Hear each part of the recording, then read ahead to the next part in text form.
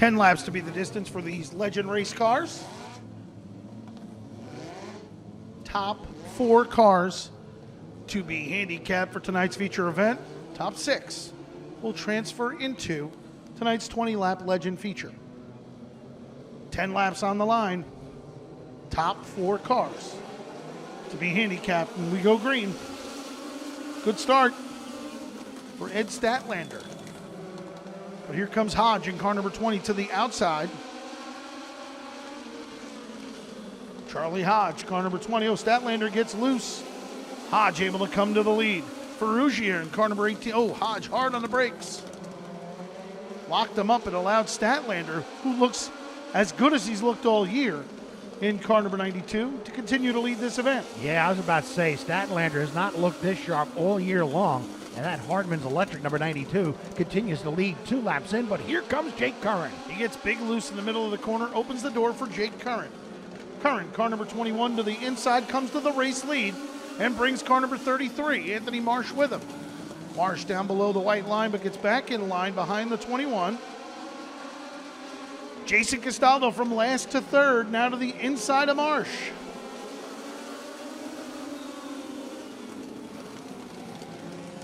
Again, top 4 cars to qualify. Top 6 to make it into tonight's feature event. Jake Curran leads the way. Anthony Marsh is second. The battle is for third as Castaldo feels the heat to the inside from car number 27 of Eric Hersey. Charlie Hodge is 5th, and Jeff Ferrugia Jr. rallies back to the 6th spot.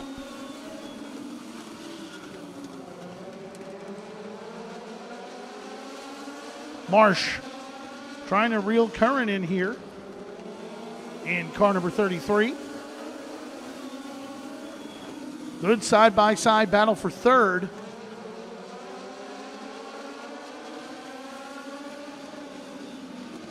Here comes Castaldo to the outside now, as it's a 4-car battle for the lead. Eric Hersey, a championship leader by 7 over Richie Davidowitz, has now made his presence known as he ducks under Castaldo for a peak in third. White flag down for Jake Curran. Anthony Marsh runs second. Third right now is Jason Castaldo. 4th, Eric Hersey. That's how they'll finish. Checkered will fly. Taking down the win in car number 21 was Jake Curran, second across the line. Car number 33 of Anthony Marsh, third. Car number 10, Jason Castaldo, 4th. The 27 of Eric Hersey. 5th, Jeff Ferrugia, and 6th, Charlie Hodge. Up next, INEX Legend Heat Race number 2. With the starting lineup, it's Bob Finan, Bobby. Solid field of 33 cars on the property here today. Starting on the pole in the Hitman Collision, number 14 from Calverton, Jaden Glenister. To the outside pole in the StickyThings.com, North Fork Brewing Company, number 3, V-Ride Mike Van Houten Jr. of Jamesport. Starting third, currently 10th in the points on the Strength of One feature event win. He is in the Encel Construction, number 9 from Wading River, Chase Van Houten. Starting fourth, driving the Gershaw Recycling Joe Ryan Race Cars, number 2, Jim Sylvester of Massapequa. Starting fifth, the Get Clear Crystal Clear Window Cleaning, number 42, for Riley O'Keefe from Manorville. Starting sixth, a 2-time winner this year in the Papa Carmine's Hot Peppers, number 41, it's Blankets Joey Braun of Manorville. Starting seventh, car number 93, that's Donald Duran.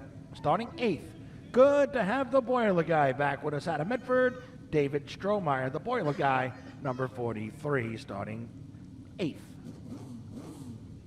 INEX Legend points coming to qualifying today. Eric Hersey, 588. Big money. Richie Davidowitz, a former champion, just 7 behind at 581.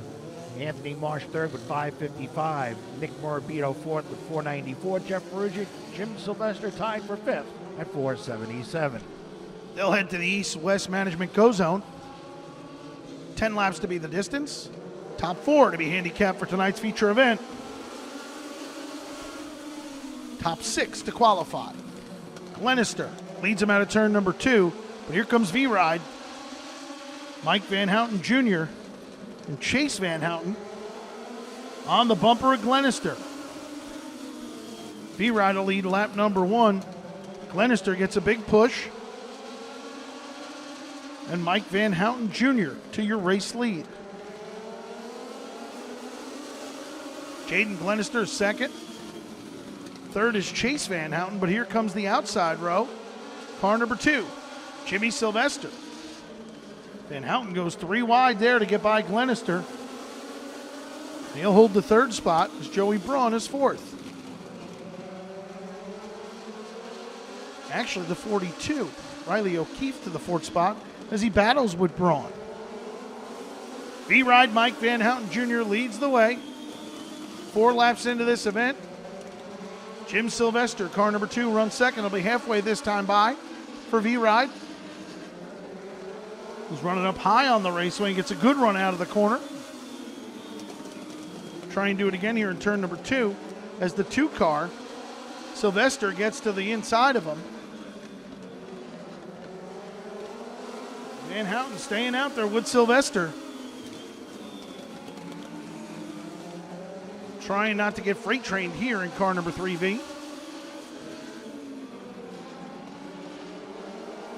The 2 car, Jim Sylvester to the lead, Riley O'Keefe to second.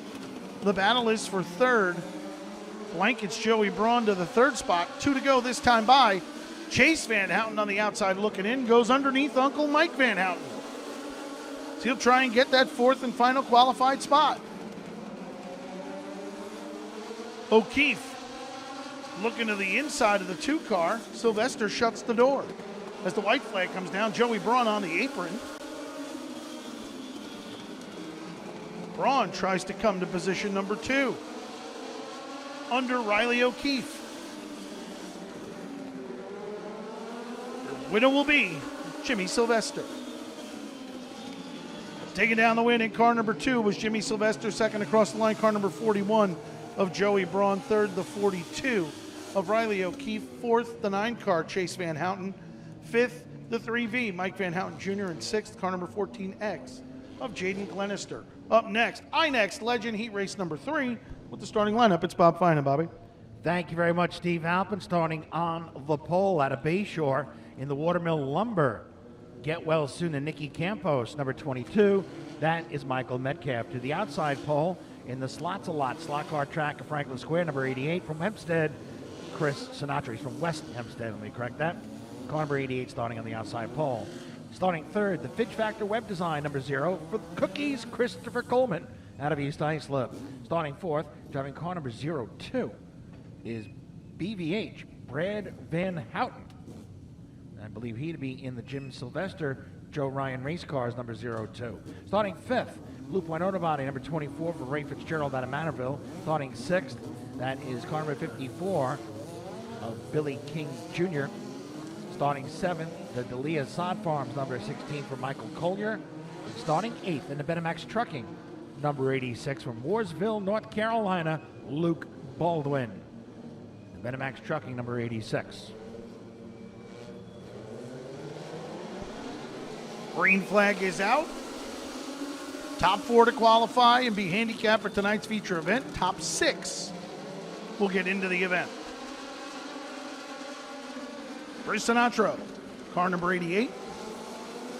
To the early race lead, Brad Van Houten, car number 02 to second. To third, Cookies, Christopher Coleman.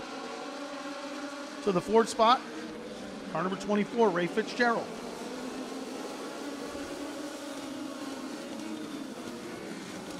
Van Houten to the back bumper of Sinatra, peeks to the inside.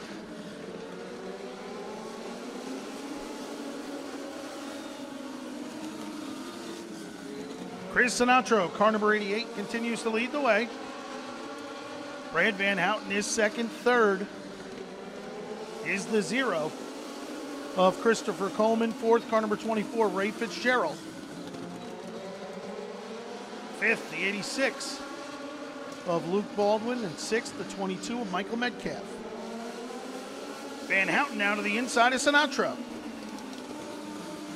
BVH, Brad Van Houten. In car number 02 comes to the lead. Sinatra to second. Car number 0. Coleman to third. Fitzgerald to fourth. Baldwin still sits fifth. And sixth. Oh, the 16 Cleaned out Metcalf, caution flag down.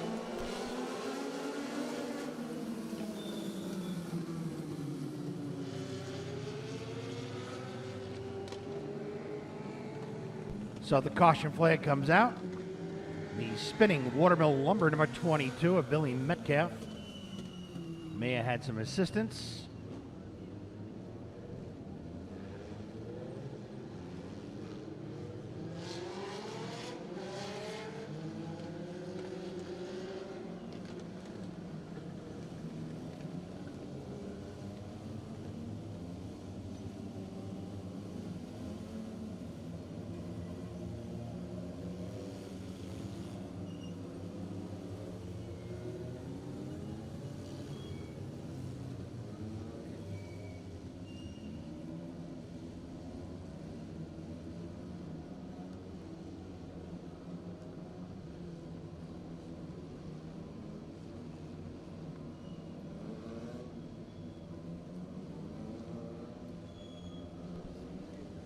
So Brad Van Houten in the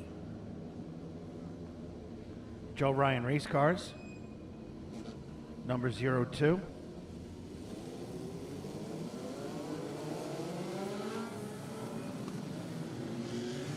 The race leader, Chris Sinatra, running second. The Slots a Lot slot car track of Franklin Square, number 88. Fidge Factor number 0 for Cookies, Christopher Coleman. Ray Fitzgerald, EP Million Sweeping, number 24, and Luke Baldwin from last to fifth in the Benamax Trucking, number 86. Van Houten brings him around. Inside line's going to go here.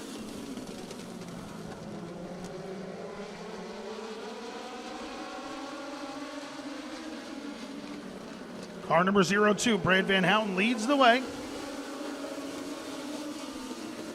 Car number 88, Chris Sinatra is second. Ray Fitzgerald to the outside of Christopher Cookies Coleman for third. Fifth, Luke Baldwin. 2 to go. Brad Van Houten, car number 02. Will take the white flag this time by.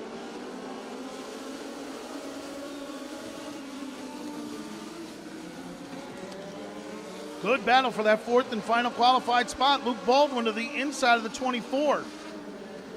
Van Houten's going to win it. Who will finish fourth?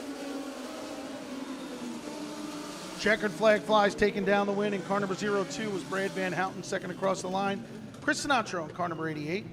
Third, car number 0, Christopher Coleman. Fourth, the 24 of Ray Fitzgerald. Fifth, car number 86, Luke Baldwin. And sixth, car number 22, Michael Metcalf, I believe. All right, up next, heat number 4.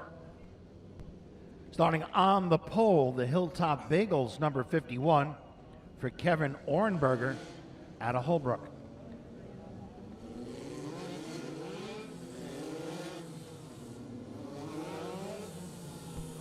To the outside pole, driving car number 44, the Get Clear Crystal Clear window cleaning number 44, Pat Moore from Calverton. Starting third, wants to wish his mom a happy birthday.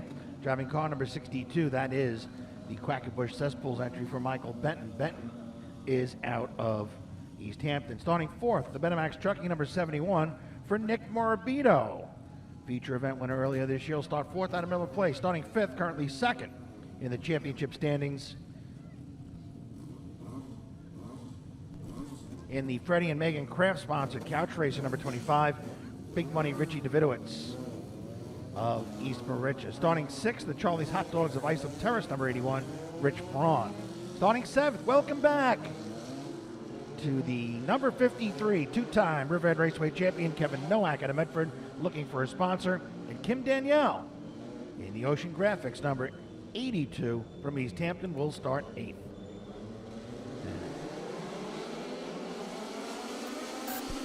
Green flag is out. Kevin Ornberger, car number 51 to the early race lead, but here comes the 44.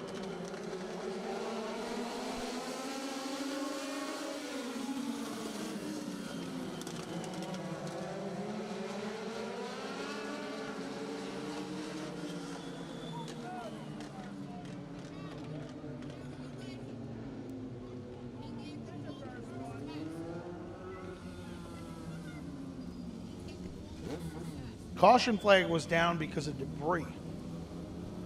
Then the 44 car, Pat Moore, somehow got to the inside wall going into turn number 3. I don't know if someone got him from behind or he's out of the car. He is okay.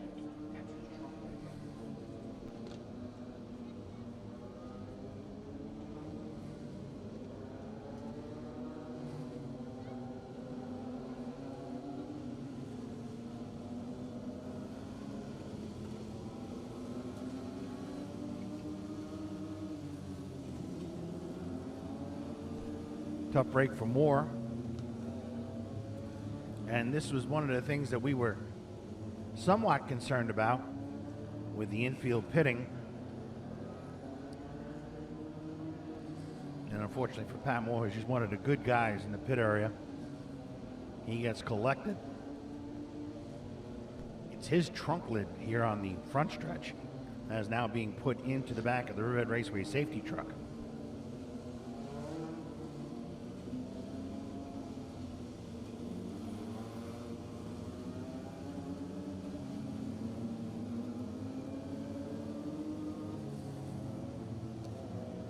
Tonight, the 70th start for the NASCAR Whelen Modified Tour here at Riverhead Raceway. 3 races on Wednesday nights back in 1985. First 2 won by Jimmy Spencer, Mr. Excitement. The third, one of the last wins on the NASCAR Whelen Modified Tour for 9-time NASCAR National Modified Champion Richie Evans. Approximately 2 months before his untimely passing at the Martinsville, Virginia Speedway. All-time leading winner of NASCAR Whelen Modified Tour events here at Riverhead Raceway, Mike Uinensko at 11. Justin Bonsignor, the reigning NASCAR Whelen Modified Tour champion, sits second with 8 wins. Mighty Mike Stefanik, third, the NASCAR Hall of Famer, with 6.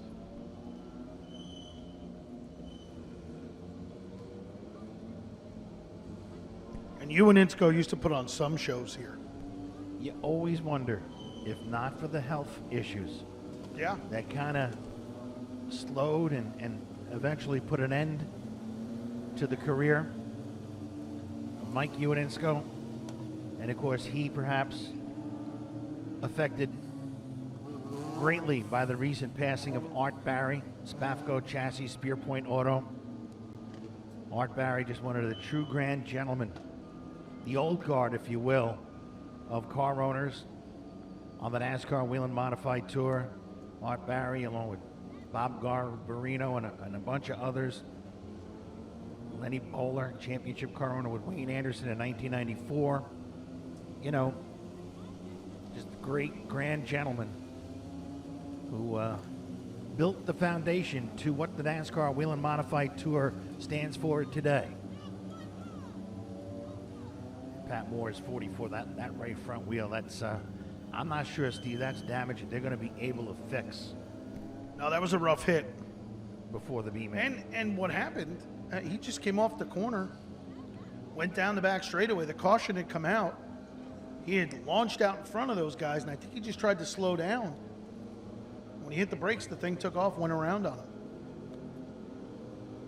I'm just trying to do some Brentwood High School math here. Go ahead. Well, his trunk lid was here on the front stretch. So that tells me he had contact on that lap previous, coming off 4. Well, they didn't put the trunk lid on. Well, that could be.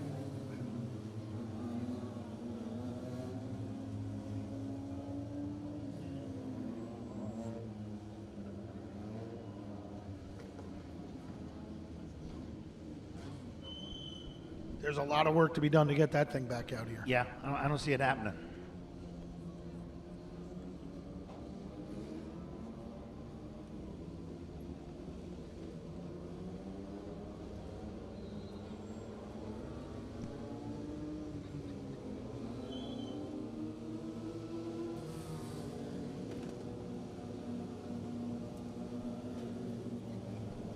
Kevin Ornberger, car number 51, will lead this field around a complete restart. see Bachman Turner overdrive here on the front stretch. Yeah. Oh, yeah. Looking good. That's Santa's brother, Ranta. Santa with an R.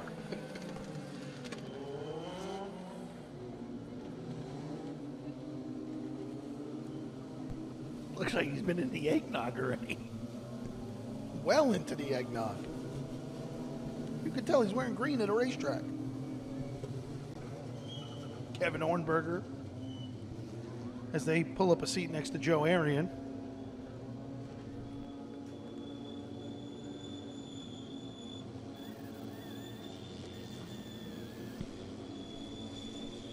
The 62, Mike Benton. Complete restart. 10 laps to be the distance. Top 4 cars to qualify. The handicap for tonight's feature event, top 6 will find themselves in the event. All around goes the 62. Twice.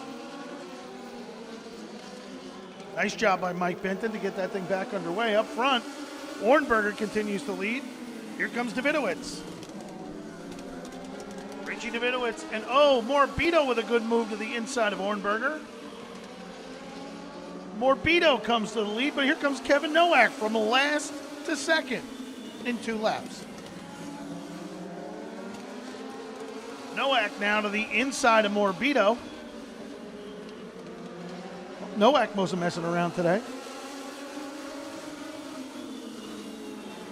It's Kevin Nowak. Car number 53 to your race lead.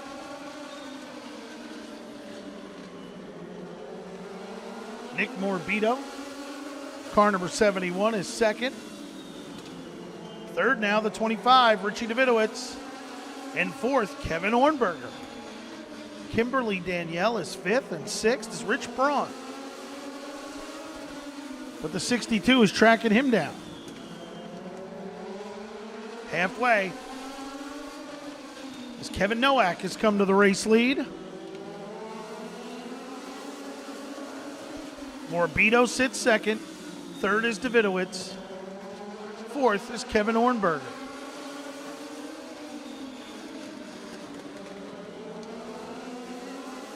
Seven laps down. 3 remain.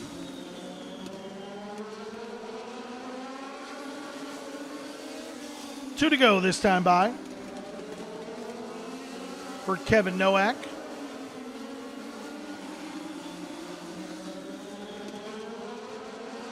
Nick Morbido runs second. Third is Richie Davidowitz. As they come to the white flag.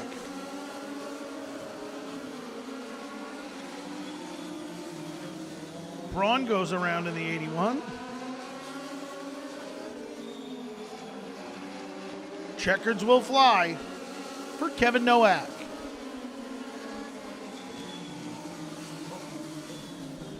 Checkered flag flies. Big welcome back to this driver taking down the win. In car number 53 was Kevin Nowak. Second across the line, the 71 of Nick Morbido. Third to the 25 of Richie Davidowitz. Fourth, car number 51, Kevin Ornberger. And fifth, car number 82, Kimberly Danielle. And sixth, car number 62, Mike Benton.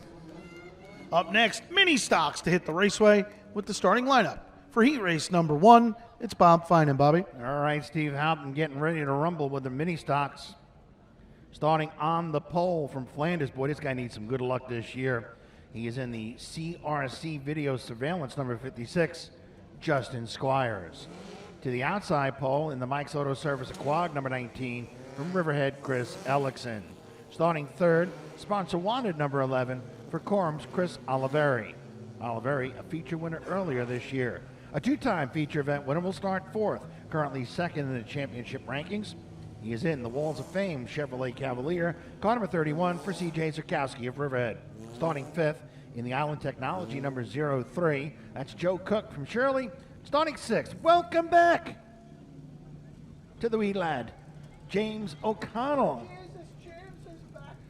James O'Connell in the Walls of Fame number 17 out of Miller Place.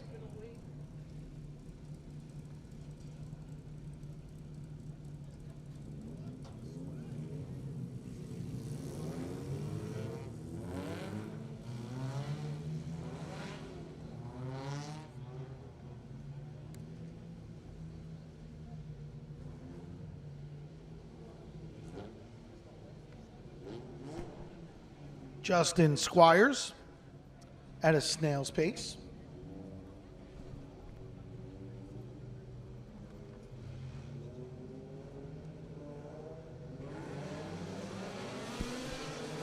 Green flag flies. Good start for Squires. Here comes Ellickson in car number 19 on the outside. It's the 11 of Chris Oliveri. Tries to sneak in underneath him. Oliveri goes to the outside, but out there is C.J. Zurkowski in car number 31.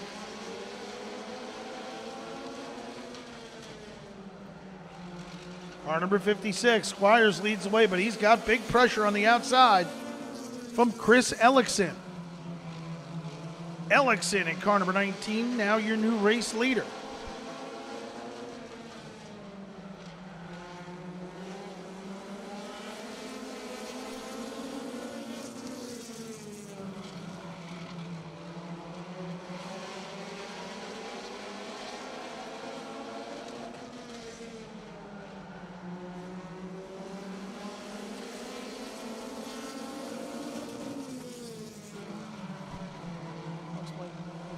Car number 19, Chris Ellickson to the race lead, the 56.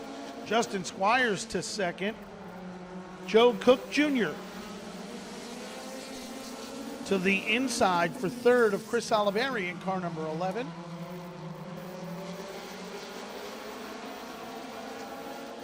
Top four will qualify. James O'Connell and C.J. Zurkowski currently outside looking in. A qualified spot.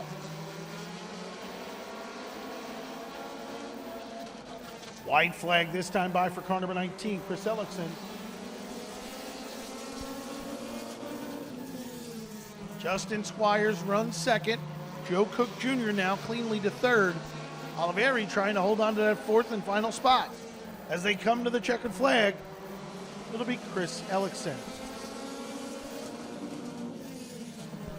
Taking down the win in car number 19 was Chris Ellickson, second across the line. Car number 56, Justin Squires, third. The 0-3 of Joe Cook Jr., fourth. Car number 11, Chris Oliveri. Up next, mini stock heat race number 2. With the starting lineup, it's Bob Finan, Bobby. Alrighty then. Starting on the pole, he comes to us out of Bayshore. Races for the Islip Town Breast Cancer Coalition Project. He's in the Tire Express of Islip Terrace number 12. Scott Phillips. To the outside pole, the Mill Aero Solutions St. Clair Trucking number 77 for Lindenhurst's Jesse St. Clair. Starting third, he is in the RFG Electrical Contractors number 73, now out of Patchogue, Paul Wojcik. Starting fourth from Baldwin, your championship leader by a mere 3 points coming into tonight's competition. A winner earlier this month, or I should say late in August, Andrew Farnham out of Baldwin. And starting fifth in the Walls of Fame number 20, it's Tree Trunk Tony Collinsworth out of Calverton.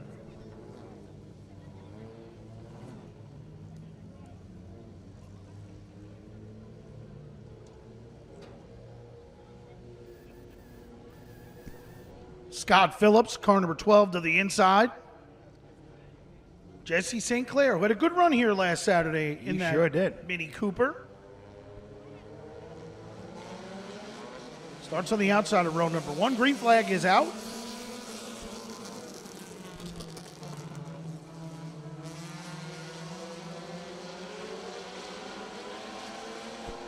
Jesse St. Clair, rim riding the outside groove, will come to the lead here on lap number 1. Your defending mini stock champion Paul Wojcik on the outside of Scott Phillips for position number 2. And then Wojcik dives to the inside.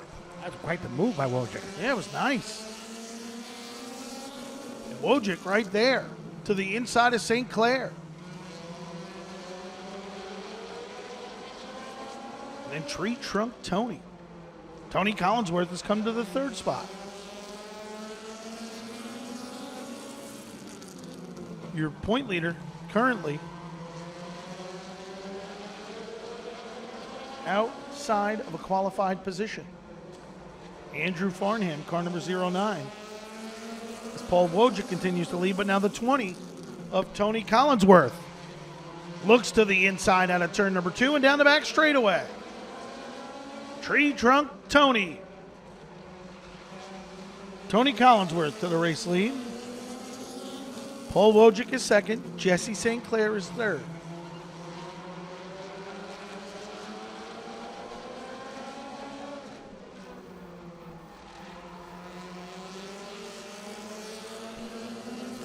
Two to go this time by for Tony Collinsworth, but he's feeling the heat from the 73 car of Paul Wojcik as they come to the white flag.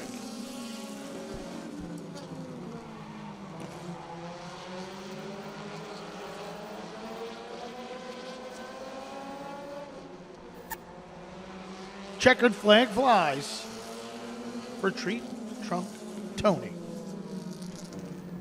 Taking down the win in car number 20 was Tony Collinsworth, second across the line.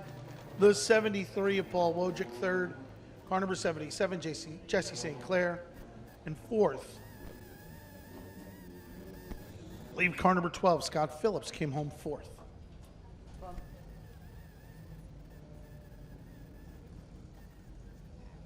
Crate modifieds rolling out for the first of 2 qualifying events.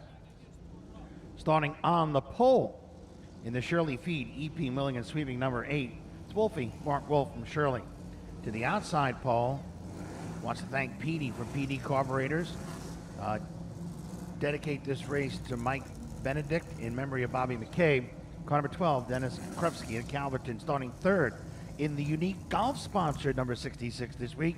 Mad Max Hanley of Medford, starting fourth, driving the Jack Anthony Swimming Pools number 18 from Comac. Eric Hersey, starting fifth out of New Jersey. That is the BK Property Management entry for DJ Doyle, car number 90. Starting sixth, Hollis Court Collision number 60. Utopia Bagels entry for Mike Albacini, the King of Queens, out of Flushing. Starting seventh, driving the Rosemar Industries, Rakoski Farms number 35. Michael Rakoski of Mattatuck, your current championship leader, and he has a huge lead. Drives car number 38. That is the Dillner Precast Mercanti Construction, number 38 for Owen Grennan of Glen Cove. And starting ninth, making his Eagle Automall Crate Modified debut in the Benamax Trucking number 77, Nick Morabito out of Miller Place.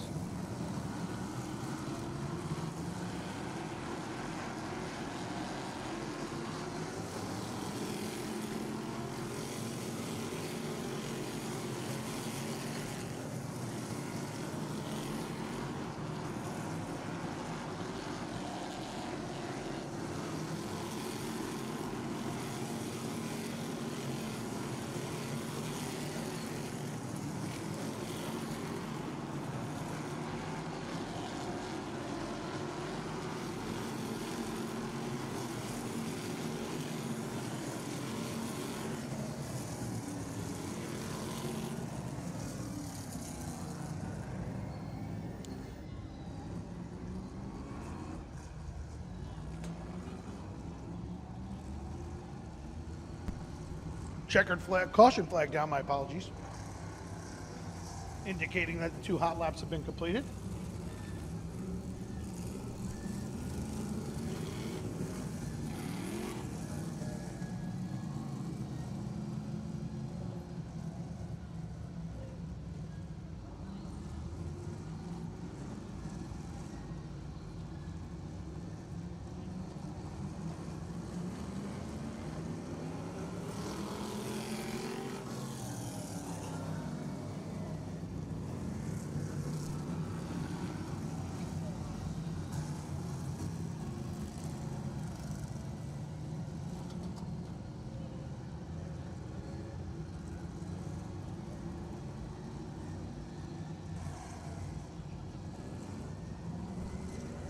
So Mark Wolf, a little anxious to get things going here today. He's in a bit of a rush.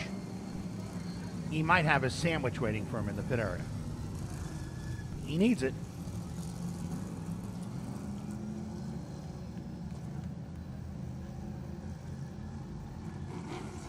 So Mark Wolf to the inside.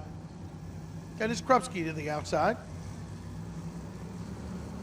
They hit the east-west management go zone. Good start for Wolfie. Here comes Mad Max Hanley.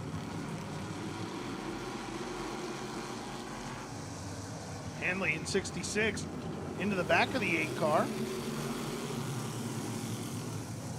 Wolf on his own that time.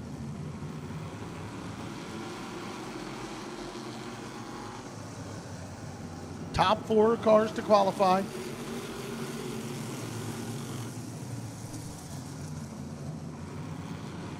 Ten laps to be the distance. The battle is for second.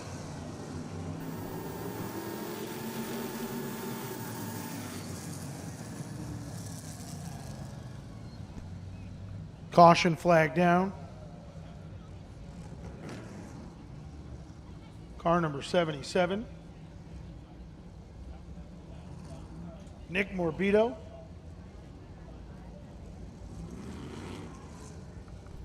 Tough break for Nick Morbido, making his Eagle Automobile Crate modified debut.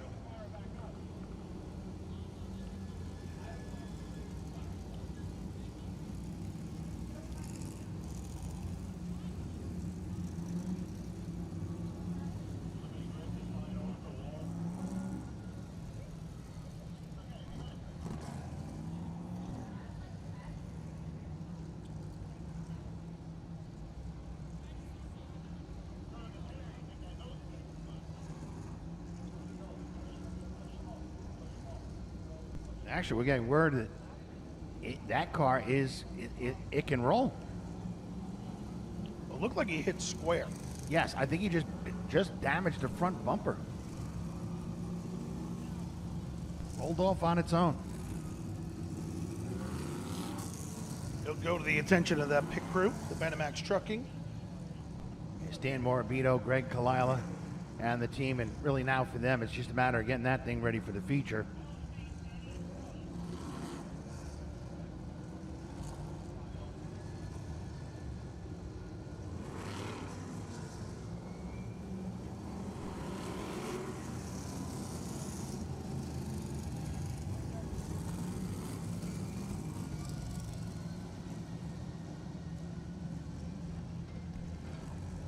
Two laps into the books. Mark Wolf, your race leader. They hit the east-west management go zone. Good start this time on the outside for Krupski. Dennis Krupski, car number 12. Pedaling that thing down the back straightaway on the high side of the raceway. Krupski comes to the lead. Eric Kersey, car number 18 to the second spot. Michael Rikoski, car number 35 on the outside. Outside of Mark Wolf, tries to come to position number 3. Krupski leads the way. Halfway this time by. 5 laps remain for Dennis Krupski. Eric Kersey's right there. Rikoski trying to get by the 8 of Mark Wolf. He'll do so this time by. Here comes Max Hanley on the outside. To the bottom goes car number 18 for the race lead.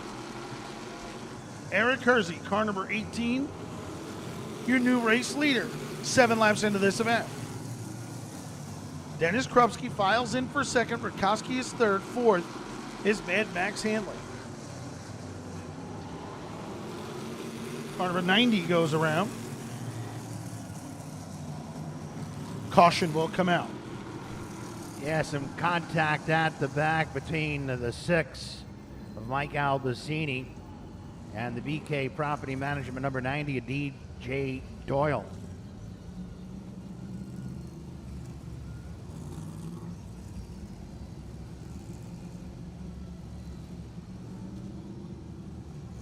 Eric Kersey has brought the Jack Anthony Swimming Pools, number 18, to the race lead. Dennis Krupski, the Cam Materials, number 12, running second.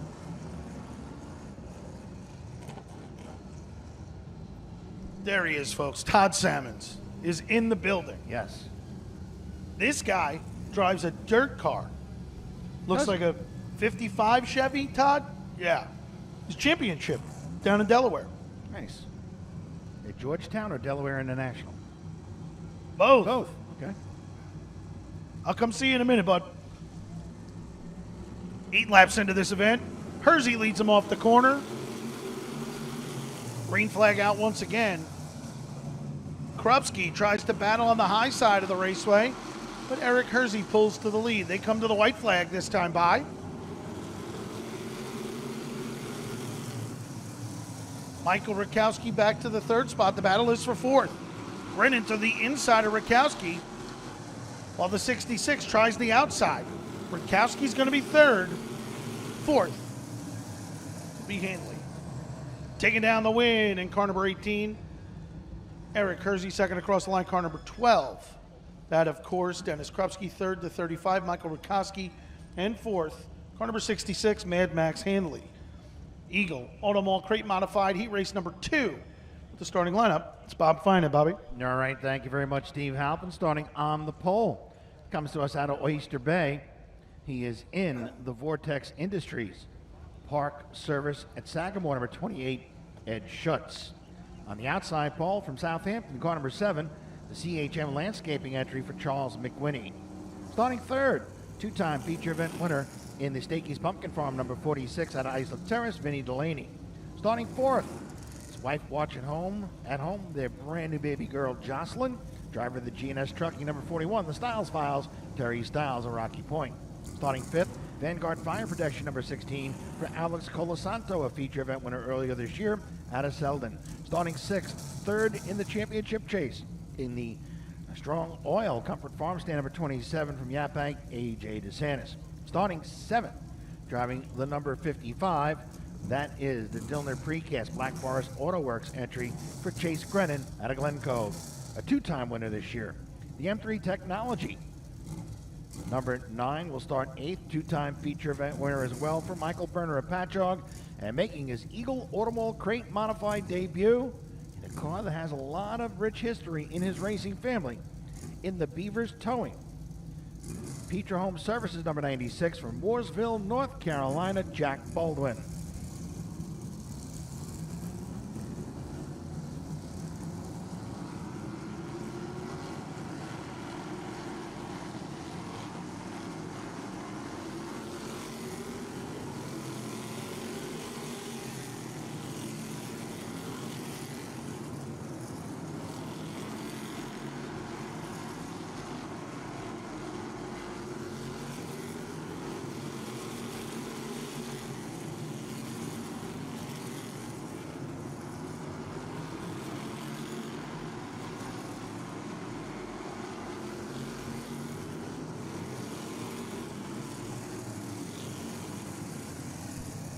All right. Hot laps completed, Steve. Ed Schutz, car number 28. We'll start the inside of row number 1. Car number 7, Charles McWhinney. To the outside, Vinnie Delaney from the 3rd spot, Terry Styles 4th. Alex Colasanto 5th, A.J. DeSantis 6th. Top 4 cars to qualify for tonight's feature event. As Schutz brings them to the East-West Management Go Zone. Rolling start.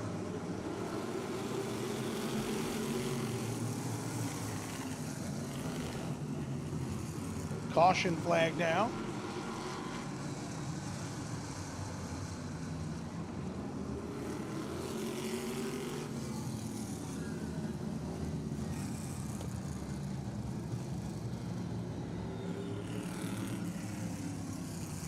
Not happy with that start.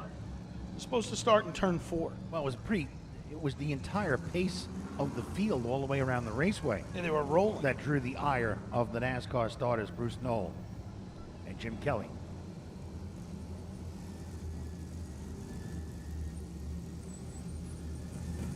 Try it again. Eagle Automall Crate Modifieds. 10 laps to be the distance. Top 4 cars to be handicapped for tonight's feature event. Much better that time. Good start for Ed Schutz. But here comes Charles McWhinney. McWhinney in car number 7 to the outside to the race lead. Terry Stiles looks to follow him to the outside of Schutz.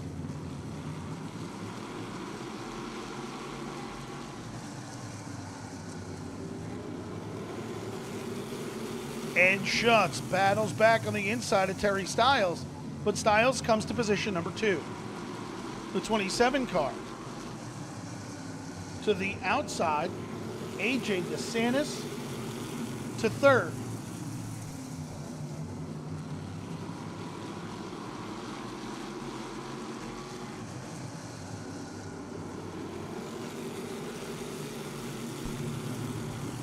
Charles McWhinney, car number 7, get the halfway this time by.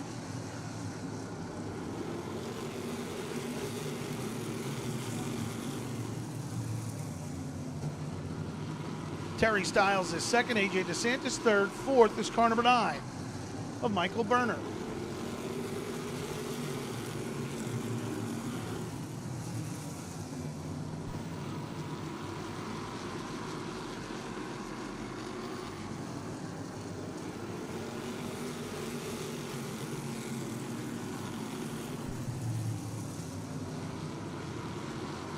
Two to go this time by for Charles McWhinney in car number 7.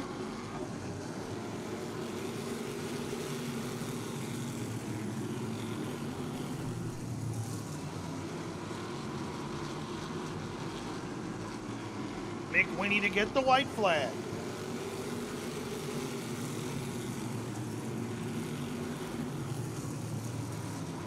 Charles McWhinney, Terry Stiles, AJ DeSantis, and Michael Berner will transfer the handicap for tonight's feature event.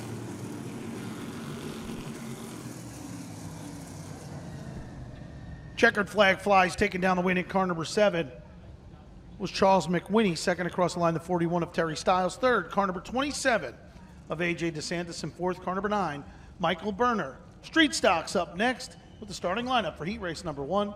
It's Bob Finan, Bobby. All righty, we'll have 2 heats for the 17 street stocks on the property here tonight. Starting on the pole, he is in the MSM Elite Motorsports, Elite Sound Studios, number 5, James DiPietro. To the outside pole from West Hampton, the Accurate, number 42, Get Well Soon, and Richie Godfrey to McVet's Racing Engines from Rhett Fogg and the team, Rhett, as I said, out of West Hampton. Starting 3rd, driving the 05, that's the Chubbs Meat Market, Roberts Asphalt. Number 05 for Alyssa Paprocki of Rocky Point. Starting 4th in the Wilson Distributors, number 0 from Hampton Bays, Kyle Curtis. Current championship leader, 3-time winner this year, will start 5th in the EP Milling and Sweeping, J-Tech Electric, number 73, Dave Antos of Lindenhurst. Starting 6th, driving car number 69, it's newcomer William Kennedy. Starting 7th in the Fast Signs, Drexler Construction, number 59, out of Levittown, Jay Henschel. This car, by the way, is for sale.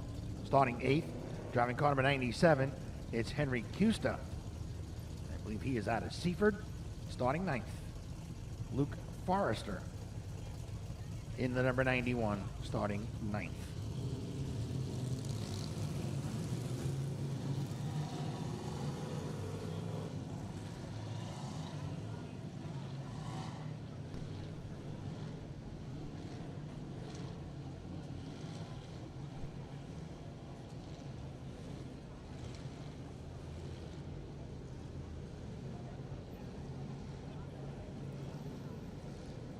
Going to go green next time by.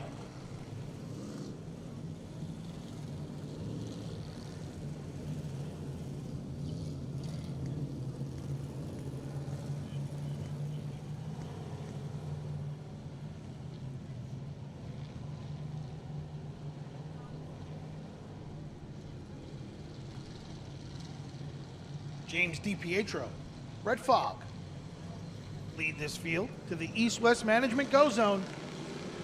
Green flag is out.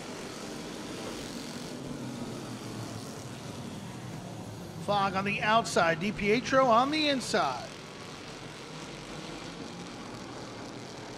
Good run for James DiPietro here. He's going to lead lap number 1. Kyle Curtis to the inside of Red Fog, now to the inside of DiPietro. So he'll come to second. Dave Antos to the 4th spot.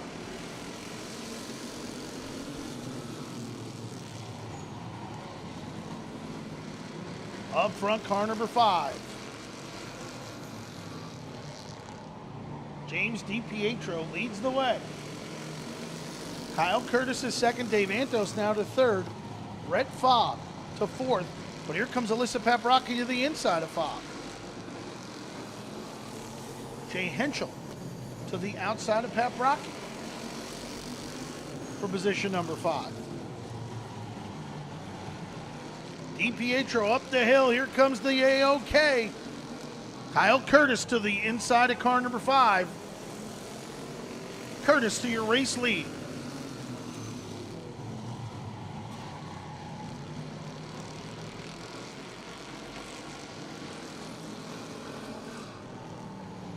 Two to go this time by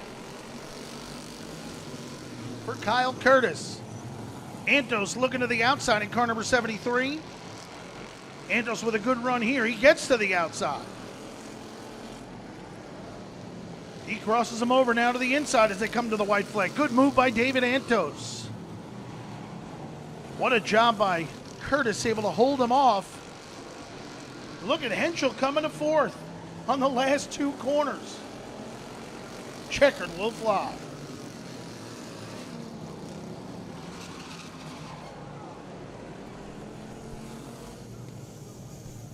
Checkered flag flies, taking down the win.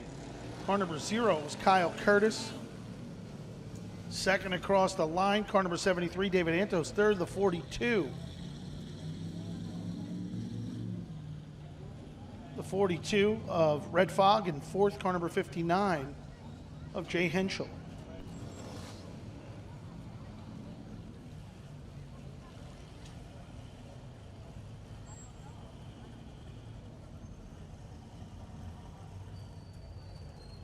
So James DiPietro, heavy damage to the MSM Elite Motorsports entry.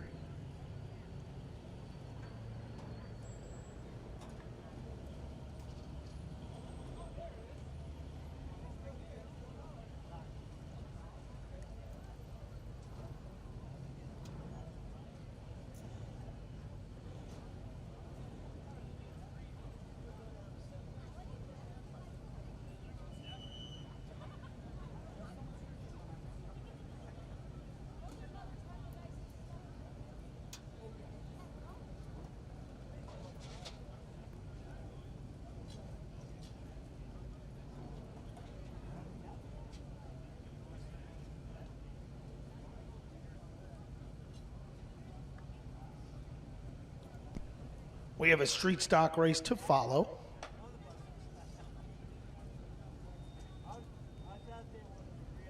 Then the INEX Legend Race Car B main.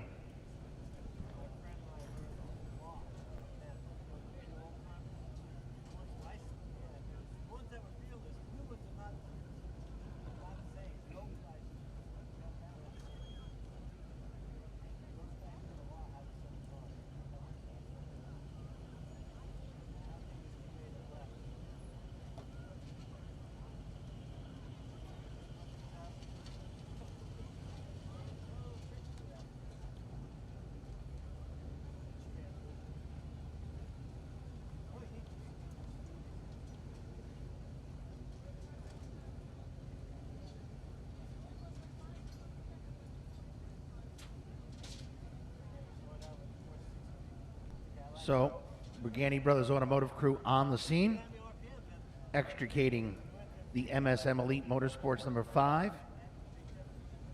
That thing's tore up pretty good. Yeah, and they got a street stock race next Sunday, and I don't know if that's going to be ready for that. That's a lot of frame damage on that thing. Do you fix it for one more race is kind of the theory I'm going with.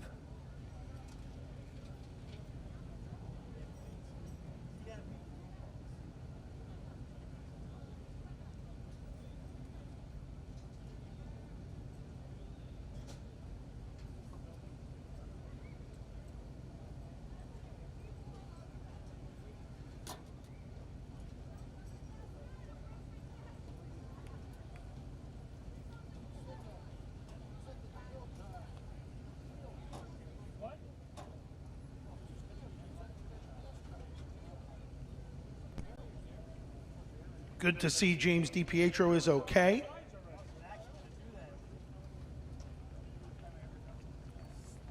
They pull that car off the inside wall.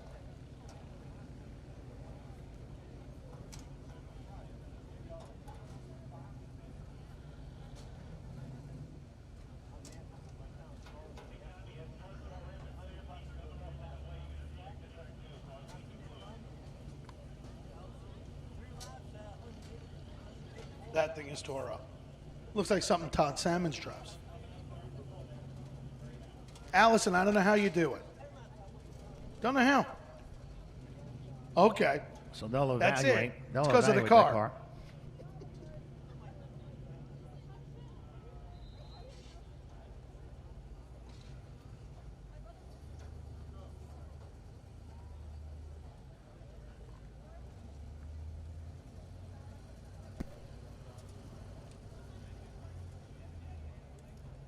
We do have a second street stock. Heat race, ready in the pits. Starting lineup for street stock heat race number 2. Let's go to Bob Finan, Bobby. Indeed, we have yet another street stock qualifier to go. Starting on the pole from Manorville in the couch racer, number 11, Kyle Halpin. To the outside pole in the Apple heating and air conditioning, number 22 from Holbrook, Danny Pizzo. Starting third, driving car number 29, KMG entry for Dennis Curris. Starting fourth, lots of work went to get a rear end change in this car from last night to today. He discovered he had a bent rear end in the car. Lots of people came to his help. Driver of the TB Motorsports, number 46, starting fourth. A little help from his friends, Chris Lesensky out of Riverhead. Starting fifth, driving the North Fork Sanitation owned, Sophie's Rest, number 39, and Calverton, J-Rod, Jared Hayes. Starting sixth, driving the LAFO Performance Class, Blazing Bagels and Deli, number 47, starting sixth, Gerard Lawrence of Miller Place. Making his first street stock start since turning 40 last week. He's a two-time winner this year. SGS Stoneworks, number 65 for Greg Harris, starting eighth. Good to have him back with us after a blown motor about a month or so ago. Tom Kokoza, car number 23. And Chris Lesensky, this story, yesterday they found they'd gone through the car. Him and his dad worked on the car all day yesterday, his dad, Tom Lesensky. And they were working on it, and they found out the rear was bent. He told one guy, and 6 guys showed up 30 minutes later. Rob Pelis, Brian Brown, Jason Mignona, Jim Zelnicki, Dylan Slepian, and Mike Danielle. All showed up to help him to get this thing out here. Car number 46. So he has a whole group that got him here today.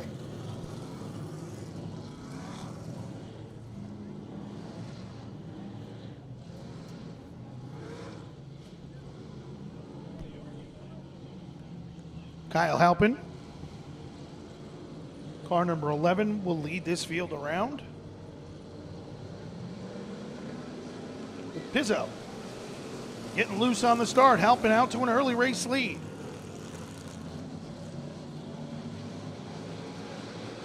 Kyle Halpin, car number 11, leads the way. Car number 22, Danny Pizzo to second. The battle is for third. Halpin goes up the hill that time, opens the door for Pizzo. They'll go side by side out of turn number 4. Pizzo now to the lead. Halpin's goal here not to get freight trained. But here comes the 29, Dennis Curris to the inside. Halpin able to hold them off. He gets a good run on the top, but Curris equally as good on the bottom.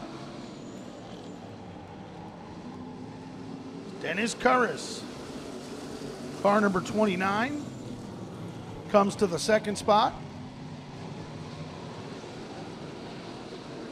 Bunch of cars get together behind them. The 22 car. Danny Pizzo leads the way. Dennis Curris is second. Kyle Halpin with a good run third. Fourth is Gerard Lawrence. 2 to go this time by.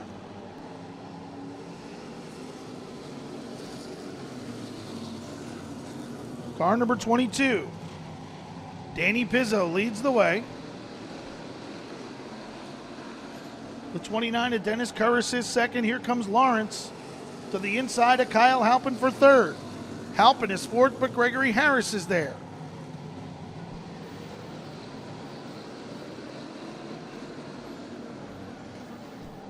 And Danny Pizzo in car number 22 will take down the win.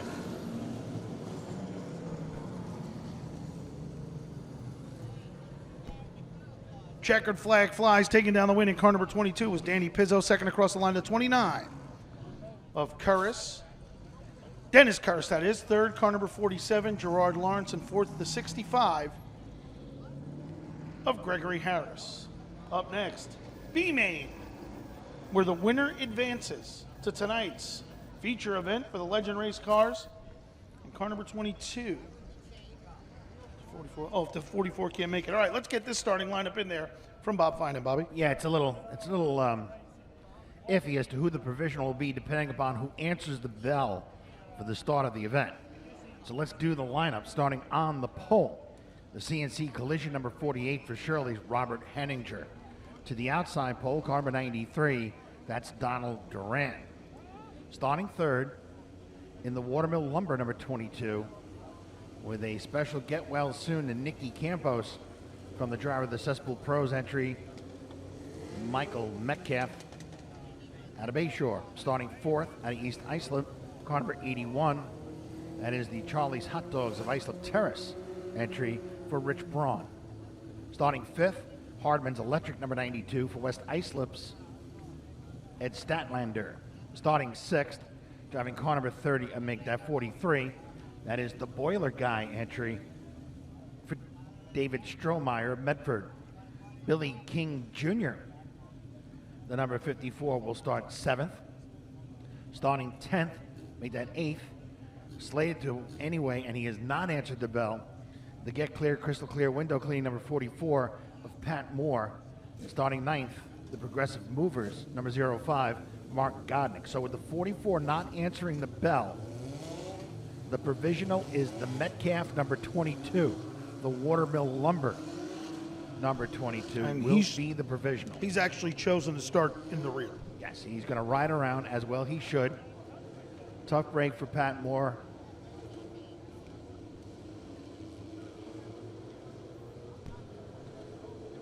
Win and you're in on this one. 12 laps to be the distance.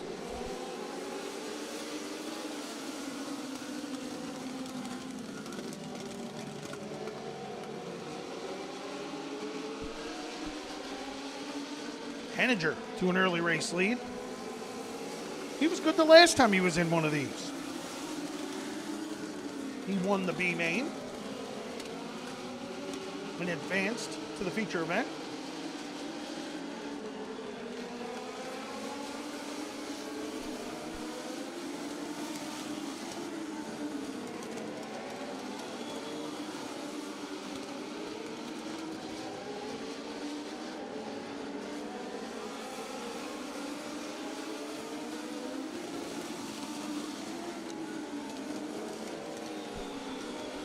Good run right now for the 48 car. Yeah, Henninger really has things under control in that CNC collision entry. One of the few sedans we have here, Steve. Yeah. Car number 93. Donald Duran sits second. Third is the 92. Ed Statlander. The Boiler Guy. David Strohmeyer sits fourth. Only the winner is in.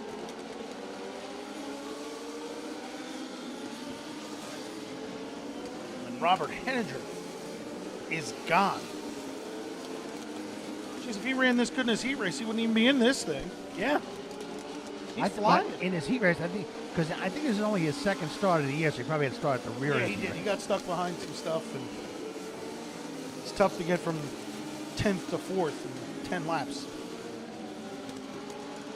But he's on rails here. 3 to go. Metcalf coming in for tires and fuel. Yeah.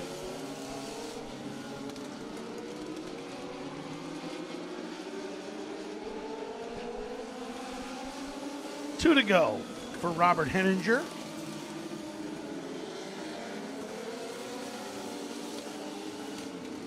He'll get the white flag this time by.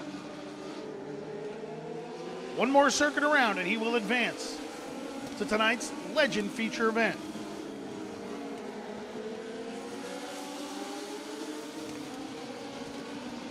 Checkered flag will fly for Robert Henninger.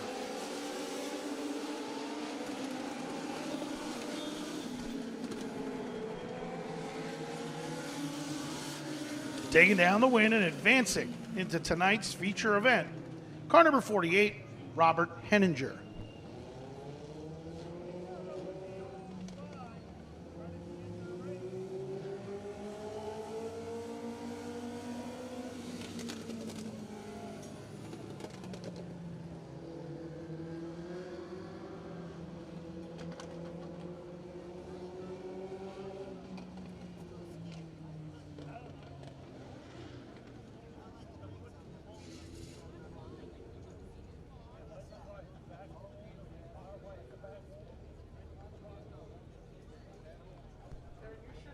So, ladies and gentlemen, qualifying for the Advanced Auto Parts Weekly Series divisions of Riverhead Raceway has been completed. We are slated to start NASCAR Whelen Modified Tour Mayhew Tools Pole qualifying at 6 p.m. Now, obviously, there's a bit of an opening here, an opportunity to get yourself an ice cold Miller Lite, summer shandy, or some hard seltzer at our beer stands in turns 1 and 3. Something good to eat from Heinz Caterers. Cheese fries, sausage and peppers, all sorts of good things here at Riverhead Raceway to munch on. Some ice cream in those stands as well. Riverhead Raceway gift shop in turn number 3 is available, so a little time to stretch your legs here before qualifying for the NASCAR Whelen Modified Tour, the Eddie Partridge 256. Looking at the NASCAR Whelen Modified Tour drivers standings, John McKennedy, on the strength of a win, comes to the Eddie Partridge 256 with a 10-point lead over Ron Silk. Silk, who drove for Eddie and Connie Partridge in 2011 when he won the NASCAR Whelen Modified Tour Championship, will make his 22nd start here at Riverhead Raceway in a tour event tonight and is yet to win one of those. He has, however, won 2 weekly series events. One for Eddie and Connie Partridge and one for Bill and Barbara Park. Correct. 492 for McKennedy to Silk's 482. Wait, he may have won more because I believe he won a race for Joe Ambrose He did. also. He did win for Joe Ambrose. You're right, 3. So 3. Third in the point standings is the defending NASCAR Whelen Modified Tour champion Justin Bonsignor and the M3 Technology team peaking at the right time. A 3-time winner, most recent event at the Oswego Speedway in upstate New York. He won 475. He is 17 points back of McKennedy for the lead. Eric Goodale hanging tough in 4th with 465. Kyle Bonsignor 5th with 445. Austin Beers 6th with 441. Tommy Catalano 7th with 438. Craig Lutz, with a win in the last few races, has moved to 8th with 429. Doug Kobe to 9th with 368. And J.B. Fortin sits 10th with 334. The owner's standings, Tommy Baldwin Racing, the leader there on the strength of 5 wins across the board with 3 different drivers. Jimmy Blewett, Mike Christopher, and Doug Kobe have all visited Victory Lane for TBR with 524. Tim Lapine, second in the owner's points with 492 for McKennedy. Taylor Height Racing, third with 482. For Ron Silk, Ken Massa Motorsports is fourth with 475. And Edgar Goodale is fifth with 465 in the owner's standings for the NASCAR Whelen Modified Tour. Again, folks, Mike Iwaninsko, the all-time leading winner, with 11 here at Riverhead Raceway. He took his first win on July 8th, 1987. His final Riverhead triumph came on August 5th of 2000. Justin Bonsignor has second in the standings of all-time winners with 8 wins. Won his first career event here on July 30th of 2011. And his most recent and his last NASCAR Whelen Modified Tour event win came on September the 9th, 2019. Mighty Mike Stefanik is third with 6 wins all time for the Whelen Modified Tour here at Riverhead. His first one came in the Hanks 37 on July 9th, 1986. His last win came on August 4th, 2001. And then we have Donnie Lee and Ryan Preece tied for fourth on the all-time Modified Tour win list here at Riverhead Raceway. Donnie Lee with all his wins coming in the first Saturday of August in 03, 04, 05, and 07. Fourth on the list, Ryan Preece tied with Leah for fourth. His first win came in the Bowler, number 3 on August 1st, 2009. And his most recent came on September 14th, 2013.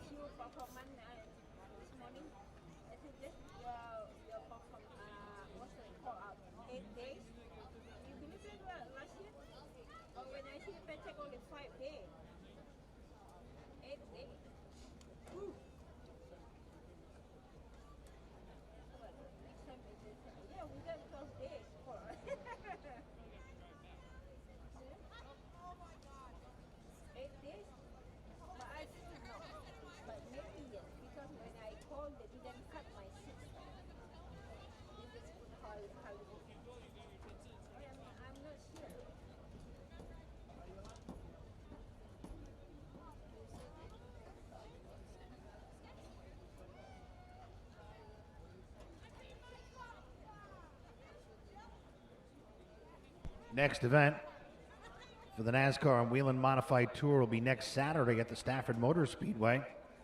The Napa Auto Parts Fall Final.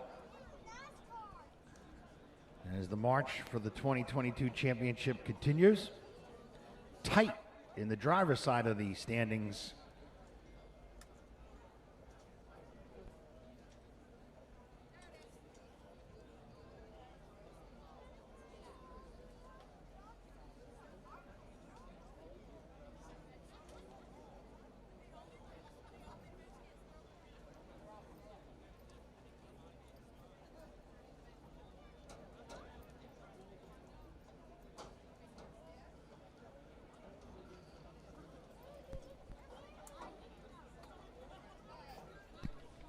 Practice earlier today, car number 51, Justin Bonsignor, led the way with an 11.603.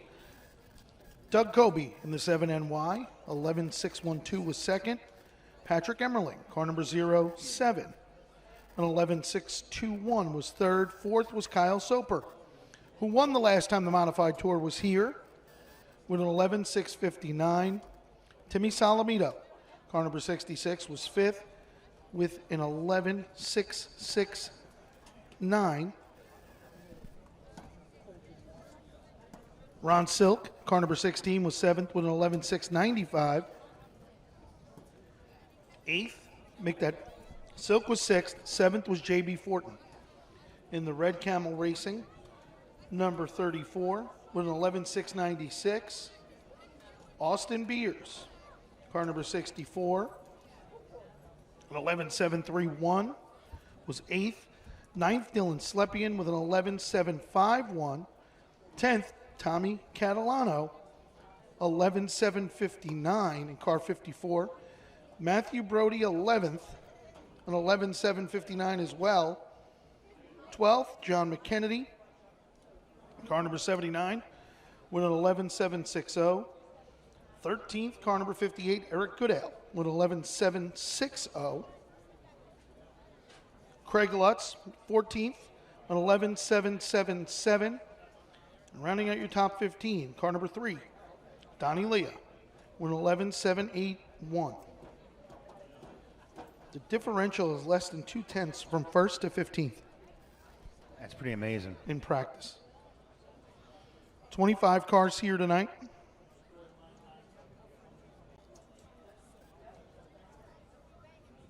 Well, 25 in practice. I don't know how many were signed into the pit area here today.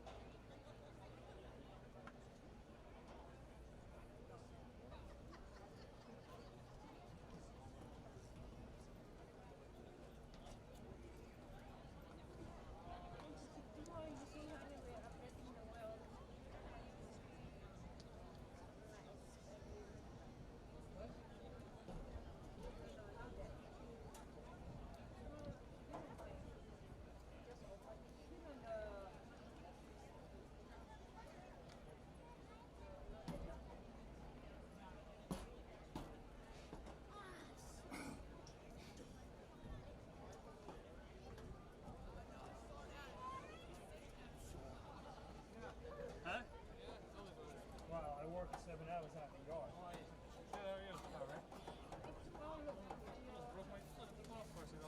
Oh, God almighty. No, I was out. I haven't cut the grass in 2 weeks. Fertilizer and stuff. Yeah. Train, caught, all this other shit. I was working building out my shed, workbench and stuff. Yeah. Before I knew it, I was out there for 7 hours.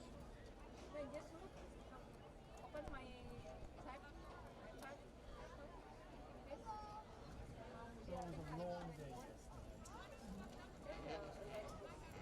And I don't have the best of luck.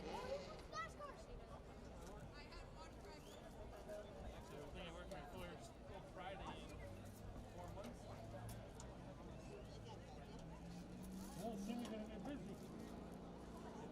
I get out at 3 during Stafford every Friday night. And then Thompson, I could technically have worked until 5 and still got there. Yeah. Because no one was there. So one of the guys that sits in front of us, You usually don't get there till 6 o'clock, right? they had long lines. Oh, yeah. They were definitely late arrivals. Can't get Thompson. How would I go? 395 over the ferry. 395? Take the ferry down. Well, you don't have to. That's faster that way. Sweep your car to the ferry? No. Oh, you put it on the. I take the car over and drive 395 for about an hour. So altogether about how many hours? An hour that we get on the ferry. To get to the ferry is an hour. From your house to out here. It's only like about a half hour. No, more than that. Oh. It's like 2 hour trip, right? 4 hours. And it's about an hour and 40 minutes, hour and 30 minutes on the ferry. Depending on the age. That's gonna be the next week that happened that, right? 8th, 9th, 7th, 8th, and 9th. October. Stafford's next week, then we get Stafford's final Friday night show. Final race of the year. Just waiting for everything to be put in place and the 6 p.m. start time for NASCAR Whelen Modified Tour. Qualifying for the Eddie Partridge 256, complete with live pit stops, tire changers. Because they don't get the cars. Oh, it's going to be 100 lap right now? The tour got moved to Sunday at 150. And two No one's even going. Two of the- lap on Sunday. They made the tour a Saturday show. Yeah. Because then the tour teams might two of the Eddie Partridge disciples in victory lane last week. Yes. Freddie Kraft, who started spotting think they're already there. So for Jimmy Blewett with Eddie and Connie Partridge. for 100 lap race. Spotter for Bubba Wallace and Mike Wheeler, affectionately known here as Wheels, was Roger Oxy's crew chief in the late models, and then was Someone like Priest could run all how we say it, recruited by Eddie Partridge to come run his modified team. And Wheels has been very successful at Joe Gibbs Racing, and now he is at 2311, one of the head guys at that operation. So congratulations to them. There's also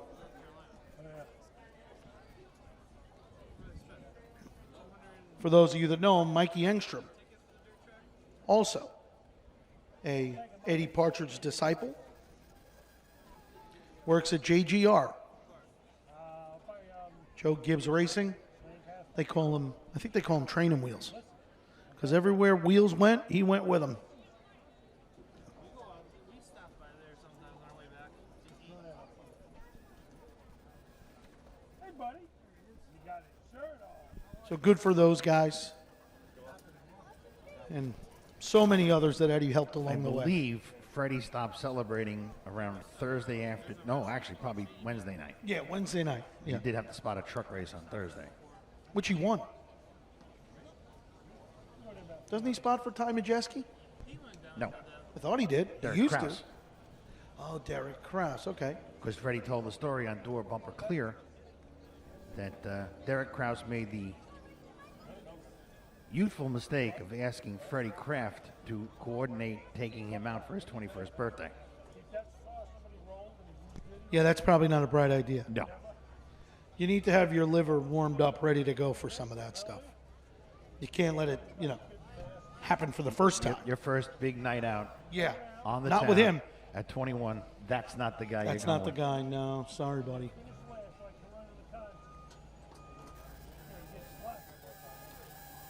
Well, he won his heat. Did I tell you something? Yeah. I said, you're full of crap. Right? You know.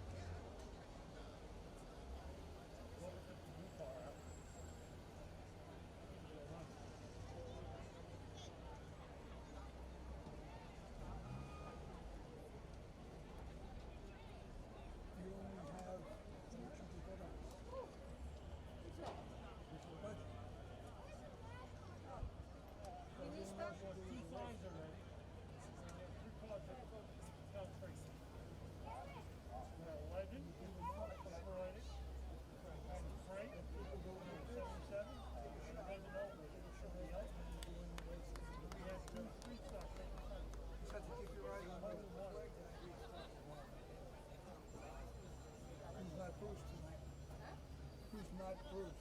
Different. Two had their own flag. Do you look at this?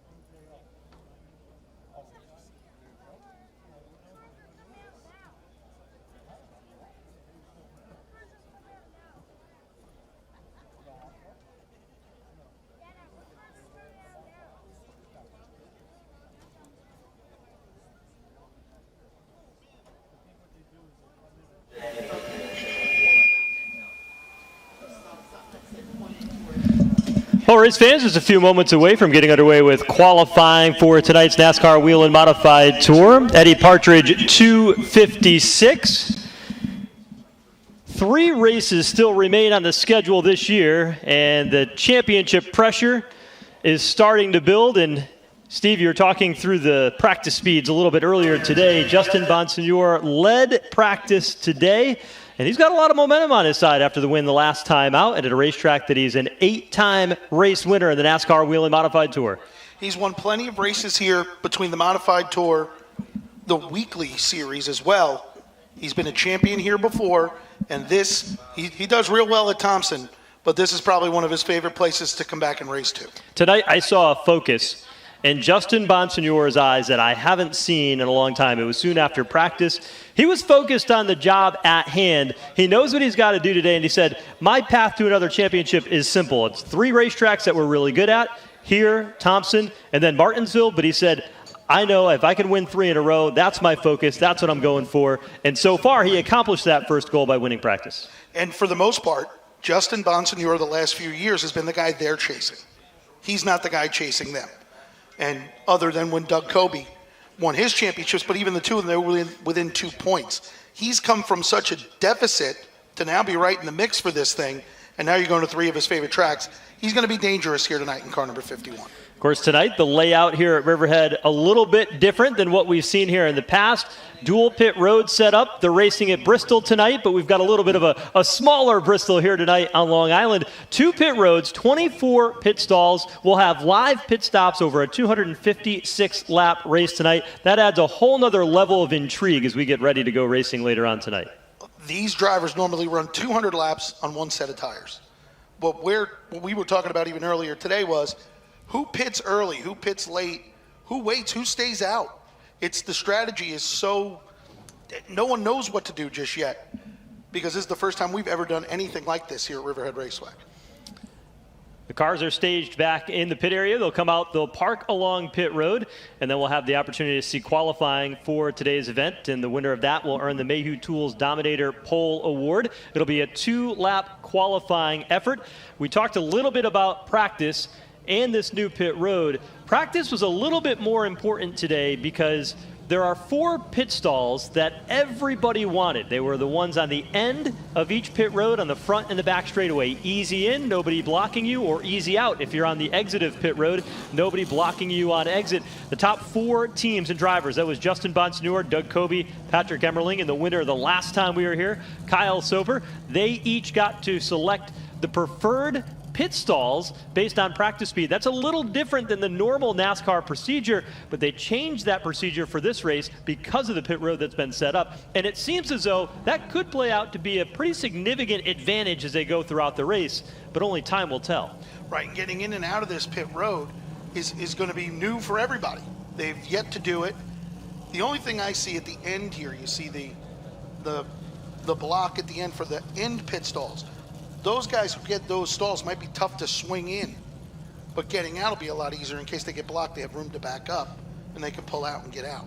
Yeah, it'll be tricky as they work around that. Something new for everybody as they try to figure out what the strategy will be. You alluded to that a little bit. 200 laps, the typical distance that we see for these race cars here at this racetrack. So some may say, do you stay out 56 laps? Can you just stay out and run this race without coming to pit road? Do you come down pit road a couple of times and maybe take 1 tire on 1 stop, 1 tire another as a 2-tire change maximum throughout the race? These are all questions that the teams themselves are grappling with, and nobody quite has the answer of how it's going to play out. And the fall off from the tire is about a half a second to a full second from new tires to old tires. Now, that's 4 tires. I don't know what the difference will be with 2 tires. So, again, these teams have to figure out what's the best strategy to get us to the end. Some of them may run the whole distance. And if we get a late caution at 200, they may all come in and pit for 50 laps and put on tires. But I have no idea what they're going to do. Tonight, most likely, you will see a variety of strategies that'll take place. Some teams will come in early, some teams will come in late. And I think there may be at least one who tries to go the whole way. And that's going to make it interesting. Everybody on different speed, different strategies. You're going to need your notepad to be able to keep track of all of it and maintain who's doing what, when they're doing it, and how it plays out. But one thing we know as we start to align the cars on pit road to get ready for their qualifying effort is that starting inside the top 10 here makes a big difference. It's huge because the work you have to do to get from the back to the front, you basically wear this car out. We've seen plenty of drivers do it.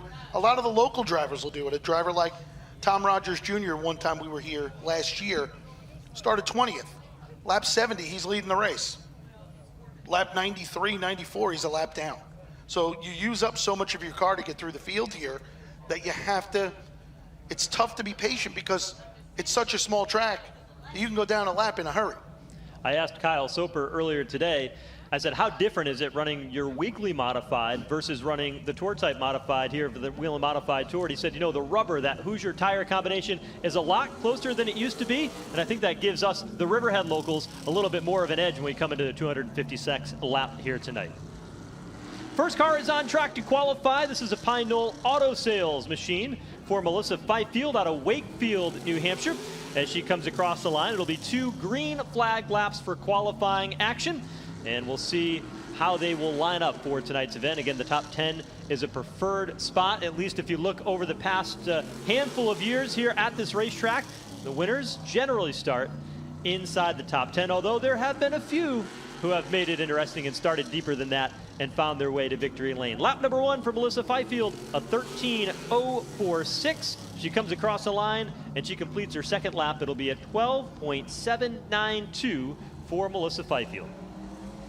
Next car to hit the raceway, the Lakeland Landscaping Supply, number 27. And of course is Gary McDonald. McDonald has Ed Brunhunzel III in his primary car here tonight as he'll come to the green flag.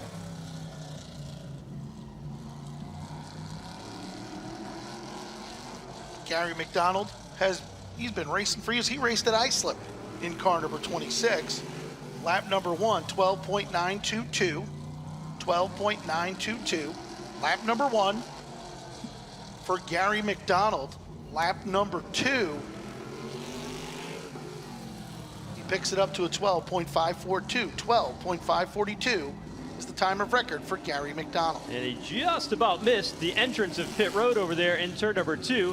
And he'll have to guide that car down the back straightaway and make another loop around. Next car on track is going to be the 78 out of East Haven, Connecticut, the last minute racing modified for Walt Sutcliffe Jr., who's finished a career race best or a track best of 12th a couple of times here at the Riverhead Raceway.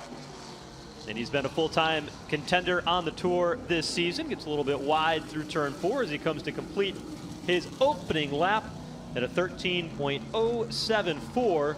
And then eases it around here after he was given the white flag. Yeah, he got a little tight going into turn 3 and just decided that he was going to call it quits on that lap. Next car to hit the raceway, and the Gary McDonald owned Lakeland Landscape TRC Electric number 26. It's Ed Brunhunzel III. Brunhunzel normally runs the familiar family-owned 8X here at Riverhead Raceway. Working with Gary McDonald here for this tour event. Lap number 1 for EB3, 12.129. Fast time thus far, 12.129 for Ed Brunhunzel III.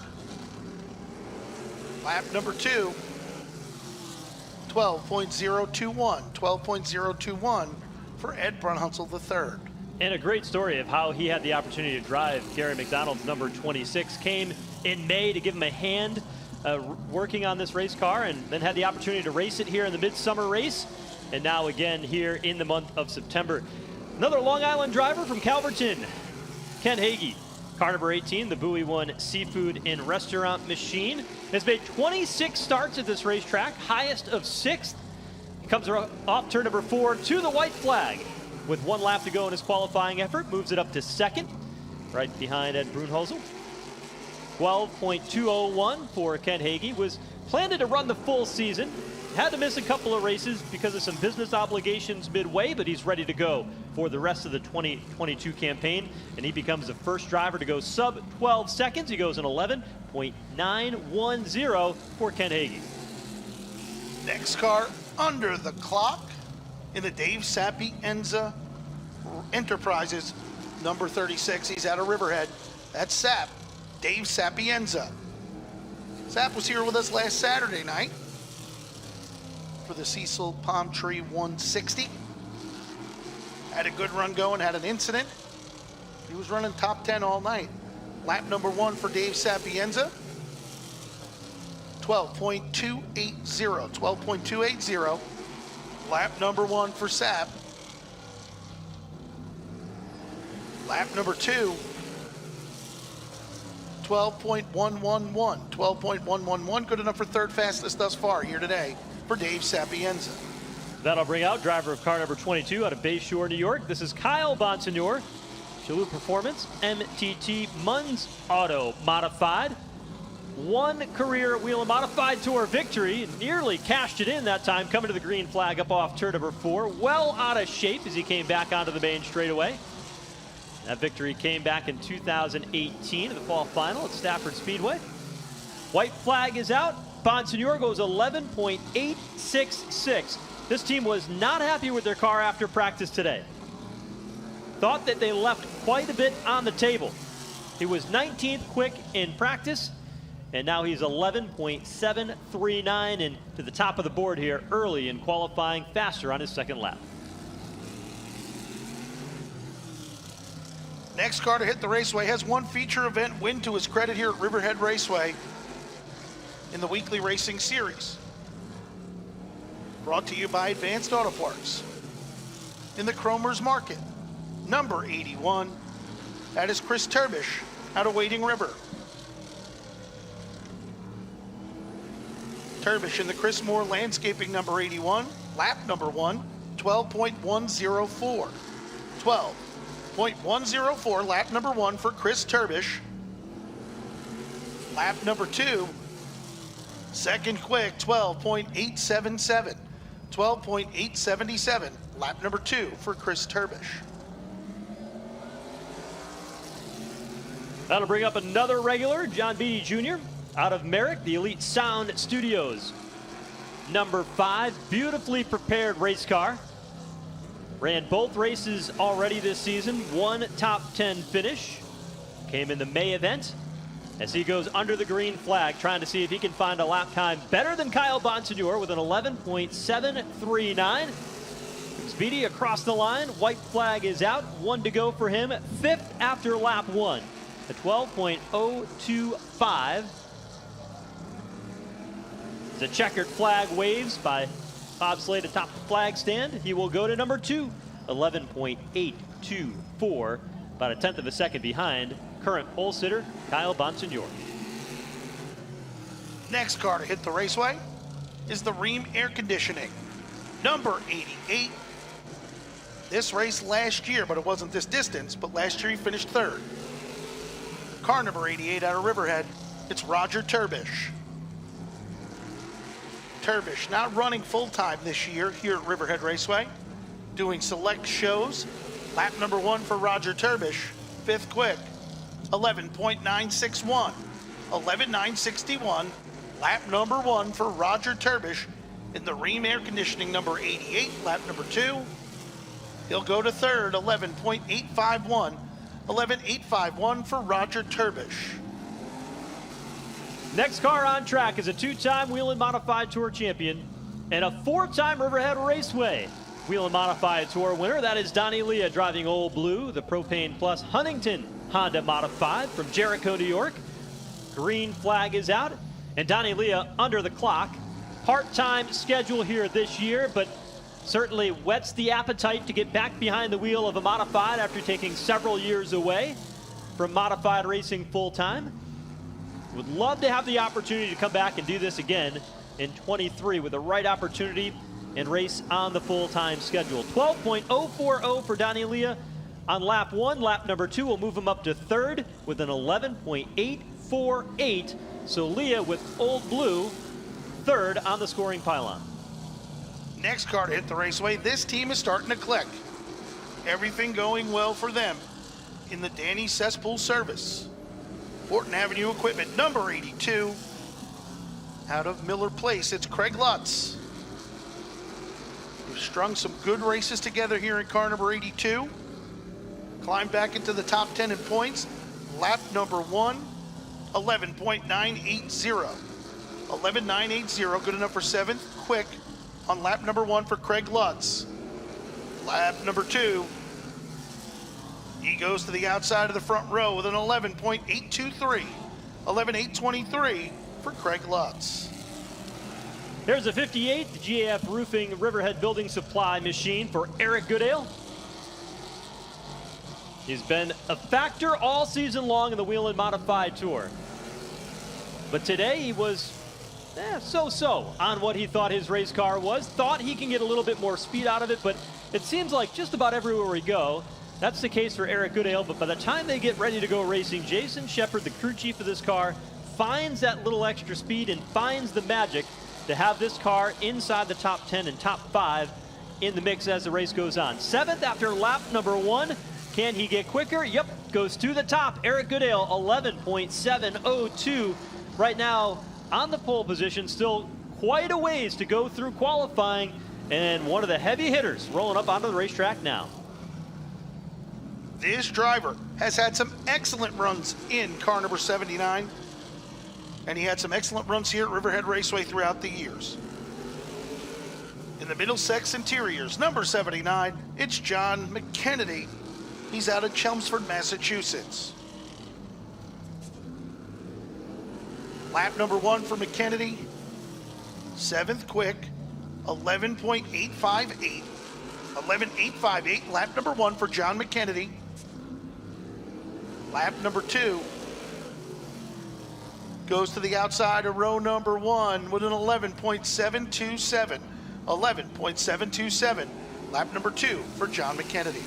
McKennedy, 12th in practice today, currently 2nd. That's going to be a big factor as your championship point leader. Just completes his qualifying run and puts that mark up for everybody to go chasing. Green flag is out for the number 96 of Matt Brody from East Islip in the Peter Clark Motorsports entry.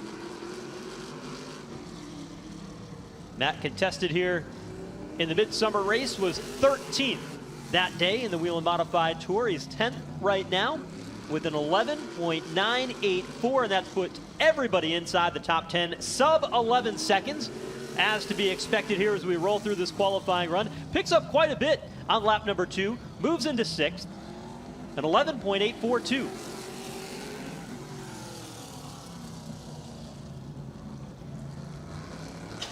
Next car to hit the raceway in the FX Capara, number 54, it's Tommy Catalano. Catalano with some great runs here in 2022. We'll try to put one together here tonight in car number 54, lap number 1, 11th quick, 11.989, 11.989, lap number 1 for Tommy Catalano. Lap number 2, 6th quick, an 11.825. Good run for Catalano at 11.825. The 17th car to come out and take time of the 25 with us here tonight from Dix Hills, Dylan Slepian at Eastport Feeds, number 70. No stranger to this racetrack, and if you look at his success in Whelen Modified Tour competition, he's run 5 different races, been inside the top 10 for all but one of them. We know the last time we were here, it was a local racer, Kyle Soper, who won when the Touring Series came to town. And Kyle, well, he could certainly put Dylan into the category of another driver who can compete for the victory here tonight as the race goes on. So lap number 1, 14th to 12.111. Lap 2, 11th, 11.883. So we picked up quite a bit there on lap number 2. Dylan Slepian will be 11th after his qualifying effort. I was impressed with this driver here today in practice in the Dell Electric, Lemire Electrical, number 64. It's Austin Beers. Looked good here today in practice. Only his 3rd time at the facility. See what he can lay down for a lap time here. Lap number 1 for Austin Beers, 15th quick, 12.142. 12.142, lap number 1 for Austin Beers. Lap number 2, 13th quick, 11.929, 11.929 for Austin Beers. Here comes J.B. Fortin in car number 34 out of Holtzville, New York. Red Camel Racing, John's Fuel, John Tree Removal. His dad, multi-time track champion here at this racetrack. Defending winner, the Islip 300 is J.B. And he is looking for luck. Started the season, had good runs, but have gotten bitten by the bad luck bug over the second half of the season. And no better way to get luck back on your side than coming to a racetrack that you've spent a lot of time at, have a lot of laps at, and a lot of success at. How about lap number 2 for JB? Goes up to 4th. Very impressive jump. 11.787. Was well outside the top 10 on his opening circuit. Picked it up a ton, and he slides inside the top 5. Next car to hit the Raceway. He's in the Blue Mountain Machine. Future Homes, number 16. That, of course, is Ronnie Silk.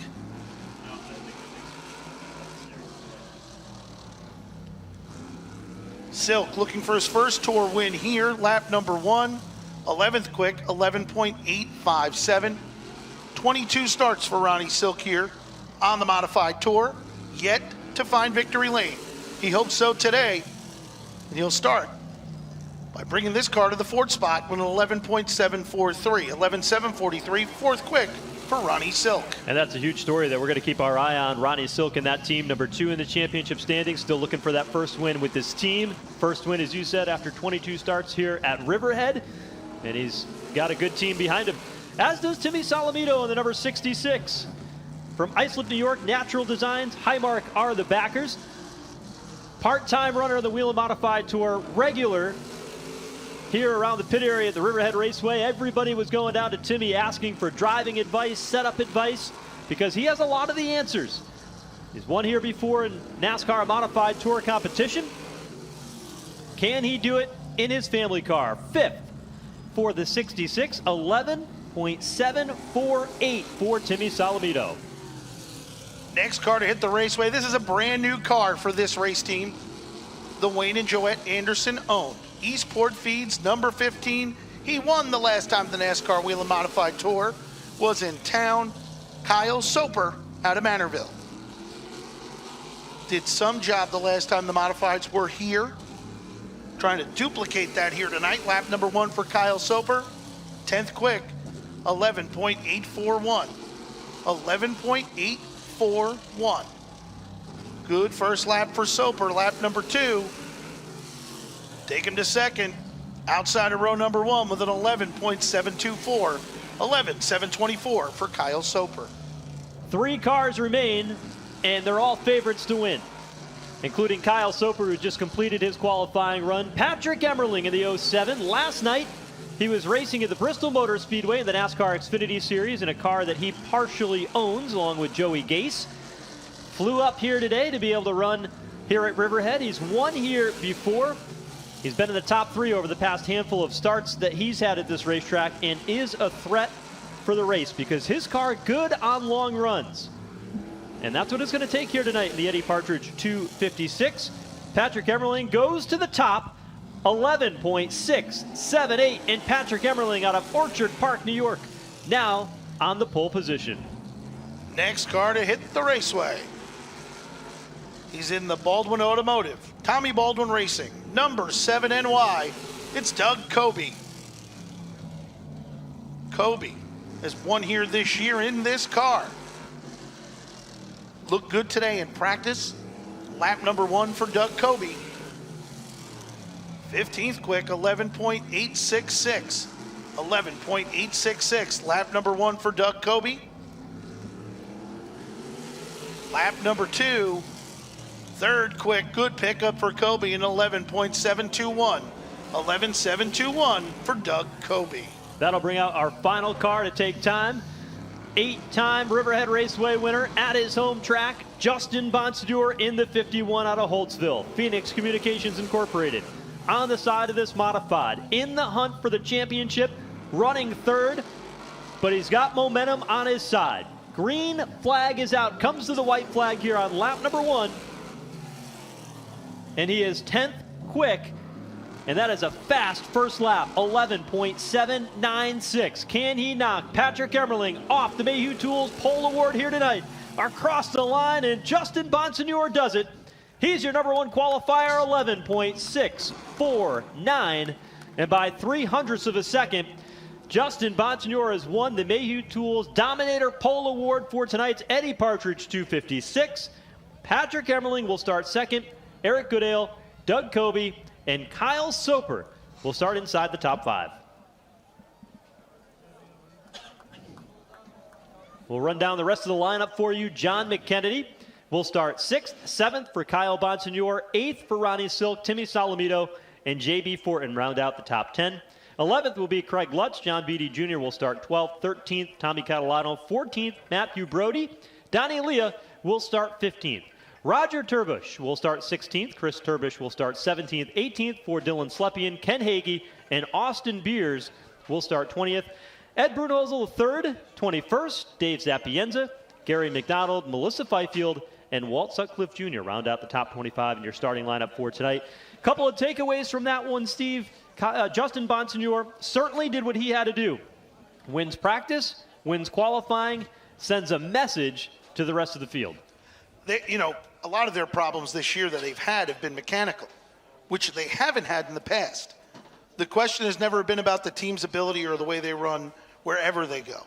This place has been so good to Justin Bonsignore over the years and his car owner, Ken Massa, that he is here to win this race. And that's what he's going to do the rest of the way. All he wants to do is win.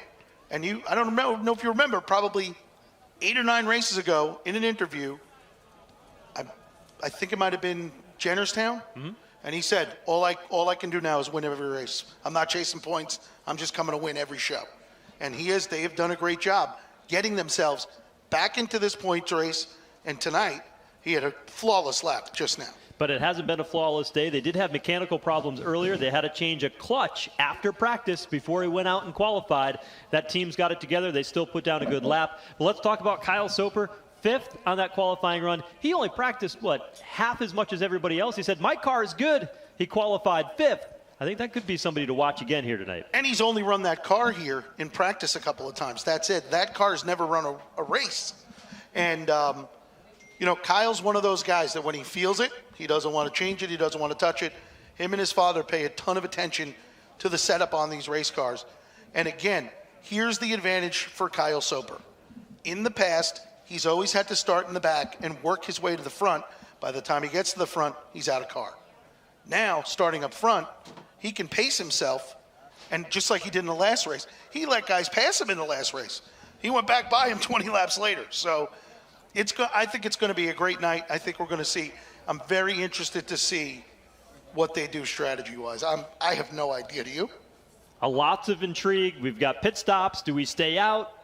What's that plan going to be? What's it look like if you start first? How does your strategy start if you start 20th tonight? There's a lot of intrigue tonight. The Eddie Partridge 256. There's the trophy coming across the start-finish line now. We get a good look at what they're racing for here tonight at Riverhead. Keep in mind the driver autograph session's coming up. Once these drivers get their cars back parked in the pit area and tuned up, ready to go for racing tonight, Riverhead Raceway will certainly have a lot of intrigue over 256 laps. Can't wait to see it.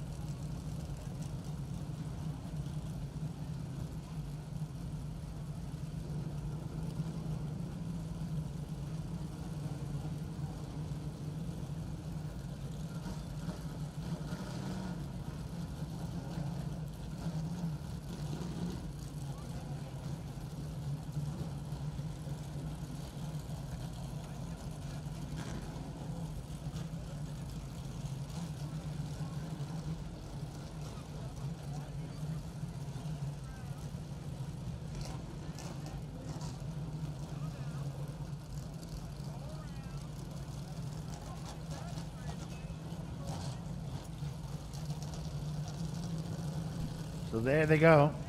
The 25 NASCAR Whelen Modified Tour machines that'll do battle in a little while from now in the Eddie Partridge 256. I want to thank everybody for coming out here tonight.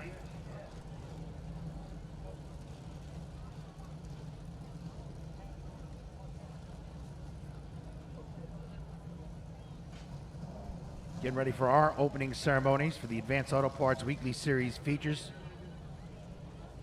There are 4 features to be presented prior to the Eddie Partridge 256.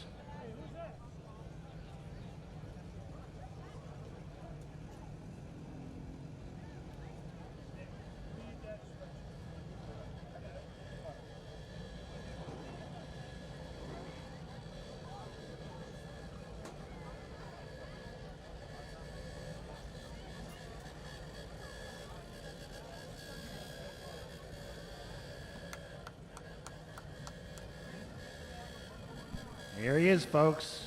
Riverhead Raceway mascot champ. He's crazy.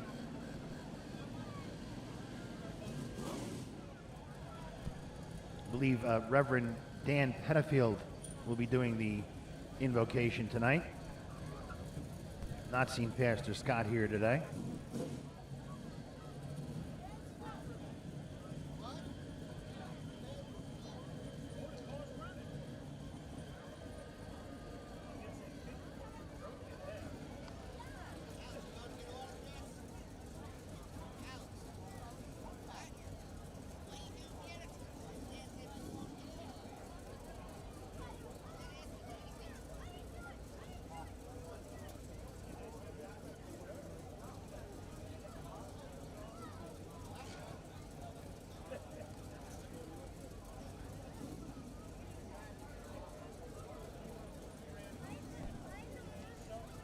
Getting everything in readiness here. Happy 75th birthday to Al. Al, 75 years old, celebrated here tonight with the NASCAR Whelen Modified Tour at Riverhead Raceway.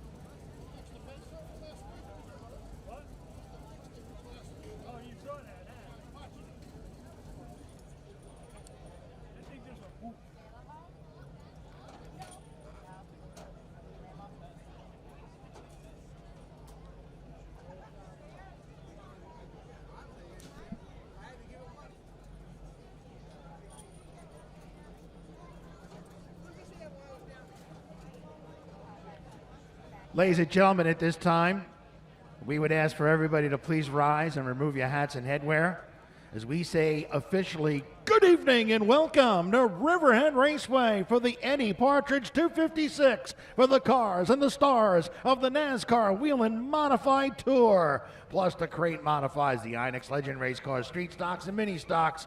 5 great feature events on a beautiful late summer's evening here at Riverhead, Long Island. Before we begin the racing action, as we mentioned, we'd like to throw it downstairs to Reverend Dan from the Racing with Jesus Ministries for tonight's invocation. Let's bow our heads.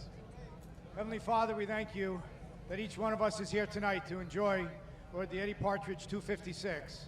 Lord, I just pray that as each competitor is out here on the track, that you would keep your hands upon them, cover them, and keep them safe as they race the race tonight. Be with each crew member in the pits, each official as they call this race, each worker that's in the infield here, dear God. We just pray that you cover and protect them. Lord, we thank you for the fans. Lord, you've brought them here tonight, Lord, because each one of us had a choice. And Lord, we had that choice because of the freedoms that we have in this country. Lord, we all know that those freedoms aren't free. Dear God, we just pray that you bless each and every one of our service members, Lord, that are serving our country right now, that you would keep them and cover them, and that they would come home safely to their families as well. And Lord, bring us all home safely tonight when we leave the track. And we thank you for all you've done. In Jesus' name we pray. Amen. And all please remain standing for the national anthem by Naomi Piero. Oh, say, can you see by the dawn's early light what so proudly we beheld at the twilight's last gleam, whose broad stripes and bright stars through the perilous fight o'er the ramparts we watched were so gallantly streaming, and the rockets ran glare, the bombs bursting in air gave proof through the night that our flag was still there. Oh, say does that star-spangled banner yet wave o'er the land of the free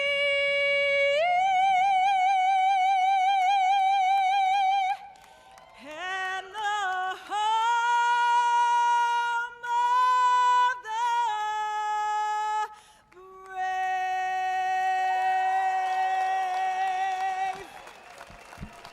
Wow.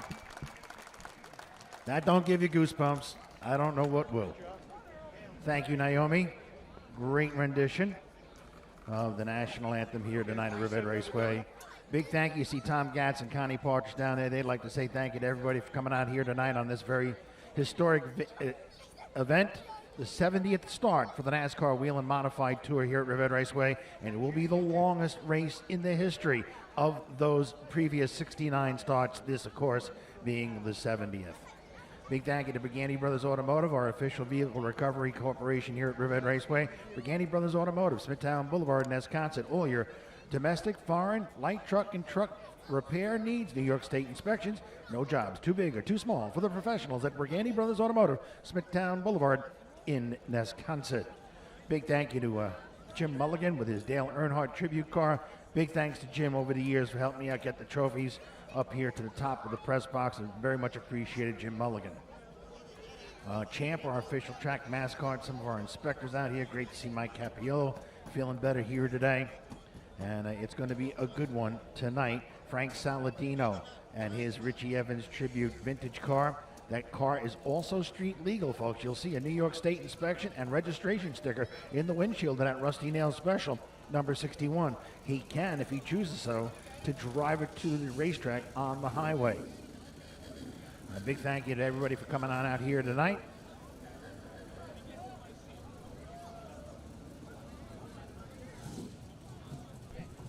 We get ready and set for a 20-lap mini stock tilt.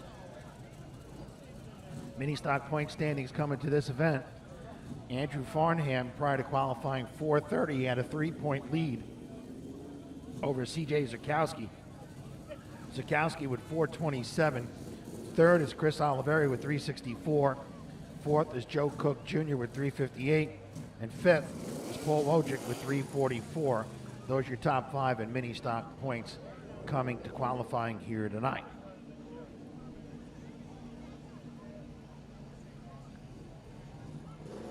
So it'll be 20 laps for the mini stocks, and starting on the pole, driving the Island Technology. Nope, check that. Starting on the pole, driving car number 56, the Madden's Collision Cedar Designs. Number 56 from Flanders, Justin Squires. To the outside pole, he races for the Town of Islip Breast Cancer Coalition on a weekly basis here at Riverhead Raceway. He is in the Tire Express of Islip Terrace, number 12, Scott Phillips out of A-Shore. Starting third, driving the Mike's Auto Service at Quag, number 19. He comes to us from Riverhead, Chris Ellickson. Starting fourth, the Mill Aero Solutions. The St. Clair Trucking, number 77, from Lindenhurst, Jesse St. Clair. Starting fifth, Sponsor Wanted, number 11, for a driver who won his first mini stock event just a couple months ago, from Coram, Chris Oliveri. Your reigning mini stock champion will start sixth. Out of Patchogue, he is in the number 73, the Shirley Feed RFG Electrical Contractors entry for Paul Wojcik. Starting 7th, driving the aforementioned Island Technology number 03 from Shirley, Joe Cook Jr. Starting 8th, it's Tree Trunk Tony Collinsworth of Suffolk Tree Works. Walls of Fame number 20 out of Calverton. Starting 9th, driving the Walls of Fame number 17, it's James O'Connell from Middle Island. Starting 10th, driving car number 09, your current championship leader by just a couple. That's Andrew Farnham, sponsor wanted, number 09 out of Baldwin. And starting 11th, his nearest nemesis in that championship chase for the 2022 crown. That is C.J. Zerkowski, the Walls of Fame Chevrolet Cavalier. 20 laps for the mini stocks.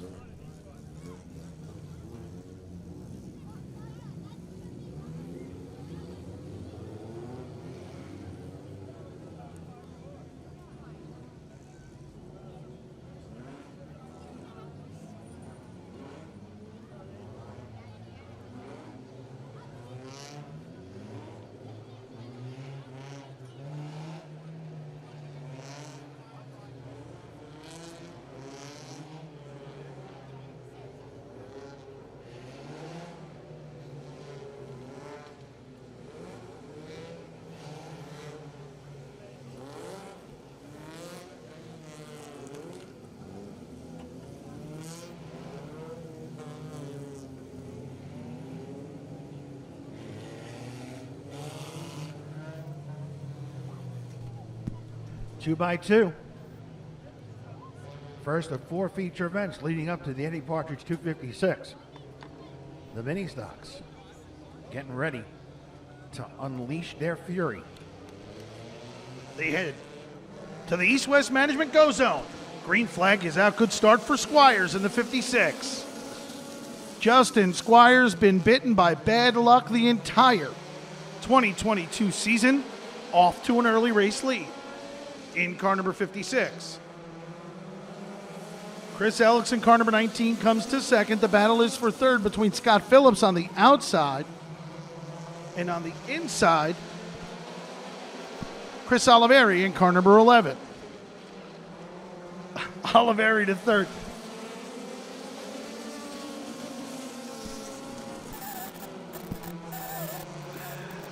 Justin Squires, car number 56, continues to set the pace. Chris Ellickson, though, starting to reel him in. Ellickson about a car length back.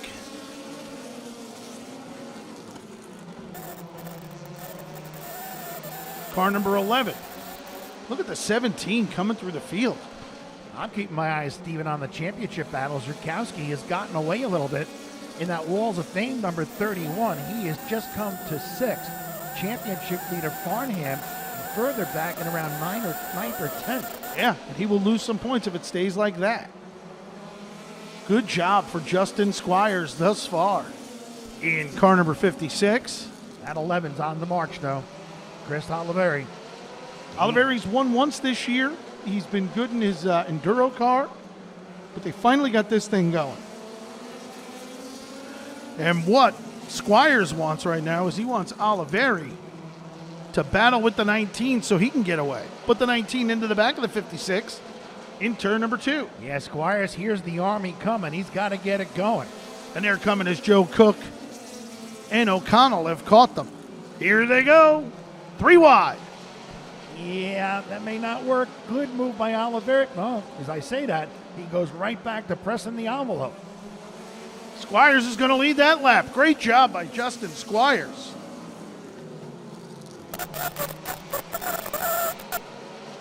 Here comes Ellickson again to the outside in car number 19.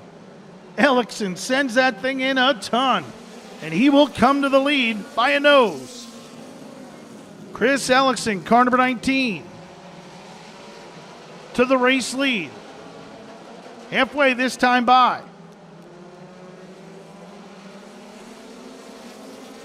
Car number 56. Justin Squires now feeling the heat to the outside from Chris Oliveri. Oliveri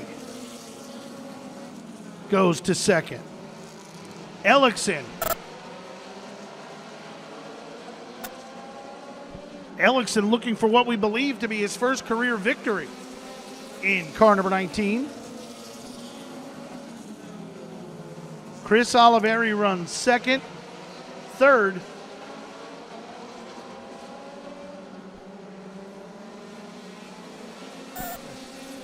Joe Cook Jr. gets to the third spot and sees Jay Zerkowski to fourth. Farnham, your point leader, mired in the eighth spot. Yeah, he's got problems. Ninth spot. This car ain't right. Chris Ellickson, car number 19, continues to set the pace. Remember, he spent some time in the figure 8 division here, driving in the, I believe it was the number 29, if I'm not mistaken. Yeah, it could have been. And he is now part of the Mike Muse Auto Repair Quag family. Mike Muse Sr., Jr., and a third. And I'll tell you, the car you still got to watch is that C.J. Zerkowski to fourth, and that Walls of Fame number 31. Yeah, but they only got 4 laps left. Aha. 16 laps down. It looks like the 19 is squaring up off the corners. Watch this. He squares up off the corners, and it allows the 11 to get back to him.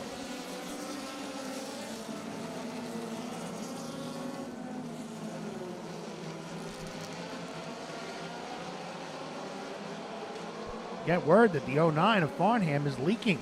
So that could have been his problem all along, why he wasn't charging to the front.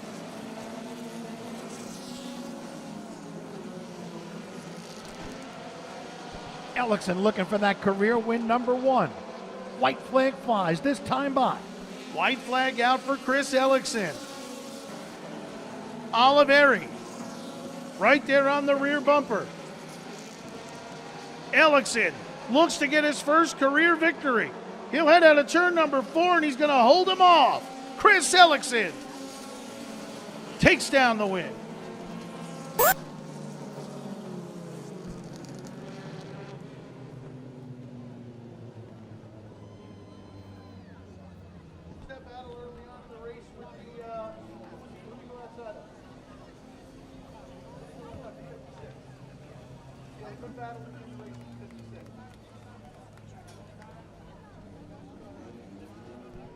Now, taking down the win.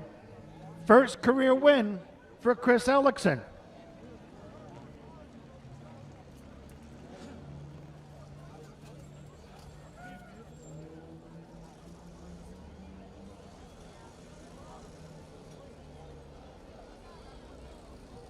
So non-stop mini stock feature event, just what the doctor ordered here. And Chris Ellickson will come and get the Advanced Auto Parts Weekly Series checkered flag.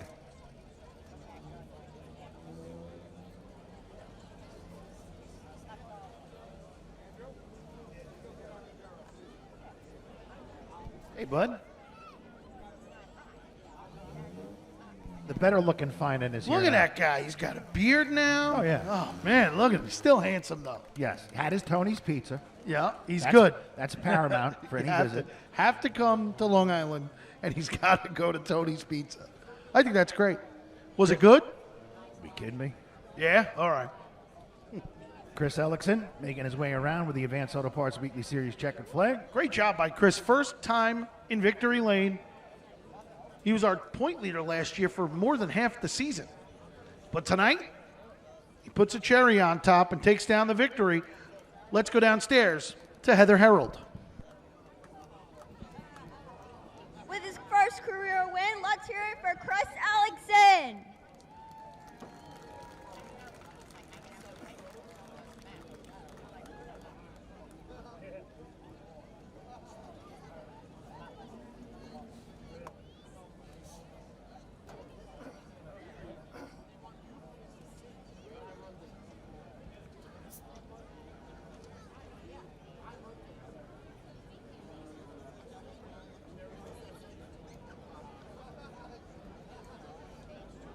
So you had a very early on battle with the 56. What was that like?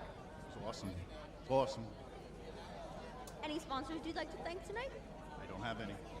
Nope, just me, and me. Hey, that works for me. All right, congratulations, Mr. Ellickson.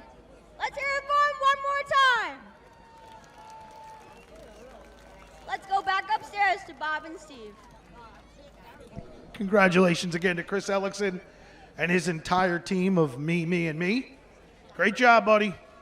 Glad to see Chris in victory lane. He deserves it. INEX Legends about to hit the raceway, and with the starting lineup.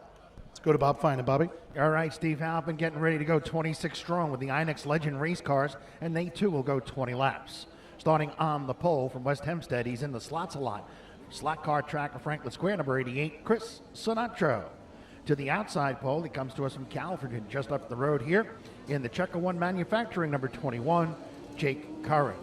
Starting third in the Encel Contracting, Mike Van Houten Trucking, number 9, it's Chase Van Houten out of Wading River. Starting fourth, driving the Fitch Factor Web Design, number 0, it's Cookies, Christopher Coleman out of East Islip. Starting fifth, the Joe Ryan Race Cars, number 2, for Massapequa's Jim Sylvester. Starting sixth, he is in the team car to Jim Sylvester, the Gersha Recycling, number 02, from Wading River, Brad Van Houten. Starting seventh, driving the Benamax Trucking, number 71, from Miller Place, Nick Morabito. Starting eighth, driving the GT Power Solutions, number 33, out of Riverhead, Anthony Marsh. Starting ninth, the Get Clear Crystal Clear Window Cleaning, number 42, for Riley O'Keefe out of Manorville. Starting 10th is another Manorville resident, this Ray Fitzgerald in car number 24, that the EP Milling and Sweeping entry. Starting 11th, driving the Freddie and Megan Craft sponsored Hampton Fleet Service, number 25, Big Money Richie Davidowitz out of East Moriches. Starting 12th in the Grill and Villain, number 27, your championship leader coming to qualifying today from Comac, Eric Hersey. Starting 13th, the Papa Carmine's Hot Peppers, number 41, for Blankets, Joey Braun, a two-time winner out of Manorville, starting 13th. Starting 14th, welcome back to former two-time INEX Legend Race Car Champion, sponsor wanted, number 53, for Kevin Nowak out of Bedford. Starting 15th, a three-time winner who took a couple weeks off to get married and go on a honeymoon. He steers the M3 Technology, number 10, Jason Castaldo from Shirley. The Chris Moore Landscaping, AJ Painting, number 18, will start 16th. It's Jeff Ferrugia Jr. out of Riverhead. Starting 17th from Jamesport, strapping into the number 3, the Mike Van Houten Trucking, StinkyThings.com, number 3, for V-Ride Mike Van Houten Jr. Starting 18th out of Mooresville, North Carolina, driving the Benamax Trucking, number 86, Luke Baldwin, son of Tommy Baldwin Jr. and Tommy's beautiful wife, Beth Bruce Baldwin. Starting 19th, driving the Sea Pro Marine Dock Builders, number 20, out of Belmore, Charlie Hodge. Starting 20th, the Hitman Collision of Riverhead, number 14, for Calverton's Jaden Glenister. In the Dalia Sod Farms, number 16, starting 21st, Michael Collier. Starting 22nd, wanting to wish his mom a happy birthday, driver of the Bistria Materials, number 62, Michael Benton of East Hampton. Starting 23rd, the CNC Collision, number 48, from Shirley, Robert Henninger III. Starting 24th, driving the Watermill Lumber, number 22, get well soon to Nikki Campos from the driver out of Bayshore, Michael Metcalf. In the Hilltop Bagels, number 51, Kevin Ornberger of Hop Hog, better known as Holbrook, will start 25th. Starting 26th, the Ocean Graphics, number 82, for Kim Danielle out of East Hampton.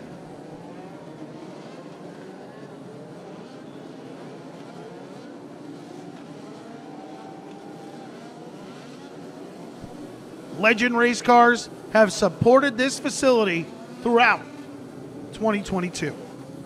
This might be the lowest count at 35 today in the pits. Yeah, it's just anywhere between 35 and 40 of them come here to vie for 26 starting positions in the weekly field. Getting ready to get it going with the INEX Legend Race Cars. Steve? They head to the East-West Management Go Zone. 20 laps on tap for the Legend Race Cars. Good start for Chris Sinatra. Here comes Chase Van Houten to the inside in car number 9. Van Houten will dig his way to the second spot to Chris Sinatra. Third is the 21 car, Jake Curran. Fourth, Jimmy Sylvester. Fifth is Christopher Cookies Coleman, but he's feeling the heat to the inside from Brad Van Houten. Van Houten in the Jimmy Sylvester owned number 02 has come to the fifth spot. Chase Van Houten now starting to look to the inside of Chris Sinatro. Van Houten has one feature event win to his credit here in 2022. Sinatro squaring up off the corner, and Van Houten's trying to get a run. He'll peek to the inside again, just not enough grip down there. He's got to get in the corner better than Sinatro. Oh, they make contact. Van Houten backs off to let him straighten out. Car number 21, Jake Curran runs third. Van Houten looks to the inside again. Sinatro comes down, but then opens the door to give him some room. And here comes Chase Van Houten. Van Houten in car number 9 to the inside. Chase Van Houten to the inside of Chris Sinatro comes to the lead. Jake Curran runs second. Good run for Sinatro to get back in the second spot. Tries to get into the back of the number 9 car. Around goes Jimmy Sylvester.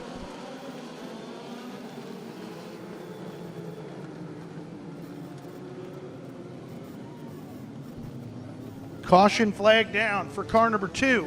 Jimmy Sylvester went in the corner, was about to get into the back of someone and hit the brakes hard not to hit him. Yes. And spun himself out. Right, that was just one of those, just a little too heavy on the brake pedal going into the corner. And that just kind of sent the Joe Ryan race cars number 2 around. It's just been that kind of year for the affable veteran out of Massapequa, Jim Sylvester. Car number 10, Jason Castaldo, looking to go to the pits. M3 Technology entry, 3-time winner this year.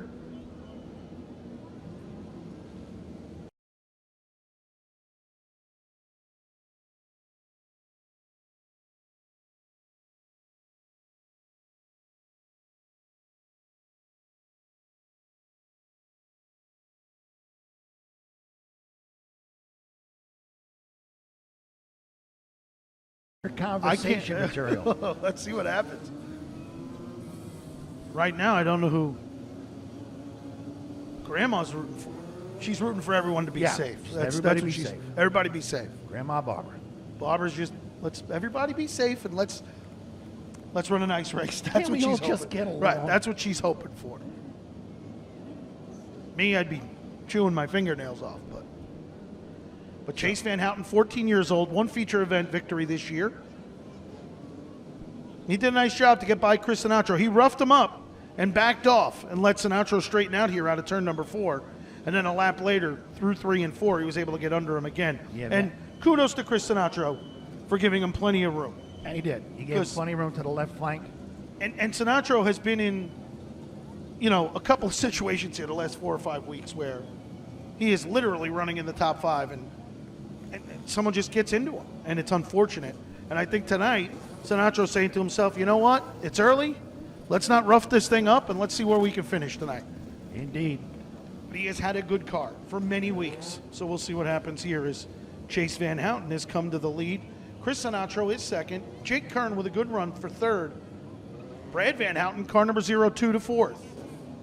Fifth, car number 71, Nick Morbido. Waiting to see if anybody returns from the pits. Jason Castaldo went to the pits, has not returned, so whatever was ailing the M3 Technology number 10, if it's not back out by now, I'm going to say it's terminal, at least for this event. 6 laps down, 14 laps remain for Chase Van Houten and Chris Sinatro.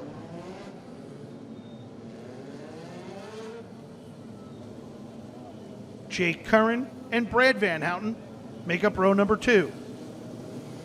Car number 71, Nick Morbido, and the 42 of Riley O'Keefe make up row number 3. You got some heavy hitters up front already. Coleman and Marsh.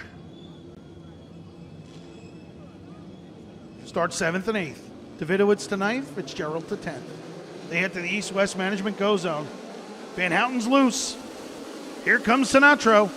Well, Sinatro got a good run to the outside. He surely did.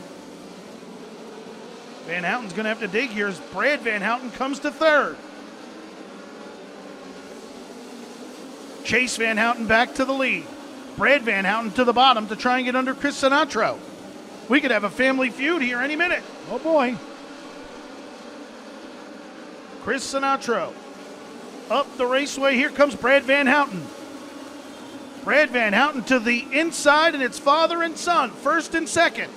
Oh, problems. Around goes O'Keefe.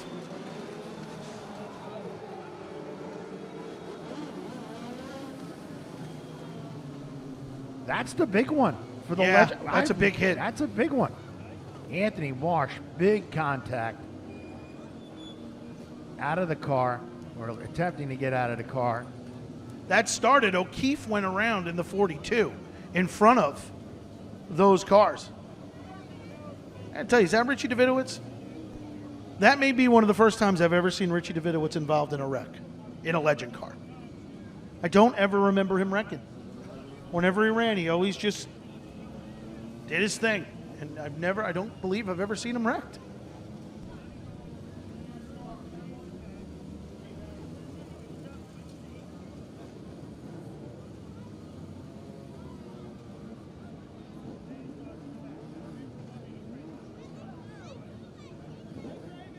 Riley O'Keefe.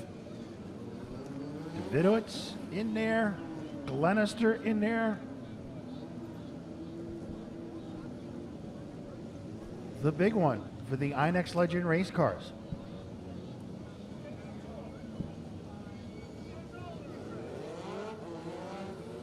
And mate, let's be honest, they haven't had this all year.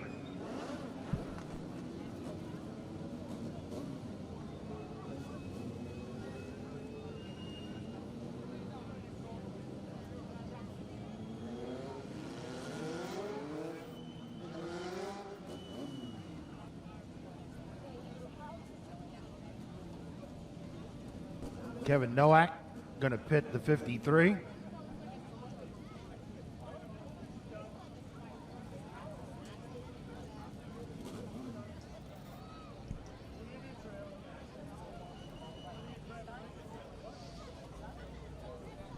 Dave Newens of Shore Mechanical here with us today. Where are you, Gravy? There he is.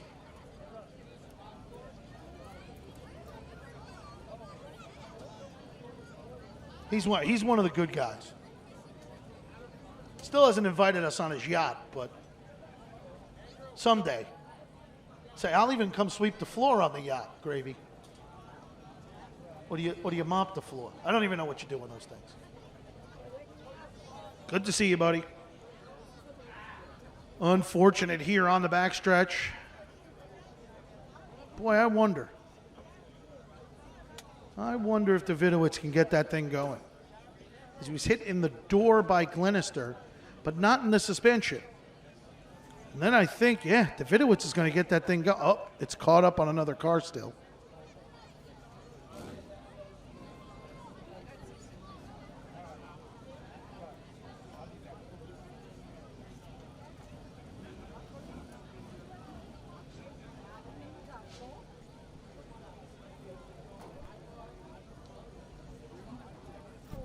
Seven cars involved in that caution. Again, one of the bigger ones we've seen here.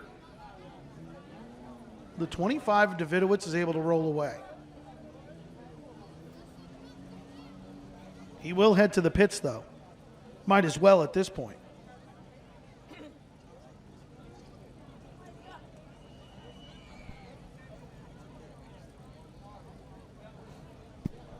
And that was just a single car spin by Riley O'Keefe out of turn number 2 that caused this entire deal. They were 3 wide. It looked like he was trying to back out, and then he just got he spun and got piled into. Boy, Jaden Glenister had that thing. Front wheels locked, rear wheels in the air.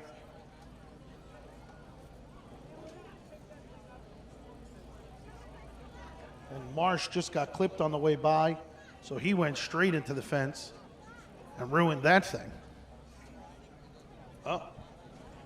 Watch out for the guy in the red jacket and the white pants. You like that, right? Yeah, Kerry Brunhunsel hooked that all up. And Billy Finan. They got together on Facebook and said, we got to get him in the old school stuff. Now, there's a reason that I'm not wearing one. Or as Finan says, first of all, Omar, the tent maker, was off this week, so he couldn't make me one. You believe that's what he says about me? That's what he said. But I wasn't part of the red jacket, white pants era. I wore the red pants with the black shirt. Yeah, there isn't a pair of red pants that's going to fit this body. Trust me when I tell you.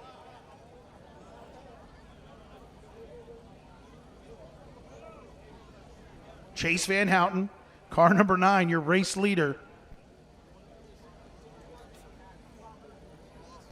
Chris Sinatra. A lap had not been completed when Brad Van Houten had passed Chris Sinatra.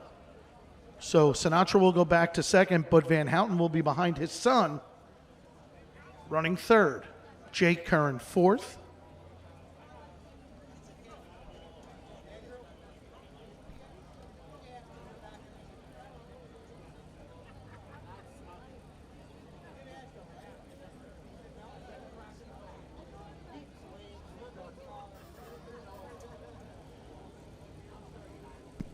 Eight laps down here in this event. Big weekend here next weekend, Steve. Yeah, what are we doing? We got 2 shows. Oh, we got a double dip. That's right. Yes. Well, you have a double dip. Yes. You'll be here both days. I'll be here both days. You'll be yes. working one. Yep. Next Saturday night, Champions Night here at Riverhead Raceway. All 7 divisional champions will receive their champion interviews on the Raceway. And we have quite a few, tight battles, except for maybe, the crate modifieds. Yeah, that's kind of over. But it's between the Grennans, which is great. Yes. The Grennan brothers. These Legends are tight. figure eights will be back next week. Street stocks are With tight. 7 divisions. Now the street stocks, mini stocks, they'll decide not just their track champions on Sunday, September 25th, but also their Miller Lite Triple Crown Series champions. Nice. Will be crowned. That's a busy day Sunday. Add in the Bandoleros and a second figure 8 feature on the weekend because the figure 8s got besieged by rainouts. Yeah, the first 3 shows were rained out, right? So that's why we had to throw them a Saturday or Sunday show. They run their Miller Triple Crown Series finale the night before, Saturday. So it's a busy weekend.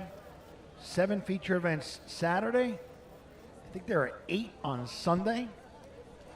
And that's the last weekend of the regular season. Then the attention turns to November 12th and the Islip 300. If you have not been to an Islip 300 yet, you need to get here. Yeah.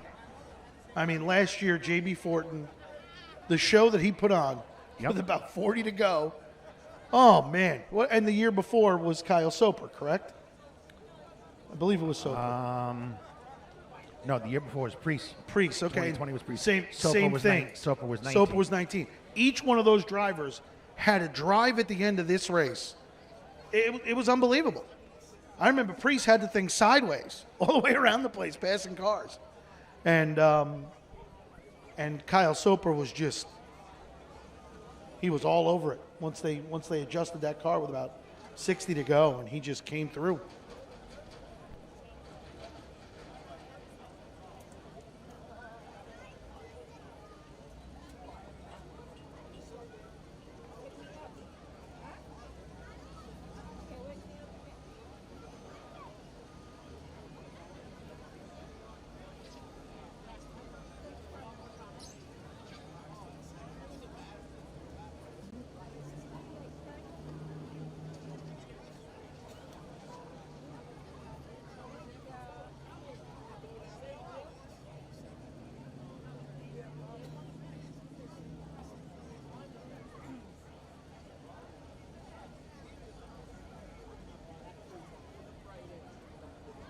So we apologize for the delay, but you get a big crash like that, and this is the result.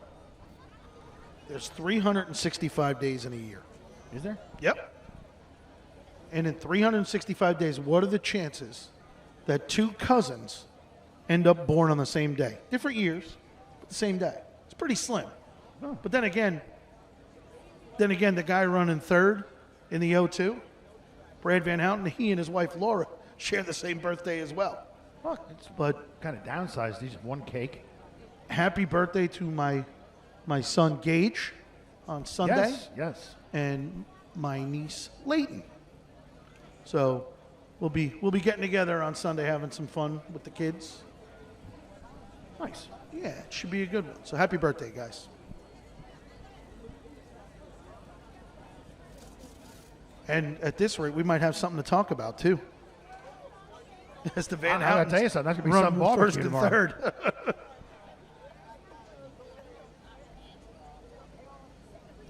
Just have to get these cars off. You know, you couldn't. O'Keefe's car had to be Tommy hooked from the top. Yeah, that's a device. The suspension's destroyed. That's so a device that actually crabs into the the roll cage. and picks the car up. There, you couldn't. And that It's front suspension is still front, hanging low. Front and rear suspension is a mess. So you couldn't. Now remember, that's the second wreck for this team today.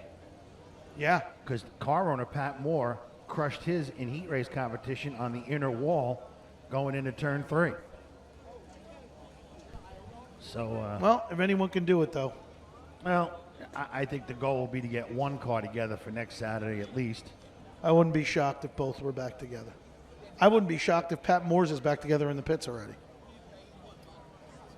That thing's pretty tore up.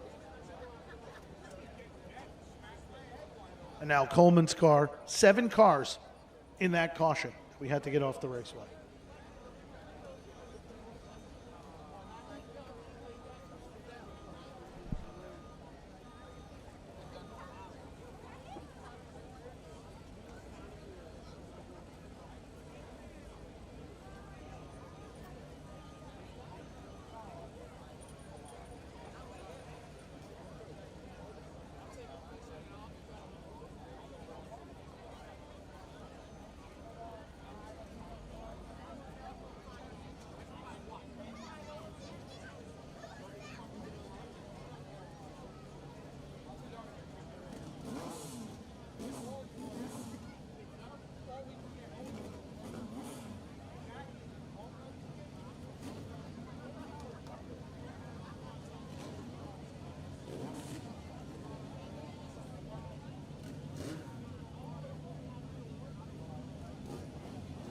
Yeah, they're really, They hammered those cars. man, those cars are destroyed. This is by far the worst INEX Legend race car accident we've had here. We've had a couple flip through the air. Oh no, we had one bad. But When when- Brad flipped on the front stretch. When you that go was- by that was volume pretty of cars bad. here, this is bad.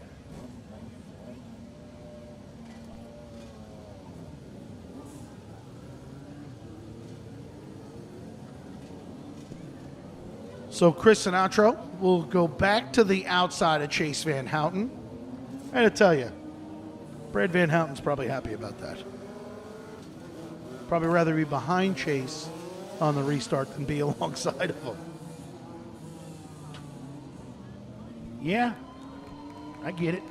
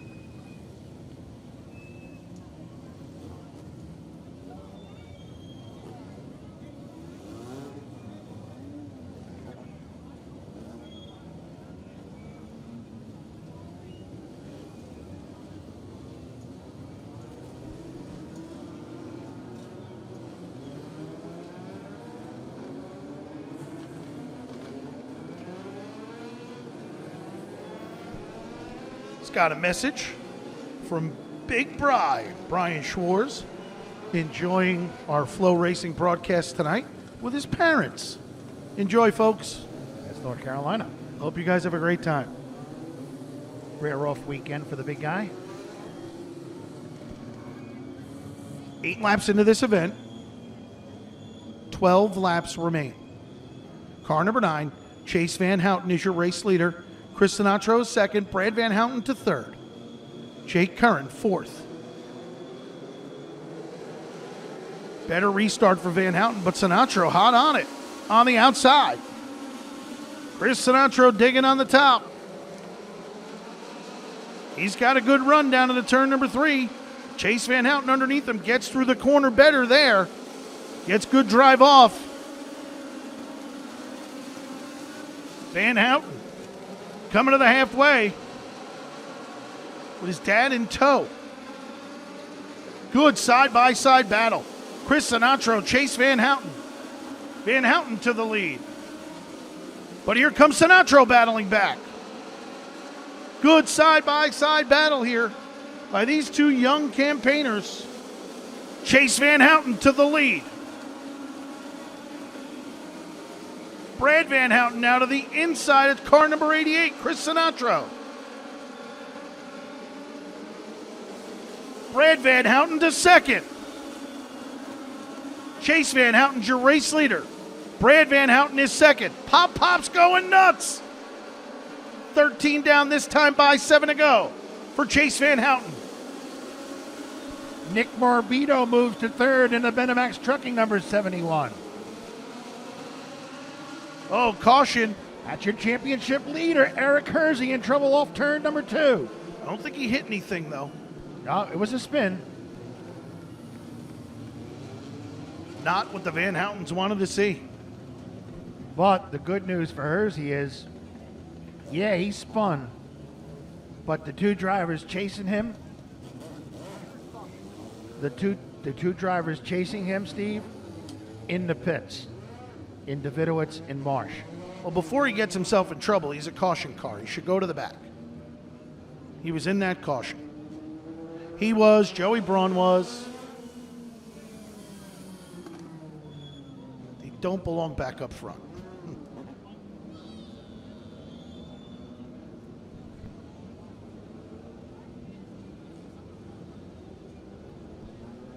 Collier, the Delia Sod Farms number 16.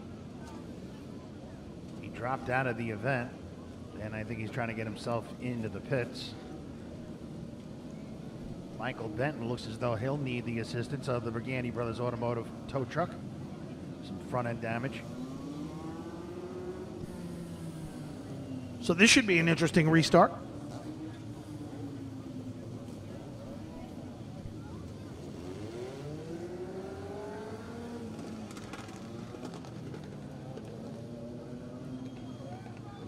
What would you do? What? If you had your son to the inside and you're to the outside? Well, it's really what's Chase Van Houten going to do? What lane will he choose for the restart? Let's be honest here. It's got to be the inside if it's me. Chase Van Houten coming into today is 10th in the points. Yep. A 14-year-old. Yep. 10th in the points. And he's had issues. He, as himself admitted one night, was running 6th, ran out of talent, and spun on hook coming to the checkered and got a 20th. And the 2 other nights up front he was running and he got spun late in the race. If he has those 3 finishes, which it's easy to say that as stuff happens all year long, but had he gotten those 3 finishes, he'd probably be in the top 5 right now in the points. So he has run excellent all year. Today, he's going to have to beat his dad, who's won a few races here. I want to say 5, but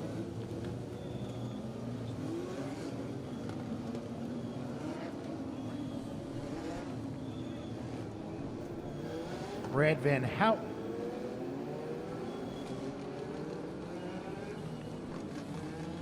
Yes, 5 career wins. I only remember because he cries in every interview. So 5 times I'd have to do the interview and get all the sponsors in. For those of you that don't know, that's my nephew in first and my brother-in-law in second. So great to see the two of them racing. They work so hard I'll on tell these you cars. what, they better be worried about that purple people Yeah, leader right there. that 71's that coming. Benamax truck in 71 So's is the coming. 21. So's the 24. And how about Jimmy Sylvester? Yep. Who spun early and he's back to the 7th spot. Nicky Morabito started 7th up to 3rd. 13 laps down. So they head to the east-west. Management go zone. Good restart for Van Houten, but here comes Morabito. Chase Van Houten pulls around, goes Morabito.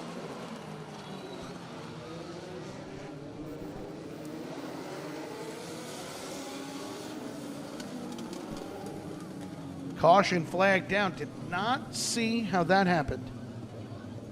That is a tough break for Nick Morabito. Jeff Ferrugia is in there. Jake Curran's in there. And it's a fluid situation.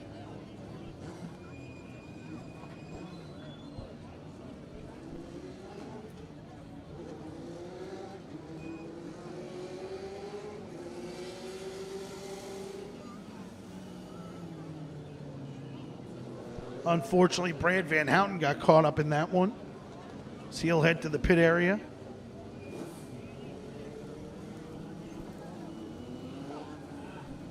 And it's fluid that caused all those cars to spin, Steve. That's the report we're getting from various spotters around the raceway who are kind enough to private message us up here. It was a fluid. Nobody got into anybody. They just hit fluid going up the backstretch. From where? They were running second, third, and fourth. Well, the 02 went to the pits. But again... He was in the wreck. He was running third. No. He was behind the 71. One of those cars, or a car that was there prior to them arriving, lost fluid. The 9's not leaking. Nope. The 9's not leaking. The 71 was second, and he spun. Unless he spun in his own fluid.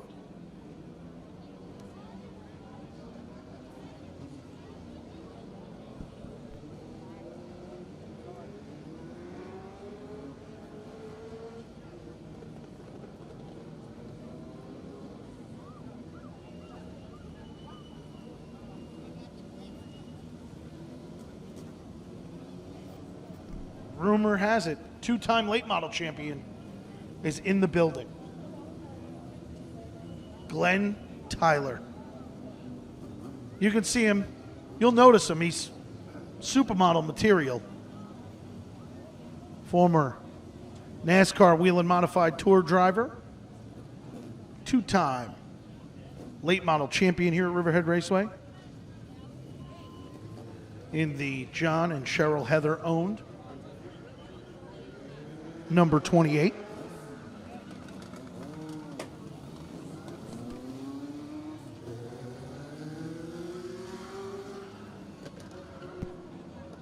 Welcome back there, Tyler.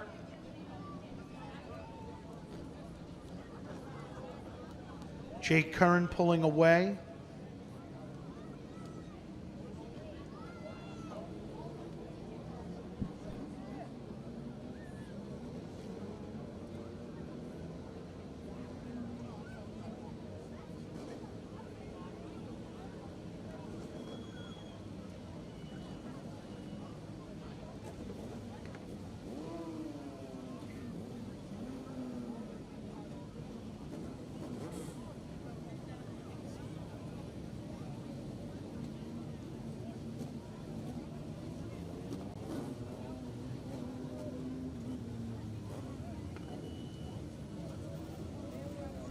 Chris Sinatra again on the hook to the pits. Unfortunate.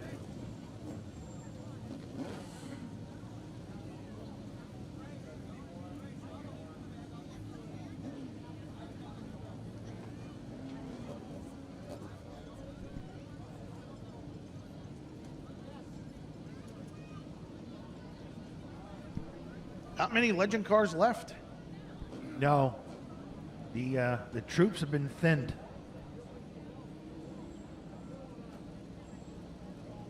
Chase Van Houten, car number 9, your race leader. But now look who's behind him. Yep. Ray Fitzgerald, car number 24. To third, car number 2, Jim Sylvester. What a job by him here tonight. Come from the back. And how about the Rukoski Farms? 3V. Mike Van Houten Jr., thestinkythings.com. Stakey's Pumpkin Farm. Checker One Motorsports, number 3V. To the 4th spot.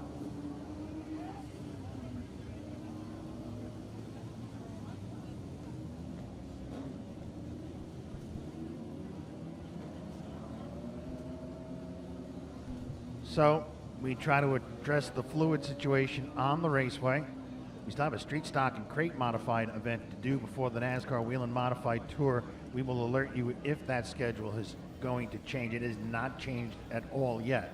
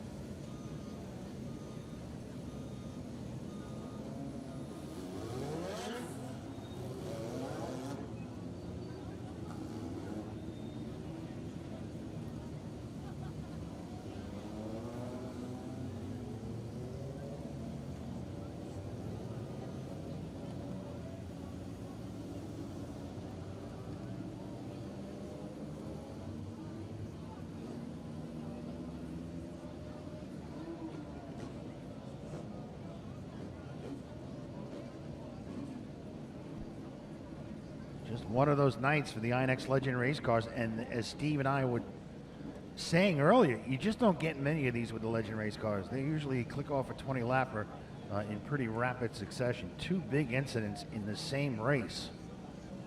The 2 biggest incidents of the season, dare I say.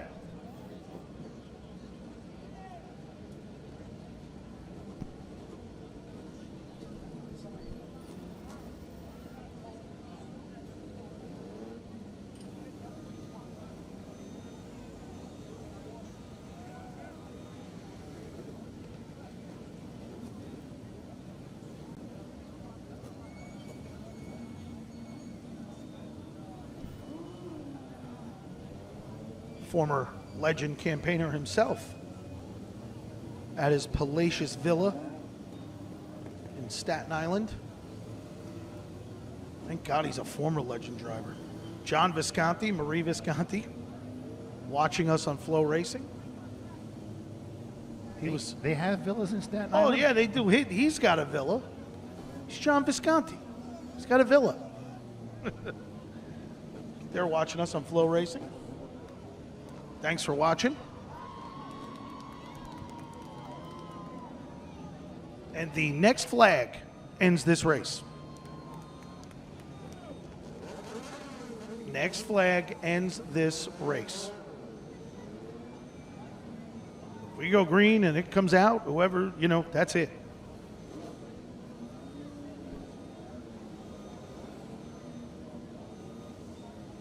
So, recapitulating the championship implications here. Yes, Eric Kersey had a spin. That's the bad news. The good news is the driver that came to this event 7 points behind him for the championship re-enters the race 5 laps down, that being Richie Big Money Davidowitz. Davidowitz, the 25, is out there, but he's 5 laps in the rears to Hersey. And the rest of the cars on the lead lap. Marsh, who was 3rd in points, his car was crushed. Yeah, he's destroyed. In the backstretch. In that incident, Nick Morabito also had his issues just a moment ago up the backstretch, as did Jeff Ferrugia, Jim Sylvester.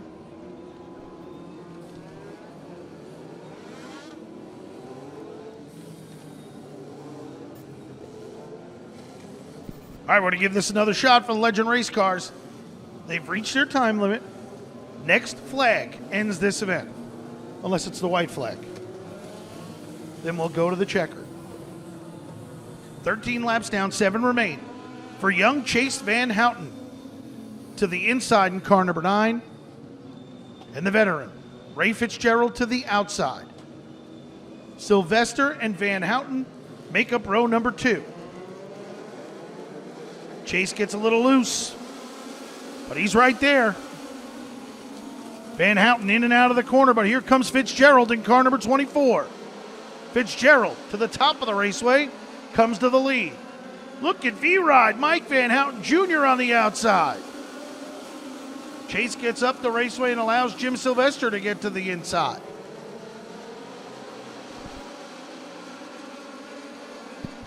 Ray Fitzgerald looking for his 9th career win.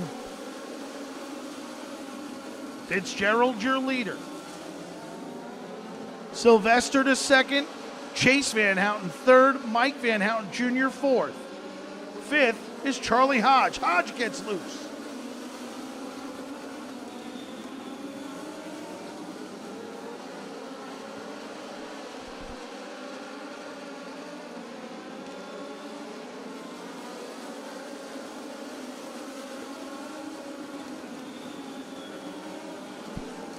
Two to go this time by for Ray Fitzgerald. Fitzgerald gets the 2 to go signal. Jimmy Sylvester is 2nd. Chase Van Houten is 3rd. 4th is Eric Kersey.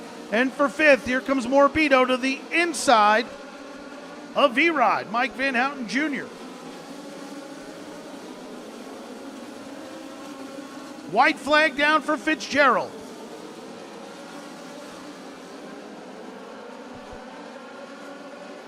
And for the 9th time in his career, Ray Fitzgerald takes down the win.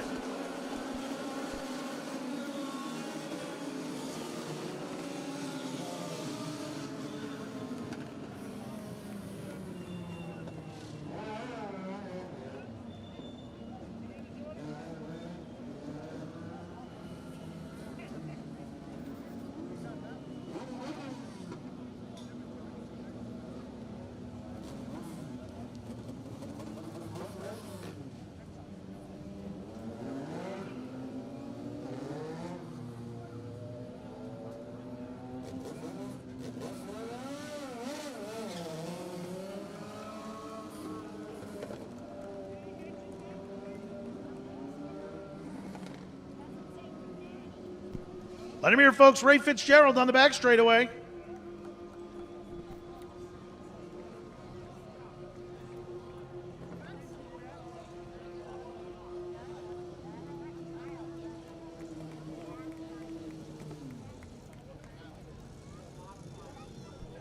So Ray Fitzgerald rolls down to victory lane.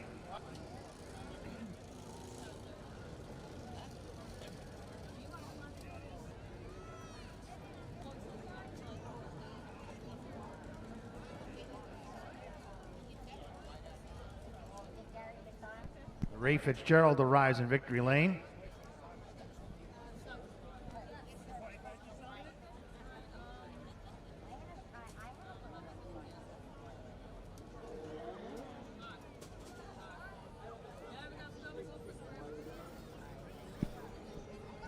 All right, let's go downstairs to head the Herald. With his 9th career win, let's hear it for Ray Fitzgerald.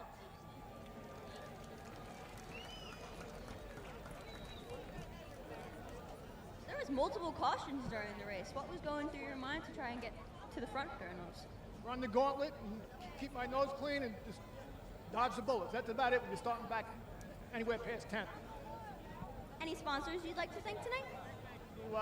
Stan Morabito, Benamax Trucking, they're always there with me. Phil Lamanna for EP Milling and Sweeping, jumping on board, helping me with tires this year, even though we only able to get one set of tires here. But Phil, thank you. I appreciate it. James Cherrier, Kevin Temmie, Jim Corner Auto Body, Stacy, my buddy Danis, for you, buddy. That's about it. And CJ, North Carolina. Without you, you give me a rocket ship all year. Down in Florida, we won the Nationals. I've been fast all year. Thanks for all your help, man. All for you. One more time, let's hear it for Ray Fitzgerald. Let's go back upstairs to Bob and Steve. Congratulations go out to Ray Fitzgerald. Also, happy 29th birthday to Katie Della Speranza. Happy birthday. That's why I let you handle that one. Up next, Street Stock's about to hit the Raceway with the starting lineup. It's Bob Fina, Bobby. Ah, indeed. We're going to go street stock racing. Full fender fury here this evening at Riverhead Raceway.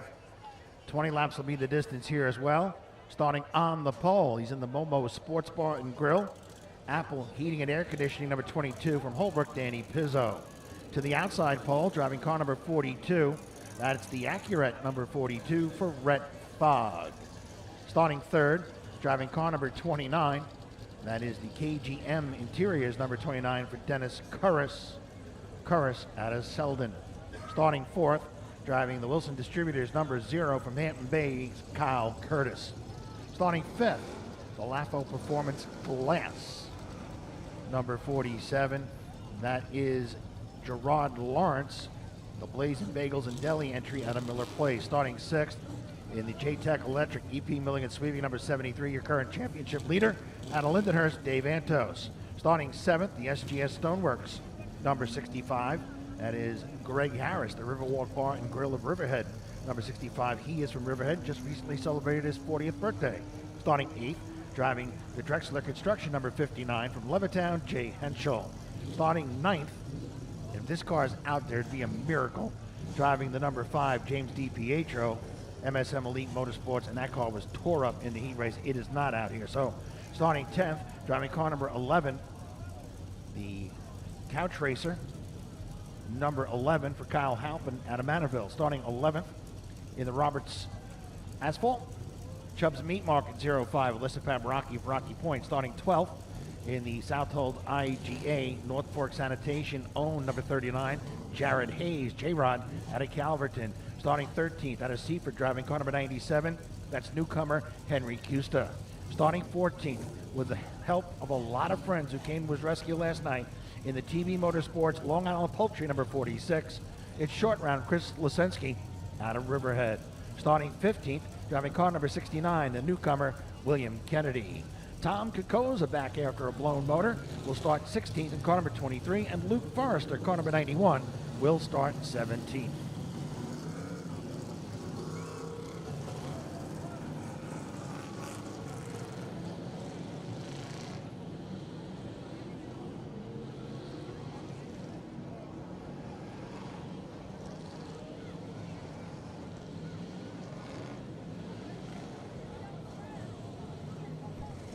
And Jim Kelly points to the start-finish line. That's where we'll turn these street stocks loose.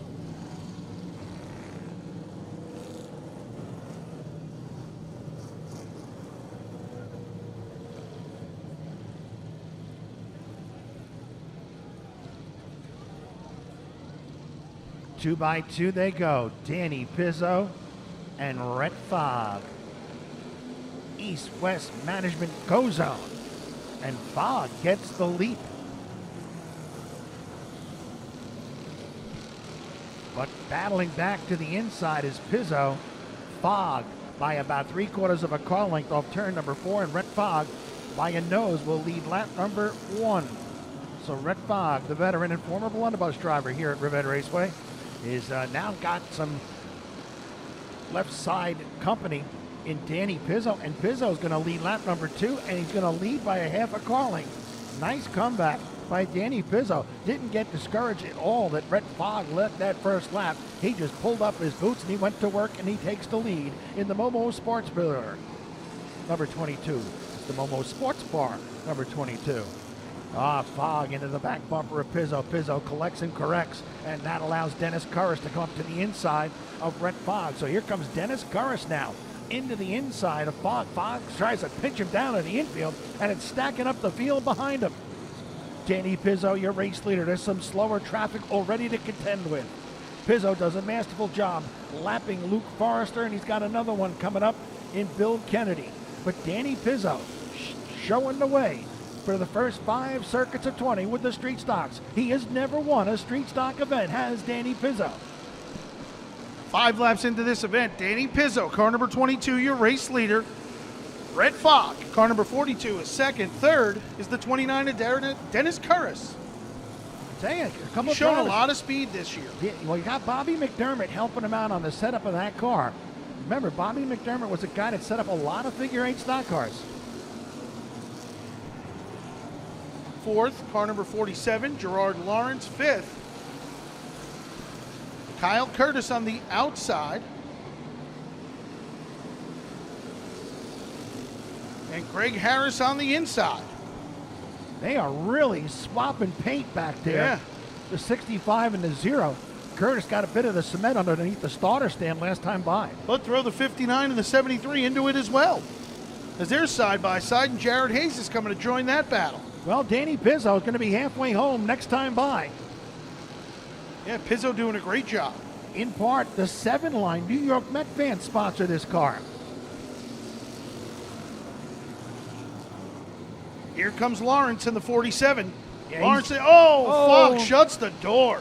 Fogg trying to run 2 grooves at once. He did it earlier. And Fogg, he may have no choice here but to let Lawrence to the outside. Lawrence has the He's better. there. Yeah, the LAFO Performance Class entry. Will come to position number 2. He may come to the lead in one clean swoop. Gerard Lawrence, car number 47, keeps it on the high side of the raceway, and he'll come to the lead down the backstretch. Pizzo, though, fights back on the inside. Lawrence to the race lead.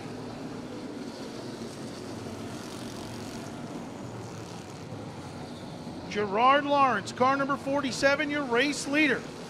Your point leader, Antos, is some 6 spots behind him. Yeah, that's gonna shake things up. He won't pass him. No, but it'll make it close for the final line of competition. It will. Next Sunday afternoon. Gerard Lawrence looking for his 5th career win in the street stocks. J-Rod, Jared Hayes got that thing marching on the outside as well. Back up front, car number 47, Gerard Lawrence leads the way. Car number 22, Danny Pizzo is second. Third is Red Fogg. Fourth to the inside is the 65 of Greg Harris. Pizzo's left front brake rotor is aglow. If you watch that car from the homestretch side going to turn 3, he gets on the brakes. Now Fogg has come to position number 2. 2 to go this time by. Pizzo trying to hold off Fogg and Gregory Harris. I don't think that's going to work. Nope. Fogg to second. Pizzo gives Harris the outside. White flag down for Gerard Lawrence.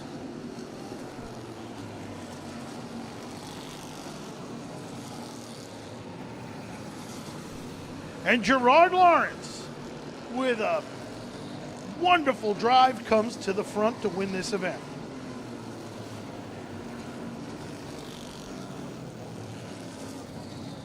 For the 5th time in his career, Gerard Lawrence takes down the win.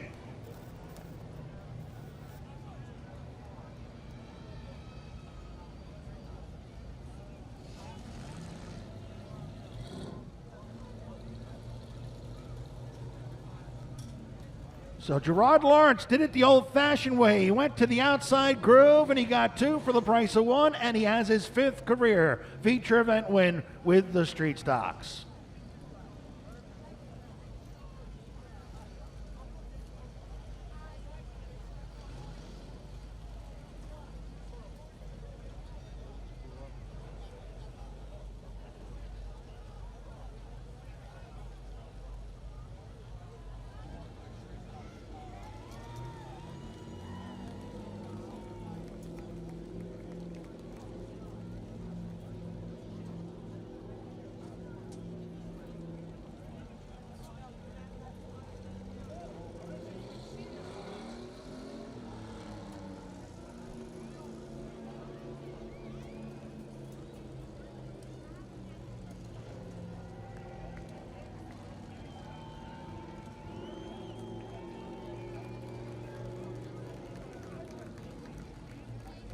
And Gerard Lawrence rolls to victory lane. Let's go downstairs to Steve Halpin.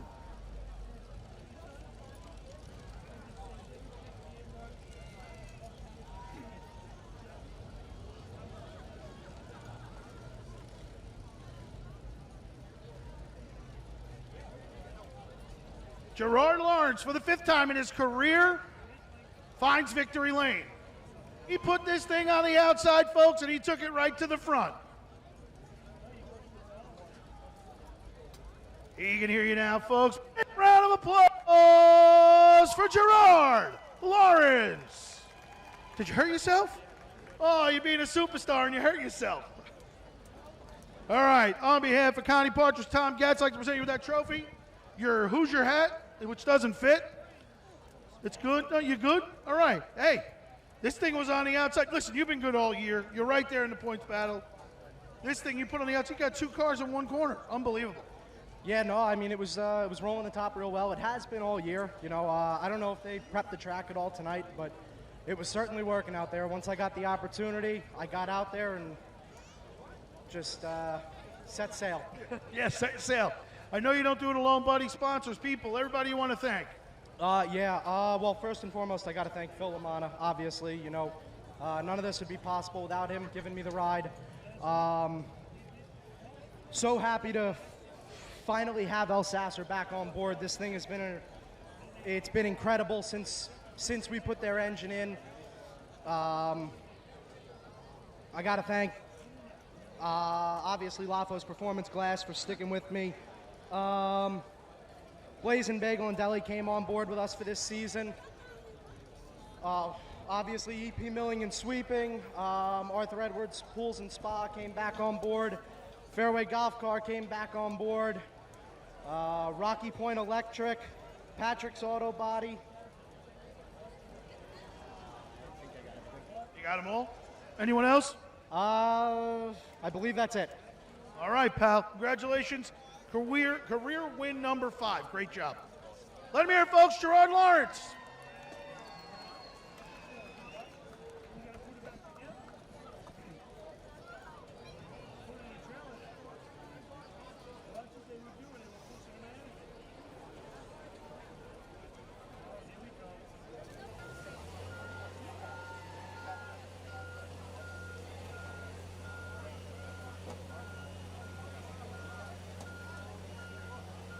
See, half the modified tour teams will set up their pit boxes now. Then we'll run the crate modified event. And then we'll get the rest of the crews out here and get to the Eddie Partridge 256. Folks, we need everybody back from these fences while these race cars run. You cannot be on that chain link fence. So again, what we're doing here now is half the modified tour teams are bringing their equipment out to expedite getting the cars and their equipment on pit road. Once they complete this and they're back in the pit area, we will bring out the Eagle Auto Mall Crate Modifieds to run their feature event. Following that, the rest of the modified tour teams will bring their equipment out, and then we will go to the Eddie Partridge 256. Let's go back upstairs to Bob Fina, Bobby. Thank you very much, Steve Halpin. Eagle Automobile Crate Modifieds. We'll get to that lineup in just a moment. Again, this the 70th start for the NASCAR Whelen Modified Tour here at Riverhead Raceway. It will be the longest race in the history of the Whelen Modified Tour at the Long Island Quarter Mile Bull Ring. 256 laps. They've ever barely gone past 201 when we used to tag on the extra lap for charging Charlie Jazumbach.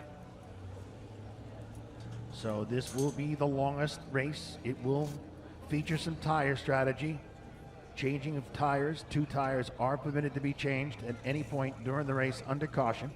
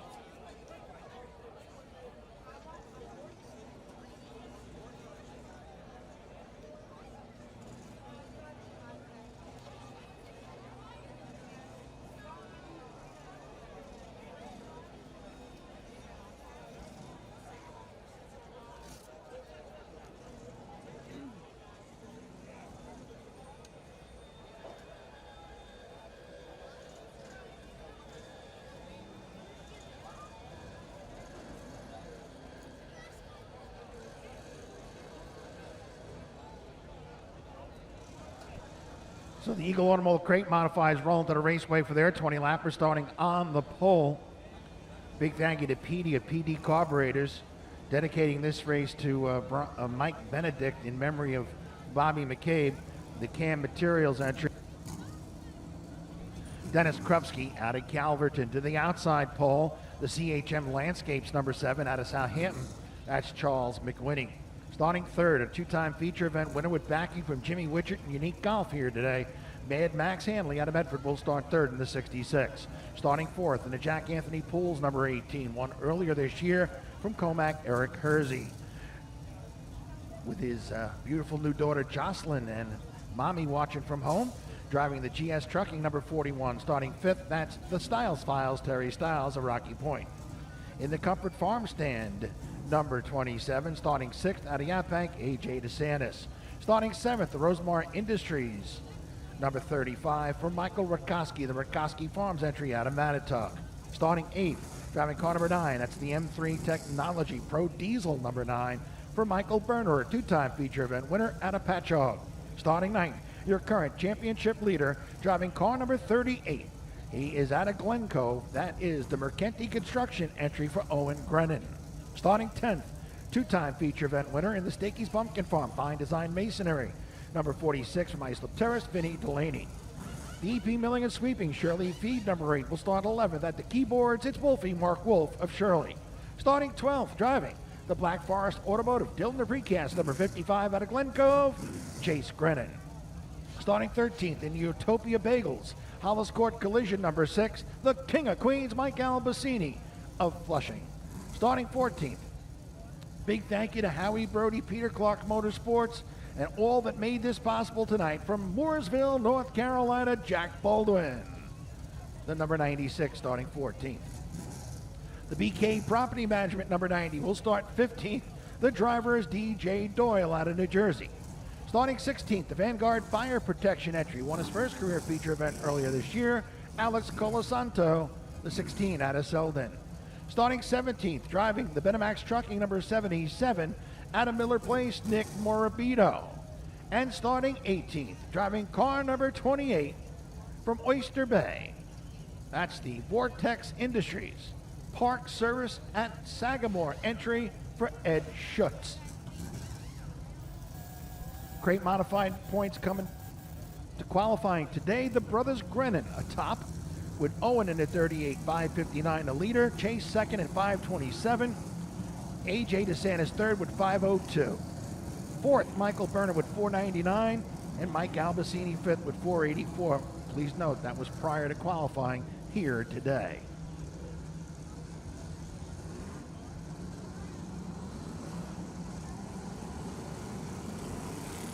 Two on the hot side, and we will be back.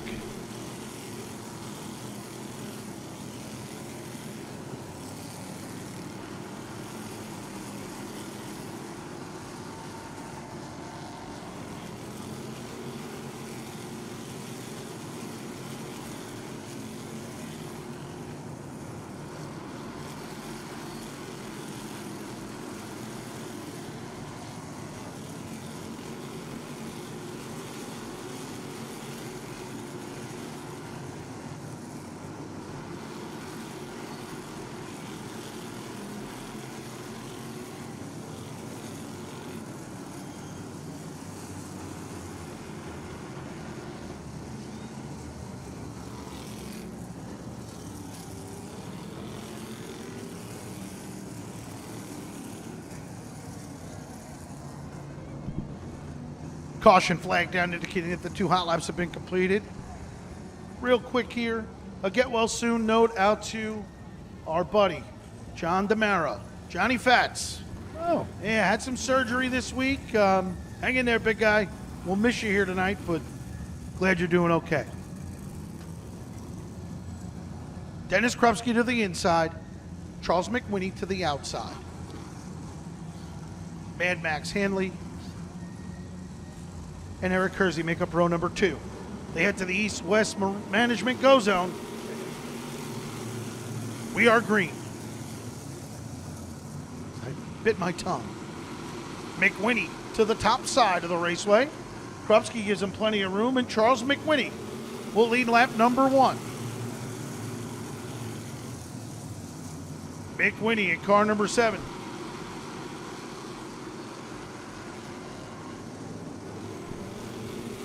Charles McWhinney, your race leader. Dennis Krupski in car number 12 is second. Here to the outside of Krupski comes car number 18, Eric Hersey. Hersey to the outside of Krupski comes to the second spot, and he's bringing with him car number 27, A.J. DeSantis. DeSantis on a march to the third spot.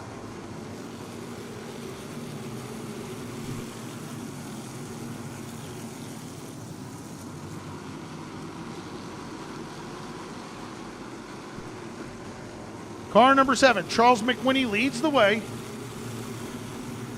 Steve, we got to think back to just a few weeks ago when McWhinney was in this very same position in a non-stop 25-lap Eagle Automobile Crate modified event. He took the checkered flag and seemingly had won his first career event. But unbeknownst to the officials, unbeknownst to McWhinney himself, the muffler had fallen off the right side of the car. That's an automatic black flag under any circumstances. But we did not have a caution flag. So none of us caught it. McWhinney didn't recognize it. And he was taken from the win that eventually went to Alex Colasanto that night. Charles McWhinney in that CHM Landscapes number 7 could very well be a man on a mission tonight. He wants no issues, mechanical or otherwise, to stop him from that elusive first career win. McWhinney, car number 7, continues to set the pace. And he's pulling away. A.J. DeSantis now to the bumper. DeSantis to the bumper of the 18 car.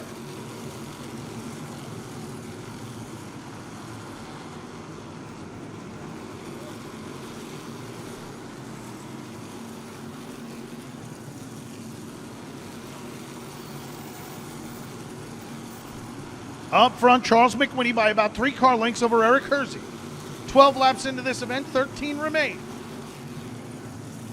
Great job by these Eagle Automall campaigners right now, halfway through this event. Hersey runs second. DeSantis is third. Fourth is Michael Berner. Fifth, Mad Max Hanley. Sixth, your point leader, Owen Grennan. Seventh, Chase Grennan, who's second in the points. Eighth, Michael Rakoski. Ninth, Vinny Delaney. And 10th, from the back row, Alex Colasanto. Yeah, Colasantos put on quite the drive here tonight.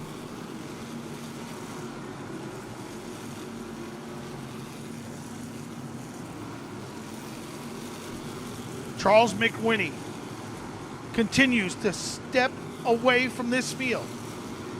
He's 9 laps away.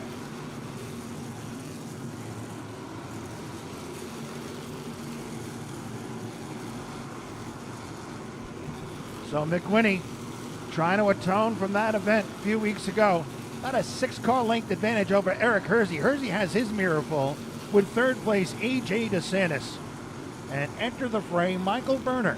Berner, the M3 Technology entry, looking for his third win of the year. DeSantis in third also, like McWhinney, looking for his first win of the year. Of course, DeSantis has won before. McWhinney looking for career win number 1. And Steve, Charles McWhinney, with 5 to go this time by, is staring down a barrel full of lap traffic ahead of him.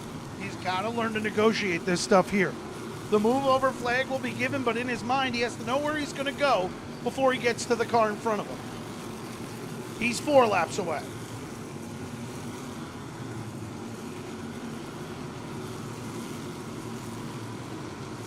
Charles McWhinney.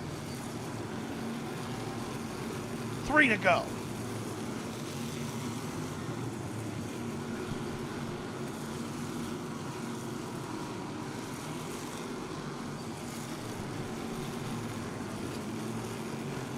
McWhinney gets the 2 to go.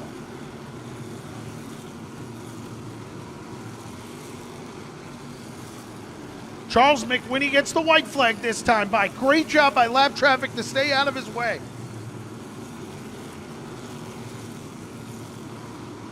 And for the first time in his career, as he exits turn number 4, Charles McWhinney is finally a winner.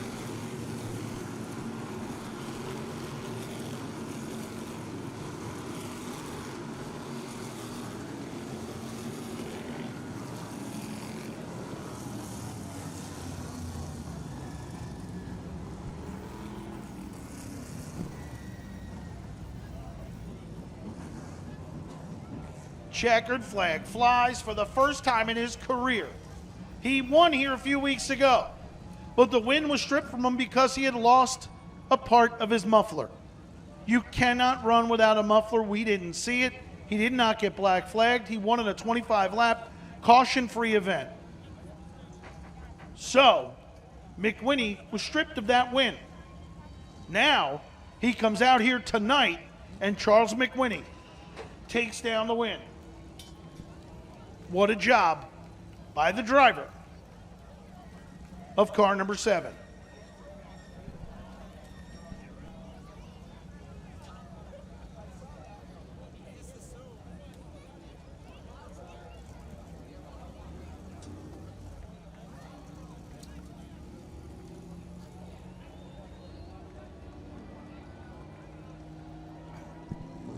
Let him hear it, folks. Charles McWhinney.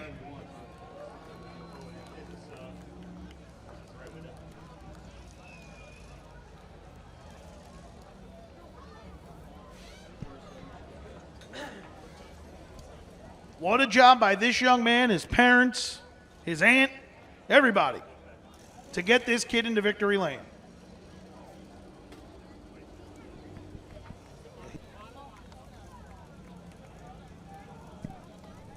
And as he rolls down into victory lane, let's go downstairs to Bob Find It. Bobby. There is nothing like your first career win, and especially for this young man after what he endured just about a month ago here at Riverhead Raceway. He won the race. It was a non-stop race. The muffler fell off. It's one of the more stricter rules we have here at Riverhead Raceway to be neighbor-friendly. And he's going to get out of the car now. You want to let him hear it from Southampton over on the South Fork. And he drove the race of his life here tonight, as he did just about a month ago. So he had to do it twice to get to victory lane once. Out of the car now, first time career feature event winner, Charles McWhinney. This one you get to keep, brother. He wants that Hoosier hat. He wants, on behalf of Connie Partridge, Tom Gatz, there is the long-awaited trophy that you had to win twice to get. Unfortunate set of circumstances, but we all know the rule on mufflers here to be neighbor-friendly. This has really got to be sweet. I mean, so pretty much I've been trying at this for a couple years now, and you almost want to just give up because it's so hard. Everyone's competing with the same engine and everything. It's so crazy. Like, to be able to win this feels really good, man. All right, talk about some of the people you want to thank. All right, first of all, shout out Mom and Dad. Wouldn't be doing this without them. They keep it going. Got Scott Herman helping on the pit crew. He's crew chief tonight. John Beatty helped set it up, so it's running good off the setup. And shout out to Willie. Meg Fuller's in the house. And Charlie Wilson. I'm probably forgetting some names, but thanks for everyone that helps with this car. Team no sponsors, just my parents and me working hard, Charles McWhinney, ladies and gentlemen, career win number 1.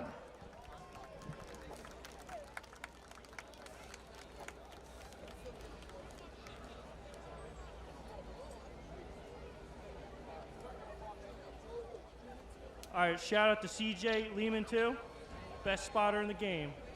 Well, he doesn't want to be a spotter. He doesn't want to wear the pirate shirt.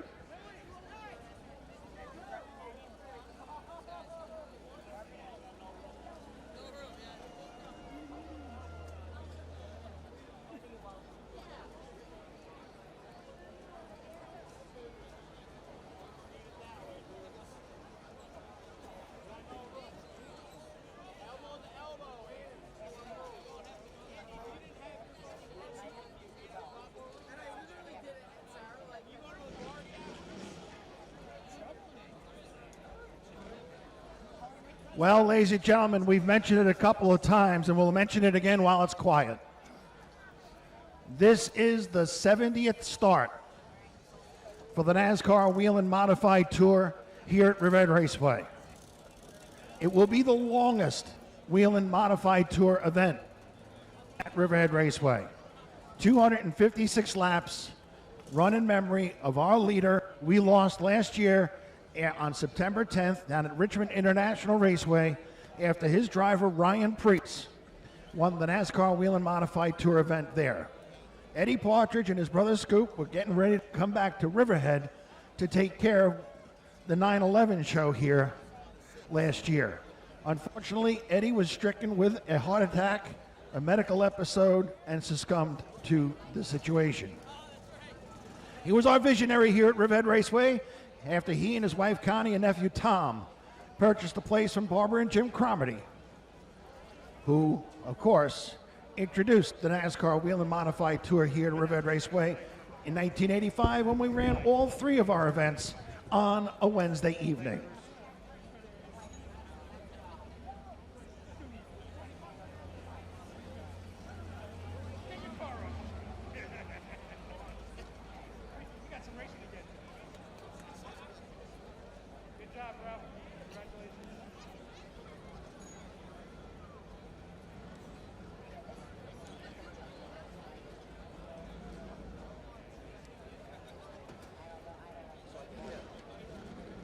Charles McWhinney will vacate the raceway with his straight modified. His big win here. He'll remember that one. And you see the quarter panels void of names on the side. They could use some marketing partners. Yeah, the 2022 season is almost done. Next Saturday and November 12th for the ISO 300, the Crate Modifieds have 2 more events left, only one of which is a point event, that next Saturday. But it's never too early to start talking about being a marketing partner on one of these race cars in any division you fancy for the 2023 season. In fact, now is the time to put those marketing plans in place.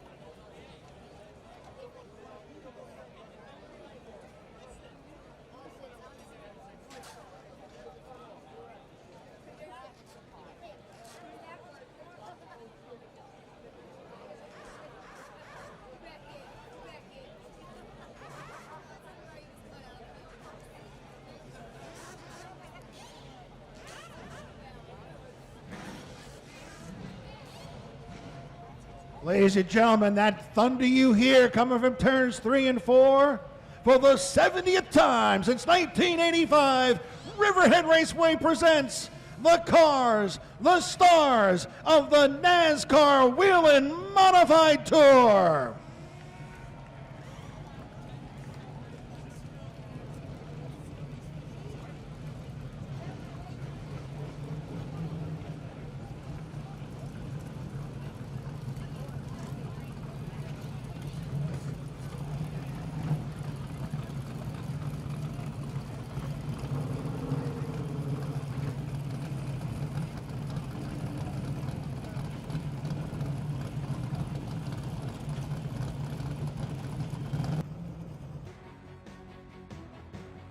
Third time this season, the NASCAR Whelen Modified Tour rolls into the Riverhead Raceway. This race, though, presents a new twist. 250 laps and live pit stops for the first time at the quarter-mile bullring.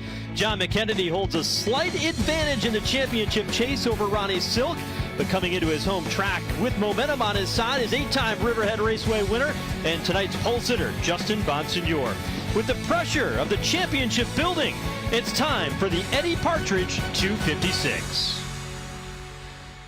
Hello, everyone, and welcome to Riverhead Raceway. I'm Joe Koss alongside Steve Halpin as we get set to go here tonight. Steve, so much intrigue in this one. 250 laps, live pit stops on pit road, the championship battle with 3 races left to go. It's got all the makings of a very intriguing short track Saturday night race. And the thing for us is we have no idea what the strategy is. We have no idea what they're going to do. It's the longest race in the history of the NASCAR Whelen Modified Tour here at Riverhead Raceway. 256 laps. Do they pit early if they're in the back? Do they pit in the middle of the race? Do they pit with 50 to go? We're going to all find out together. First time ever infield pitting at Riverhead Raceway. Well, let's introduce you to the starting lineup for tonight's Eddie Partridge 256. Let's go trackside to Bob Finan. Thank you very much, Joe Koss, Steve Halpin. Without further ado, let's go to our starting lineup for the Eddie Partridge 256. Starting 25th, the last-minute racing number 78 out of East Haven, Connecticut, Walter Sutcliffe Jr. From Wakefield, New Hampshire, in the Pine Knoll Auto Sales, number 01. Put your hands together, starting 24th for Melissa Fifield. Starting in the 23rd starting position, the TRC Electric Lakeland Landscape Supply, number 27, for the veteran Gary McDonald. Starting 22nd, the Sapienza Enterprises, number 36. From right here in Riverhead, it's Sap Dave Sapienza. Starting 21st in the Lakeland Landscape Supply, TRC Electric number 26, it's EB3, Eddie Brunhutzel III from Levittown. Starting 20th, from Northampton, Pennsylvania, second-generation driver, Austin Beers, the Dell Electric, Lumiere Electric number 64. Starting 19th, another local driver from Calverton, the Buoy One Seafood and Restaurant number 18 for Ken Heggie. Starting 18th, in the Eastport Feeds, number 70. He's usually in the top 10 when these things end. Put your hands together for Dylan Sleppy in the Dix Hills. In the Mike Smith, Cromer's Market, number 81. Starting in the 17th starting spot, it's Chris Turbish. Starting 16th will be his brother. In the Ream Air Conditioning, Cromer's Market, number 88. He was third in this race last year, Roger Turbish. A 2-time former NASCAR Whelen Modified Tour champion will start in the 15th starting spot. The Propane Plus Huntington Honda number 3 for Donnie Leah out of Jericho. 17-year-old Leadfoot will start 14th. The Peter Clark Motorsports Petra Home Services number 96 for Matt Brody out of East Islip. Starting 13th. Driving the FX Capara, number 54 from the Racing Catalano family out of Ontario, New York, Tommy Catalano. Starting 12th, He steers the Mark S. Mina-owned Elite Sound Studios MSM Elite Motorsports number 5. Starting 12th, it's Speedy Beatty, John Beatty Jr. of Merrick. Starting 11th, driving the Riverwalk Bar and Grill, Danny Cesspool, number 82. From Miller Place, Craig Lutz. Starting in the 10th starting spot.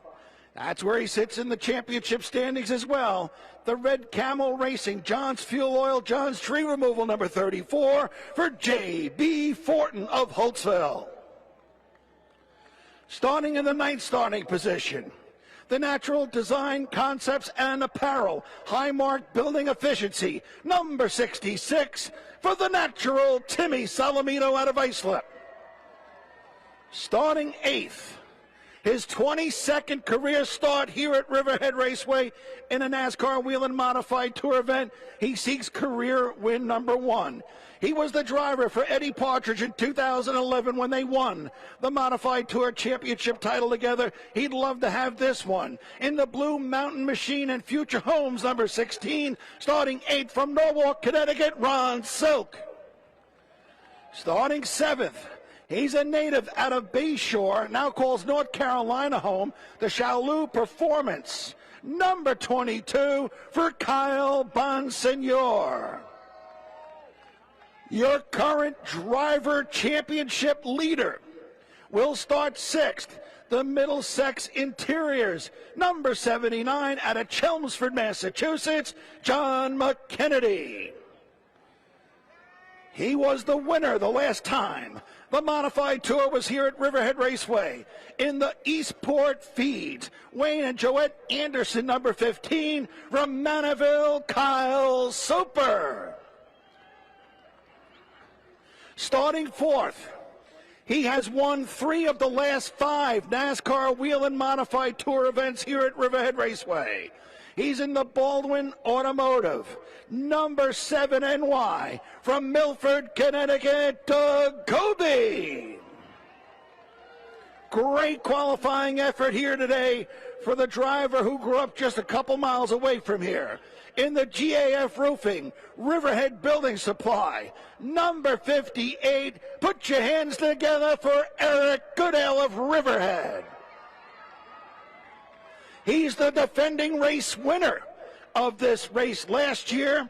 He out of Orchard Park, New York. He was in the Xfinity race last night at the Bristol Motor Speedway. Great effort to be here today with us. The Captain Pip Marina and Hideaway, number 07 from Orchard Park, New York, Patrick Emmerling. And starting from the pole, the driver who is on the march in the championship standings, just 17 out of first now. He's the defending NASCAR Whelen Modified Tour champion, the Phoenix Communications, Ken Massa Motorsports, number 51, going from the pole for Justin Bonsignor out of Holtzville. Your field for tonight's Eddie Partridge 256.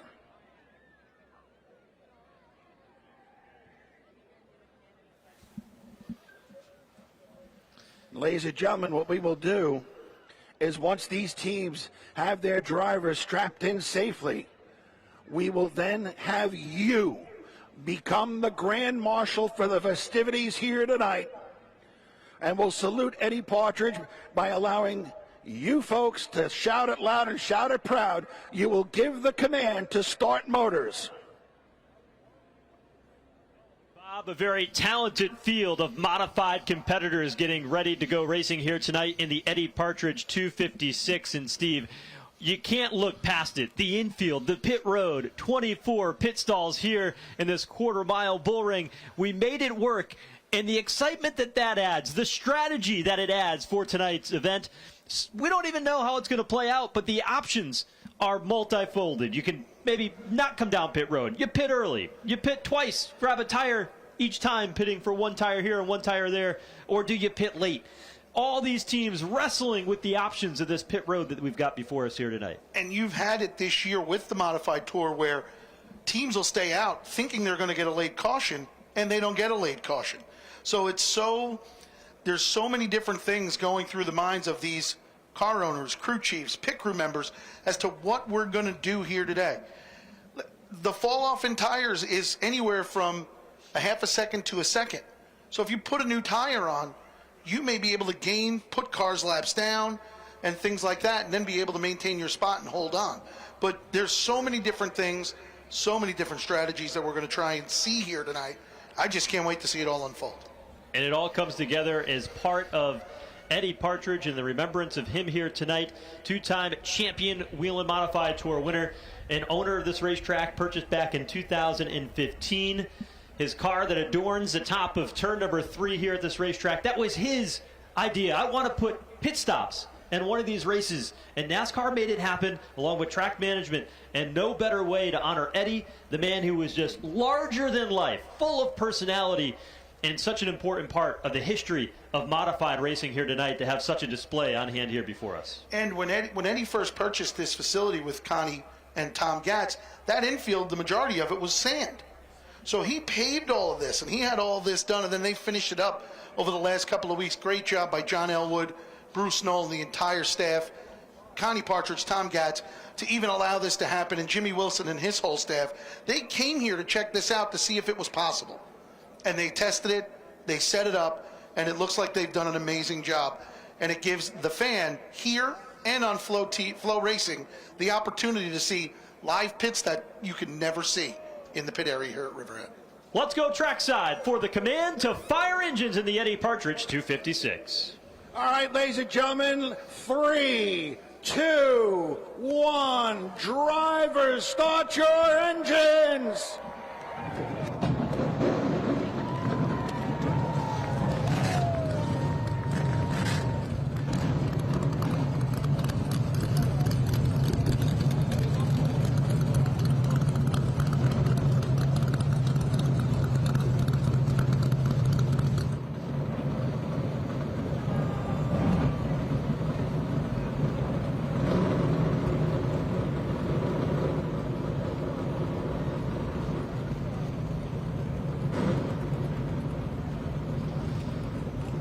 The thunder of the NASCAR Whelen Modified Tour comes to life here tonight. 256 laps, championship implications, and I love the twist and what has become a commonplace scenario here at Riverhead. The local talent that come in and mix it up a little bit. Guys like Kyle Soper, who won the last time the Whelen Modified Tour was in town here in June. You can't just look at the regulars that are on tour with us. You've got to look at everybody throughout the field, especially the drivers that run here week in and week out in these tour-type modifieds. Yes, we've had some real good runs by guys like Kyle Soper. Obviously, the last time the Modified Tour was here, Kyle Soper won the event. It was one of the better, more patient races I have ever seen anybody run in this facility, and Soper did a great job to come back to the lead and win the event. John Beatty Jr. in car number 5 has also come right here at the start-finish line, had Justin Bonsignore backwards across the start-finish line as they finished a race 2-3 years ago here. So these Riverhead regulars, they got a chance, especially now with a pit stop where they might not wear their stuff out, and they'll have something at the end of the race. Yeah, and you can be a little bit more aggressive because you've got that pit stop. You can come in and get what is 2 tires. Now you've got 2 pit roads, but it'll function like 1 pit road, very similar to how they race at Bristol Motor Speedway. Teams will enter pit road at the bottom of turn 2. They'll loop all the way around through turns 3 and 4, down the front straightaway, and then out of turn 1. That is pit out. It'll be 25 miles per hour on pit road. You can take 2 tires throughout the event, and there's going to be a whole lot of excitement as the drama unfolds here before us this evening. You may see drivers just pit early on for adjustment, just to adjust the car. Where in the past you would have to go into the pits, into the hot pit area, and it would take so much time, you'd probably lose a lap almost every single time. So drivers and teams would not do it. Well, tonight, let's see what happens here. Field has begun to roll from the grid here along the front straightaway as they take shape onto the backstretch. Temporary retaining walls set up for both the pit crews on pit road and on the inside lane of the racetrack. In the field paced by that number 5 machine with so much history here in the Partridge family. The Wilsberg number 5, driven by Charlie Jerzumbach. At a unfortunately, his untimely death, but Eddie Partridge was part of that team. And Eddie Partridge had one of the Wilsberg cars. It sat in his shop for years under a cover. He wouldn't touch it. He got together with Jimmy Blewett, and they did this car over. And what a job they did. It is beautiful. It's fast. We had a Legends race here, not a Legends race, but a vintage race here last week, and that car won from the back, running 11.7s. I mean, it was flying with Kylo behind the wheel. Let's take a look at the starting lineup again here for the Eddie Partridge 256 tonight. Earning his 23rd career Mayhew Tools pole, Justin Bonsignor out in front. He's an 8-time Riverhead Raceway winner. Patrick Emmerling, he's the defending race winner. He'll start on the outside of the front row. Kyle Soper, he won the race here in June. He'll start from 5th. And Ronnie Silk, who's in the championship battle, currently sitting 2nd in the standings. He'll roll from the 8th position. Back in 11th, Craig Lutz, he won at Thompson earlier this season. Donnie Leah in the field again, a 4-time Riverhead Raceway winner. He'll start 15th alongside local driver Roger Turbish in the 88. Austin Beers, the rookie contender, will start 20th here this evening. You go back to the back half of the field. Eddie Brunholzel is in the field along with Dave Zapienza, Gary McDonald, Melissa Fifield, and Walt Sutcliffe rounding out the starting lineup for tonight's event. Take a quick look at the race analysis. 256 laps. It'll be a 64-mile event. Teams can change 2 tires, and the pit road speed here tonight will be 25 miles per hour throughout the duration of the event. Should be interesting. I'd like to see what happens in the first 50 laps. I think they're all going to take pace here. They're going to settle in. You might see there are some faster cars that did not have good qualifying efforts that you're going to see try to get through the field early here. Pit road selection was decided based on practice speed. So the top 4 drivers, and they were Justin Bonsignor, the 7 car of Doug Kobe, Kyle Soper.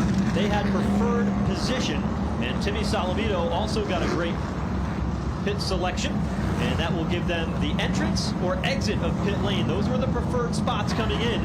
We'll see if that comes into a strategy play as the night goes on when we get into those pit stops. Justin Bonsignor is on the pole, and he had a focus and a fire in his eyes today that I haven't seen out of Justin Bonsignor in a while, because based off of his win the last time we raced in Oswego, he's a driver that's got momentum on his side, and the championship is now within striking distance as he comes. One of his favorite racetracks on the tour as an 8-time Raceway winner here at Riverhead. And Justin did state in an interview after a victory that all they were doing was trying to win races, and he was going to let the points fall where they may. And here they are. The last 5 or 6 races, they've been right in the top 3 every single race. Now he's 15 points out of the point lead. He's in the mix, and he'll be on the front row. But you can't count out the driver that starts 5th here tonight. And that's Kyle Soper, a brand new race car. He stumped them all, and back here in June became the first local driver since 1995 to win here at the Riverhead Raceway and Whelen Modified Tour competition. He leads the track standings. He's a 3-time Riverhead Raceway track champion, and that car looked awful fast here earlier today. It'll be exciting to watch a lot of these competitors, Kyle Soper especially, to see if he can do what he did the last time the Modified Tour was in town. Getting ready to get under the green flag. The Eddie Partridge 256 here tonight for the NASCAR Whelen Modified Tour. Pace truck will head for cover. Justin Bonsignor on the inside lane is a pole sitter, along with Patrick Emmerling as the green flag is displayed, and we're underway in Riverhead.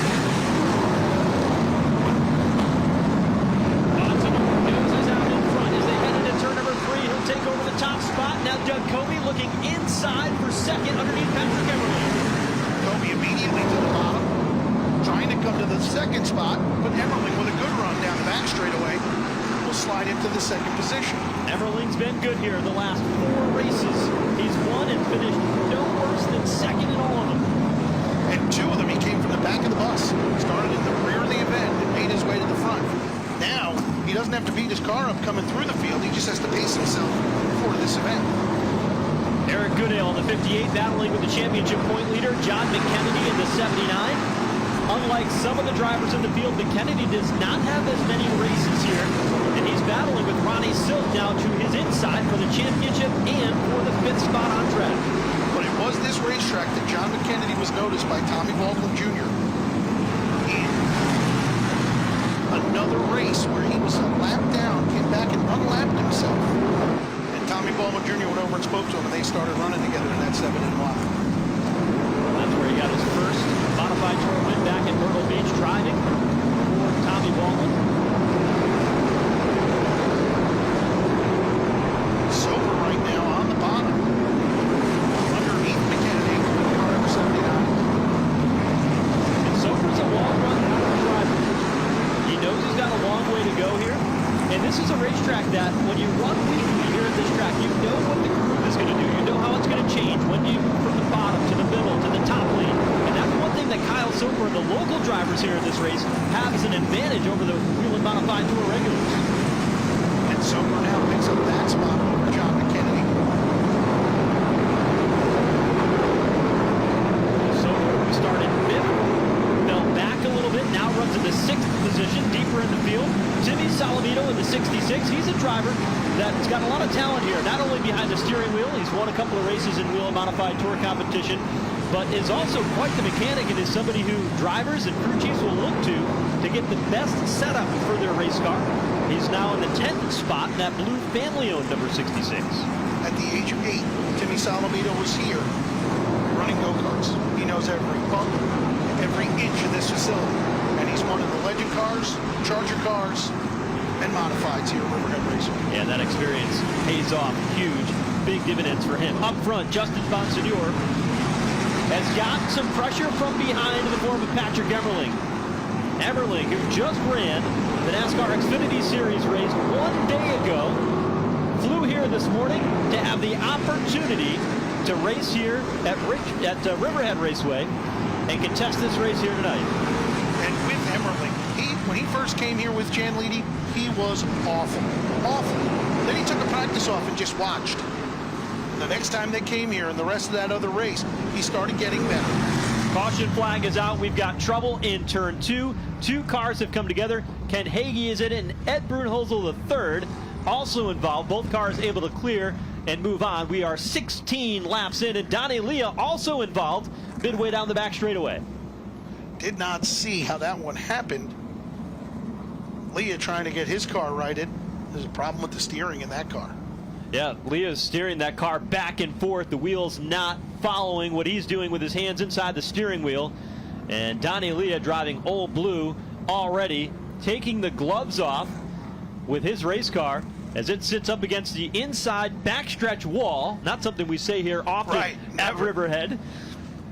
As he's got the Jersey barrier in that number 3 car, and he is disconnecting the Hans device, and that is not the start that Donnie Leah was hoping for here 16 laps into this one.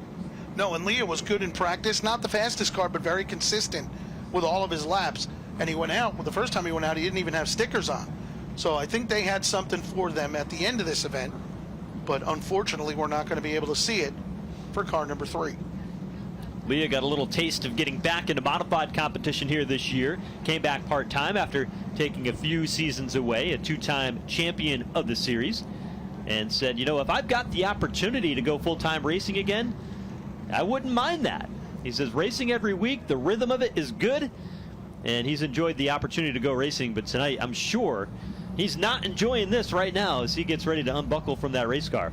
And think of Donnie Leah. He's been in some iconic race cars. This 3 car, Bob Garbarino's 4 car, and Tommy Baldwin Jr.'s 7NY car. And his own car, his own stuff that they did when he was a rookie. They ran awful well. They won the North-South Shootout. But he has had a great career. Just unfortunate here today as he will exit the raceway on the Burgandy Brothers automotive record. With infield pitting, they do have the opportunity to bring that car down to the pit stall of the crew. Now, if they've got to tow a vehicle outside of the racetrack, then that car is done for the event. So if there's any work that they can do on that car, they'll bring it down pit road. But unlike traditional races that we've had here at Riverhead, when you can go out of the gate in turn 3, which is now closed under caution, get your repairs in the back, and then come back out onto turn 4, that rule's not in effect tonight. If you go over that rule, if you go outside of the racetrack, your night is done, and you can start loading up your trailer because that's it for you. And how many? I believe they allowed 6 crew members each, right, on the infield. Enough to be able to go change tires tonight. No fuel on pit road. Yeah, so it's going to be interesting. I mean, it's early. Nobody has pitted yet. Obviously, 20 laps into the event. Oh, I spoke too soon. Tommy Catalano. Tommy Catalano on pit road. And this is what you mentioned earlier, Steve. The opportunity to come down pit road, make some adjustments to the steering, also checking to make sure that the right rear tire is still up. So they made a quick adjustment on the suspension on both the left and right front. And you can see where Tommy Catalano curved along the inside of turns 3 and 4, and then we'll come down pit road here along the front and rejoin at the exit of turn 1, and he will get stopped here at the end of pit road while the field passes by. Catalano nearly won the race in Richmond earlier this season. Led in the late going. Justin Bonsignor was able to get the job done. Has really had a banner season. I think as we get with 3 races left to go, this team certainly had an eye on being right in the mix in the championship to the end. But when you look at the statistics that they've had, it's been his best career season, most consistent season in the Whelen Modified Tour across many, many different racetracks. And for the team out of Western New York, the family team, they continue to impress, and they're not afraid to try different strategies. And I think that's been one of their key to the successes that they've had, including coming down early and being one of the first drivers to test this new pit road. And again, you know, all they're doing right now is their car's not right early. So let's make a small adjustment. Let's see what's happening. And then they have an opportunity to do it again and again and again just to get the car to where he's comfortable. You haven't had that opportunity in the past year without losing a lap. So good so far. Our first pit stop, at least. Everything went smooth for Catalano. Now they've pulled the Donnie Leah number 3 onto the back straightaway, and they'll drop him off in his pit stall to allow that team to see if they can get any work done on that machine.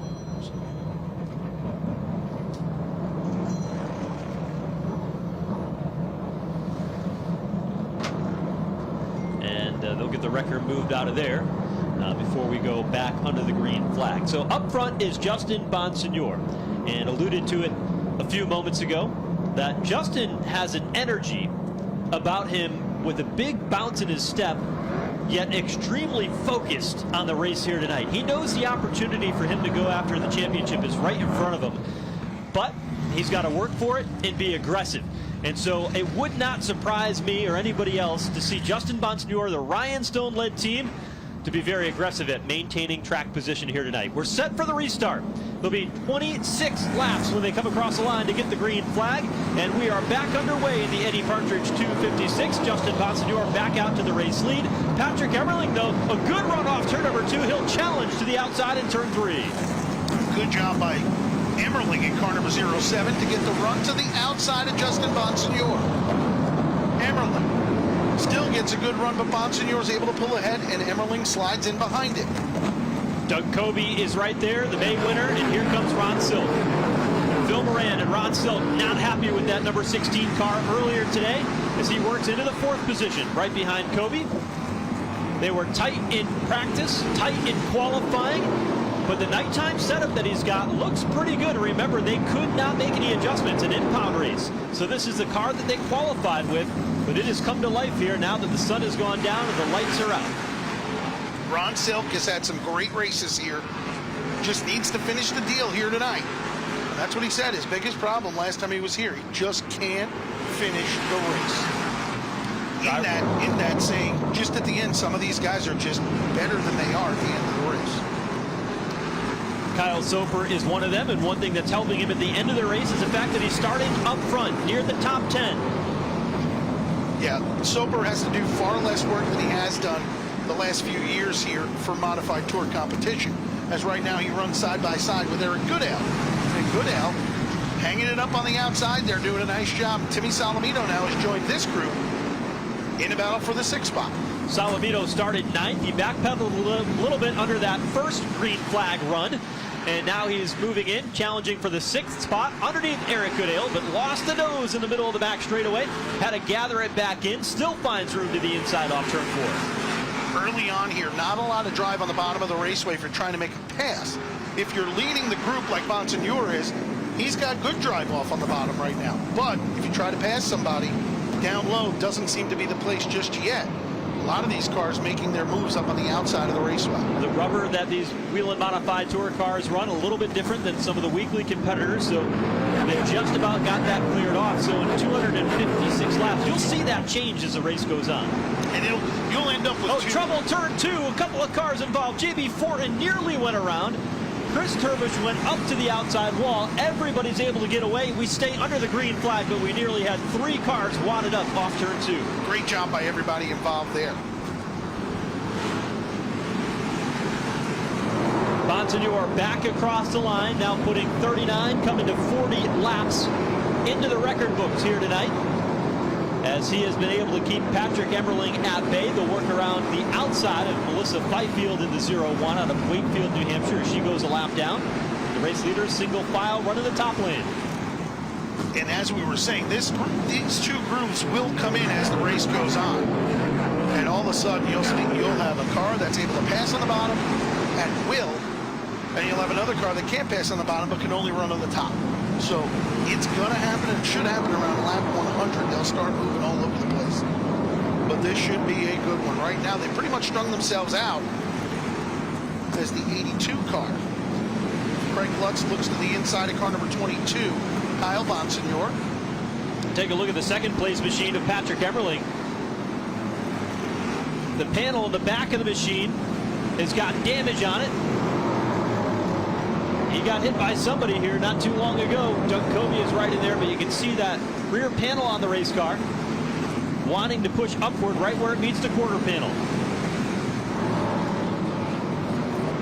Hasn't hurt the performance of the 07 thus far, as it shouldn't. Looks like sheet metal damage right now. And if you don't walk out of a short track race with a little bit of sheet metal damage, you probably didn't do it right. Although in modified competition, it's a little bit harder to get to that sheet metal than it would be for a full fendered car. Did get a report down from pit road that the steering rack did indeed fail for Donnie Leah and that team, as we suspected based on watching him off turn number 2 trying to steer that car with no direction.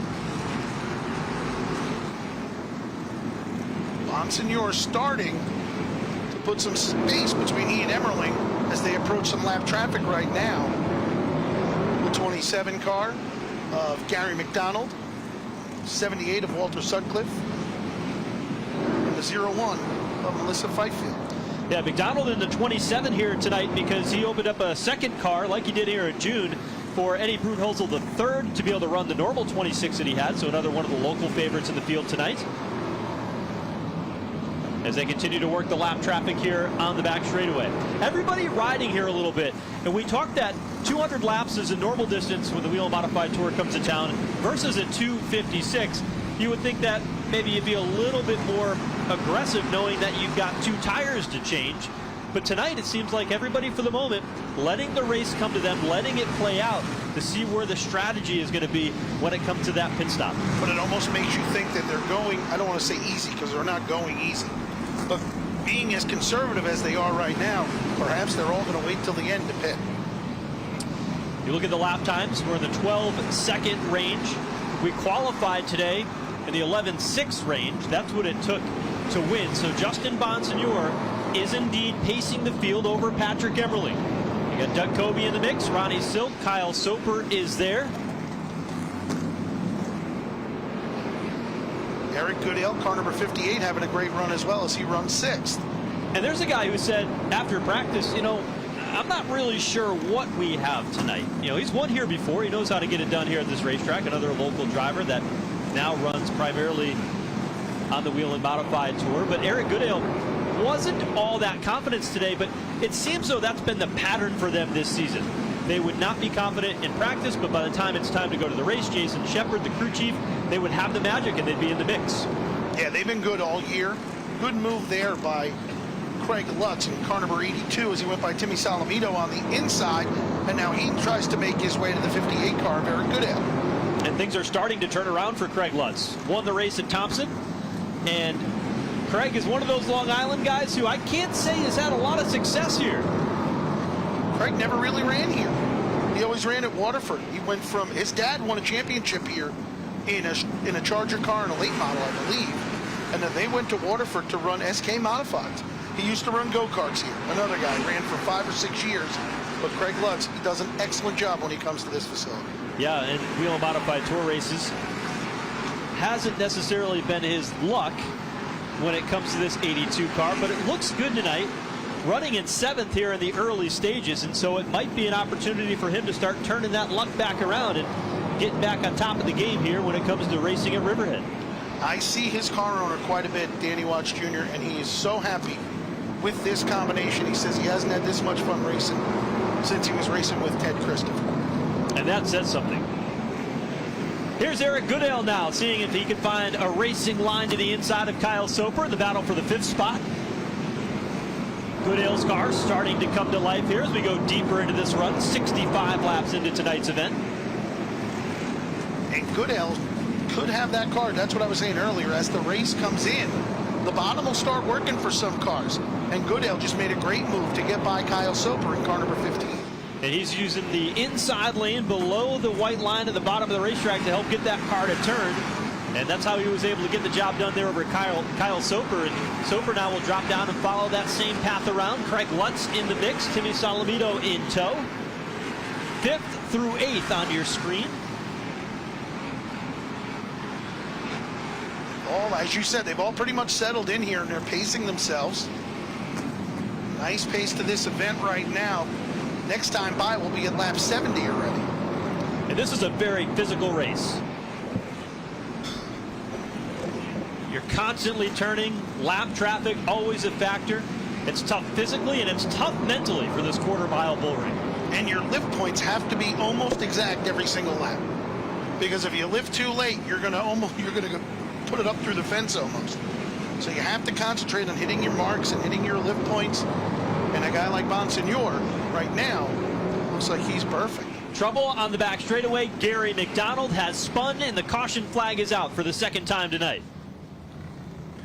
McDonald tried to loop it before the back of the field came back on through, and he didn't have enough room, so he will back it up and get it rolling again. So the caution is out. Lap 72 for the 2nd time tonight for Gary McDonald, while Justin Bonsignor leads at Riverhead. Be interesting to see if anyone heads to pit road. It'll be about 75 laps into it when we get pit road open. And I don't know, maybe some of these cars from 10th on back might make an adjustment here or there. Be very interesting to see. It'll be interesting because a lot of what the team said is that we just want to be out of sequence from everybody else. So many times you go to tracks where caution comes out midway through the race, everybody's coming down pit road, so you don't lose that track position. You don't get out of sync with the rest of the leaders. Here, they want to have a little bit of breathing room. They want to be off cycle, so it wouldn't surprise me to see a handful of cars come down pit road and see if they can get some tires, make some adjustments, do what they need to do, and play a strategy play here in the early stages of the race. We've got a couple of teams. They've got crew members up on pit road, jacks in hand. Is this an opportunity, and what do they do? One tire, no tires. We'll find out once pit road is open. Quite a few crew members up on the wall, as Joe said. It's going to be real interesting to see what they do. Remember, pit entrance is to the inside of turn 2.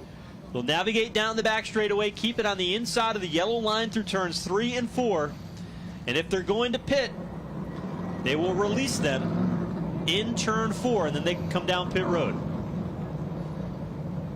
Cars stacked up on the bottom. We'll give you the indication here. There's the pit road across the infield that was set up here a handful of days before this race began. Crews came in to get this all built, lined, and marked, and this racetrack looks beautiful and laid out perfectly for this very impressive pit road here built along the infield of this Riverhead Raceway. Right now, Catalano to the pits, Sutcliffe to the pits, and Sapienza all to the pits. So they all bypass the pace vehicle and head down the backstretch pit road. And that's where they will get their service. Tommy Catalano in for a 2nd time. They'll come back around and see if they can make some more adjustments on the front. Also continuing to look at that right rear tire for Tommy Catalano to see how it's wearing, what the temperature looks like on it. But more suspension adjustments there on the left front. Walt Sutcliffe also in on pit road making a chassis adjustment to the number 78 machine. Sapienza, from our angle, looks like they just made an adjustment as well. and he will be the first car off of pit road. Dave Zapienza trying to turn his luck around here at this racetrack. Had a tough go in qualifying today. Started toward the tail of the field back in the 22nd position. Not able to get the lap that he had hoped to get. And he's looking to try to race his way back up through the field once he gets back out on track. The 36 for Zapienza. We will refresh once the scoring loop comes back around and they rejoin at the tail end of the field. So second caution of the night, 78 laps in to the Eddie Partridge 256. It's been Justin Bonsignore the entire way. Patrick Emmerling has been in the mix, along with Doug Kobe and Ron Silk, who's patiently been riding in fourth. And I'm not so sure that we've seen the best of Ronnie Silk yet tonight. I think Ronnie made a couple of moves early on to get to where he is, and then he kind of settled in behind Doug Kobe. Right now, they are very conservative, these teams, I think. And I think that's going to bode well for us for a great second half of this event. Remember, last season, 2 of the 3 races at this racetrack were won by Doug Kobe. His crew chief was Phil Moran, who works with Ronnie Silk. So Phil all of a sudden has hit on something in this racetrack, and that setup is what he's taken over to that 16 team. Lights are out on the pace vehicle. We're ready to get back underway here in the Eddie Partridge 256. Justin Bonsignore has led the entire way. He's on the front row alongside Patrick Emmerling as we get the green flag from the flag stand. Back into turn number 1, Bonsignore with that preferred bottom lane of the racetrack. Emmerling again tries to work the outside lane as they head down into 3. Here comes Doug Kobe in car number 7 to the inside of Emmerling, but Emmerling doing a great job up on the outside of the Raceway. Here comes Kobe in the 7NY. Kobe trying to pick up spots here on the restart. Working the bottom lane of the racetrack. They're dead even across as they come across the line. Kobe in the black 7 New York 07 outside lane. That belongs to Patrick Emmerling. Patrick Emmerling with a great run on the top side of the Raceway. Looks to come back to position number 2, and he will. But Kobe's still there. Emmerling's got that big run on the top, big drive for car number 07 as he comes back to the 2nd spot. That outside line looking very good for Patrick Emmerling. Kobe back to 3rd, Eric Goodale. He is challenging now underneath Ronnie Silk. This is the battle for 4th. Right behind them, Craig Lutz working his way through. And you can see now a couple of the cars able to make moves on the bottom. Trouble on the front straightaway. Dylan Slepian and the 34 of J.B. Fortin both involved. Slepian was the first machine up into the outside wall where sparks were flying when the right front made contact. And then Fortin came in, slid sideways, and they both made contact. Right front badly damaged for the 70 of Dylan Slepian, one of the local Riverhead Raceway favorites. And the left rear tire is off, the Johns tree removal number 34 for J.B. Fortin. Yeah, they went in awful hard here on the front straightaway. We've stopped the cars because of the blockage into turn number 1. Unfortunate for both drivers who have played in the finish here in the top 10 the last 2 or 3 times the tour has been in town. So unfortunate for this right now. Hoping to get a look and see what actually happened here, but heavy contact.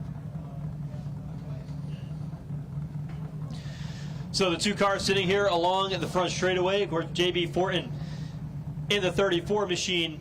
His dad, a multi-time track champion here at this racetrack, defending winner of the premier event that happens here every November. The Islip 300 is J.B. Fortin, and his luck this season in the Whelen Modified Tour has really been non-existent. And he walks into the infield clearly dejected after another tough night in this series. I mean, he started the year with 2 great finishes, and all he was trying to do was finish races. And now, unfortunately, as you've said, the luck bug has just bit him. He just has no luck. And it's unfortunate. And, you know, they work hard. This is a hard-working team, a hard-working family, a great group of people that work with car number 34. And it's just sad to see it end like this tonight. But he'll be back here for the Islip 300. Ryan Stone, crew chief for Justin Bonsignore, offering some words of wisdom to J.B. Fortin as he walked down along pit lane. A sign of sportsmanship down there.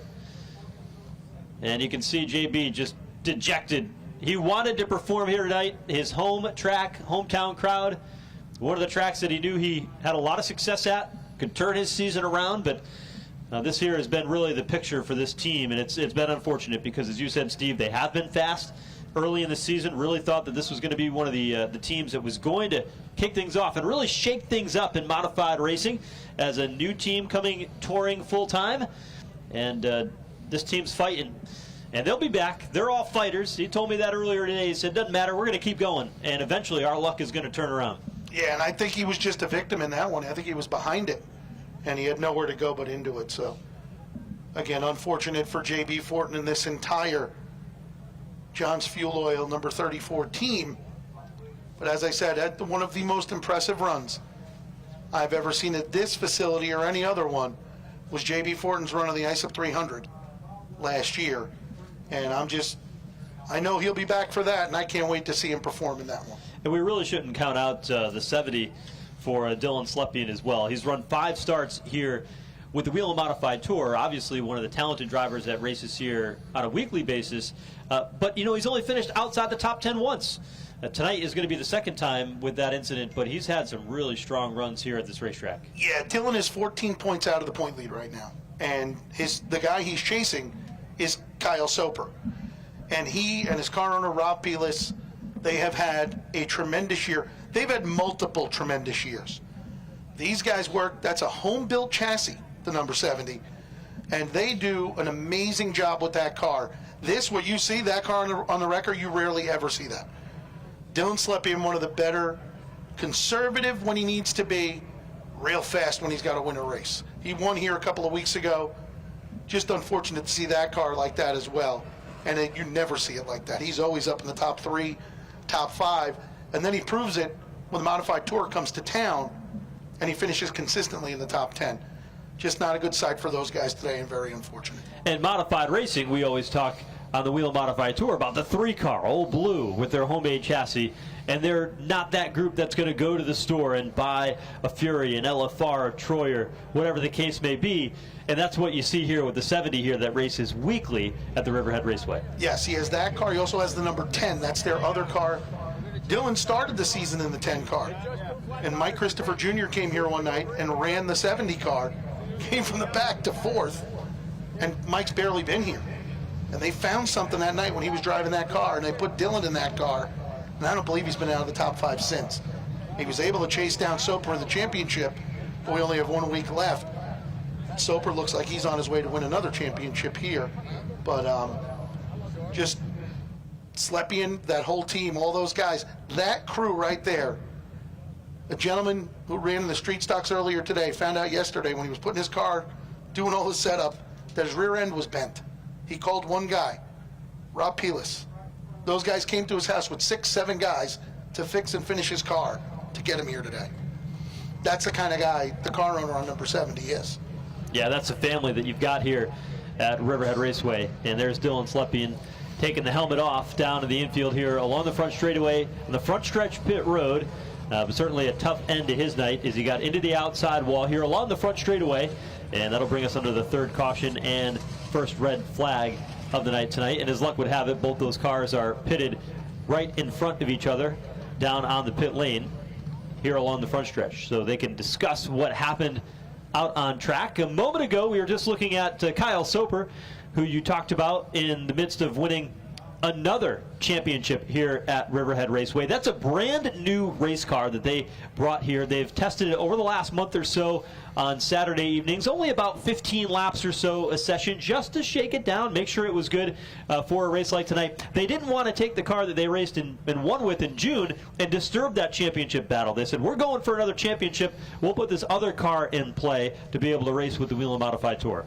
And what a great job they did as he sits here right now in the top 10, and I don't think he's even flexed his muscles yet. I mean, if going by the last race when the tour was here, Kyle Soper, he loves running up front with these guys.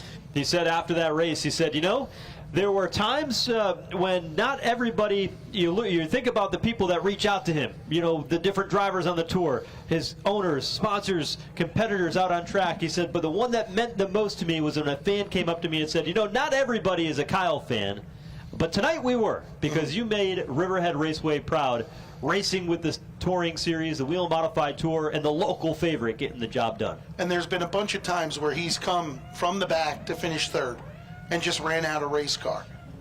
As we said in the last broadcast, when they were here, he started in the top 5, and he was able to just conserve his car. Guys would come behind him. He'd just get out of the way and let him go. And then 20 laps later, he'd blow by him. Yeah. So he just has so many. He's a smart, consistent race car driver. And he hits his marks, and his lap times are so consistent. And it's just great to see and remember, his car owner, a NASCAR Whelen Modified Tour champion himself, and Wayne Anderson. Yeah, he was indeed. Anderson won the championship back in 1994 and is a longtime racer here at this racetrack. He won 5 championships here himself. Then he's won 5 more as an owner, I believe. Great crowd on hand here tonight, circulated all around this racetrack, located on the tip of Long Island, New York, the Riverhead Raceway.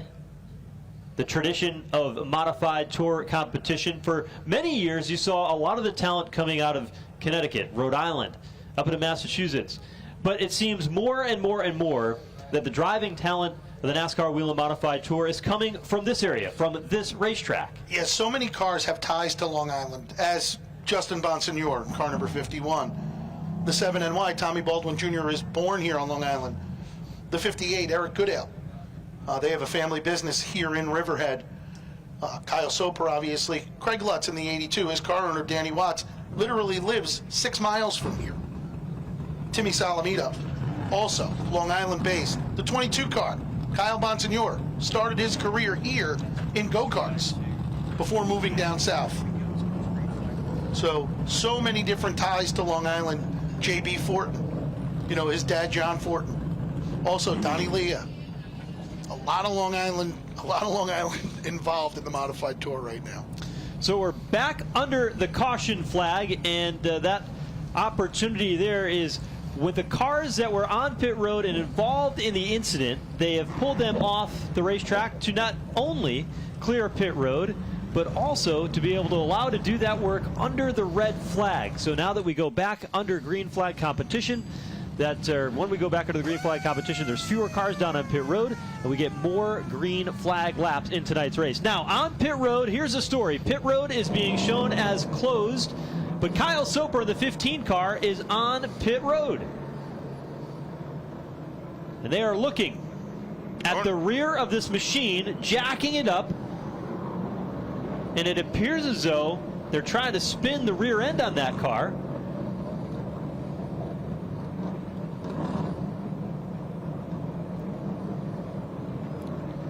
So problems for the 15 of Kyle Soper, who looked so good on track, comes down pit road while pit road is closed, jacked up, and here comes the pace vehicle around the outside as the 15 sits paused on pit road. But he drops the hammer and it takes off just fine. But he will not make it off pit road in time. I wonder what he felt. He must have felt something when he got going, or heard something, because the car has been real good. Catalano, Sutcliffe again to pit road, Sapienza. Also, another guy with Long Island ties, he and Ken Hagee, Gary McDonald. A lot of teams on the tour with Long Island ties. And he is going to go ahead and join at the tail end of the field. And as we look at the scoring here at the moment, Kyle Soper is going to be shown 1 lap down. Lengthy stop for Soper, as they really just looked at the race car. They didn't really do anything. Had it jacked up, working and investigating in the rear end, but he will now drop to the tail end of the field. They did try spinning the wheel, then they started to pull on it. And then they dropped him, and when he took off, it looked fine. We're going to see how fine it is, actually, as he's going to have to now work his way from the back. And he's 1 lap down. So pit road has since been opened. A couple of cars came down pit road. Right now, Melissa Fifefield's on pit road, but Dave Zapienza, Tommy Catalano, and Walt Sutcliffe all came down pit road for more service on their machines. We're getting set to get back under the green flag. 90 laps complete. They'll see 91 when they get the green flag. Justin Bonsignor and Patrick Emmerling here on the front row. They'll see 91 laps to go, or 91 laps into the event tonight when the green flag comes out. And Bonsignor is off and running again on the bottom, very efficient on the start. But here comes Emmerling. Good, strong run, puts a nose out in front in turn 3. The 51 car went in and up the hill going into turn number 1. It opened the door for Kobe to get underneath them, but it also helped the 07 of Patrick Emmerling get a run to the top of the raceway. And here comes Emmerling to the lead. Emmerling launches off turn 2, and that propels him to the top spot. And for the first time today, Justin Bonsignor falls back into second. Now he's challenged. To the outside, it's the 16 of Ronnie Silk. Silk working the outside groove. He's done that this entire event. But Bonsignor now back down to the bottom underneath Emmerling. Bonsignor, we thought he might be aggressive, wanted to control the race here tonight, and he is going at it once again as he looks down to the bottom. Across the line they go and into turn 1, and Bonsignor is going to use him up a little bit. Lap traffic ahead in the form of Melissa Fifield as the race leaders run side by side to the line. Bonsignor, what a charge back to the front. Caution is out. Down. Matt Brody has spun off turn 4 along with Eddie Brunhosel III. He was able to get that car moving again. Brody's car still paused just at the entrance of the pit road off turn 4. Brody trying to get out from there. As he waits for the field to pass by.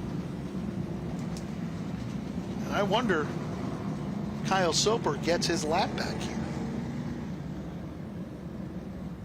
See how they line up. Soper is 1 lap down, and we'll see if he is awarded the free pass and the beneficiary to come back around.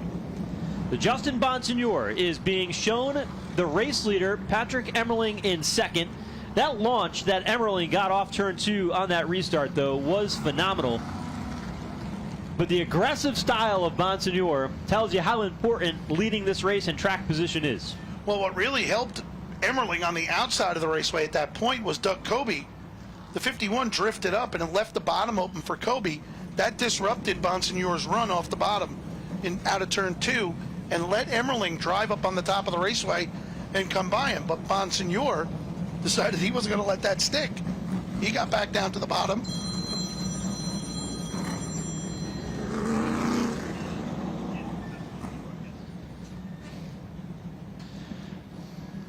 Kyle Soper will be the beneficiary of the free pass. So he will get his opportunity to get the lap back. But he's got a long way to go because he is shown deep in the field.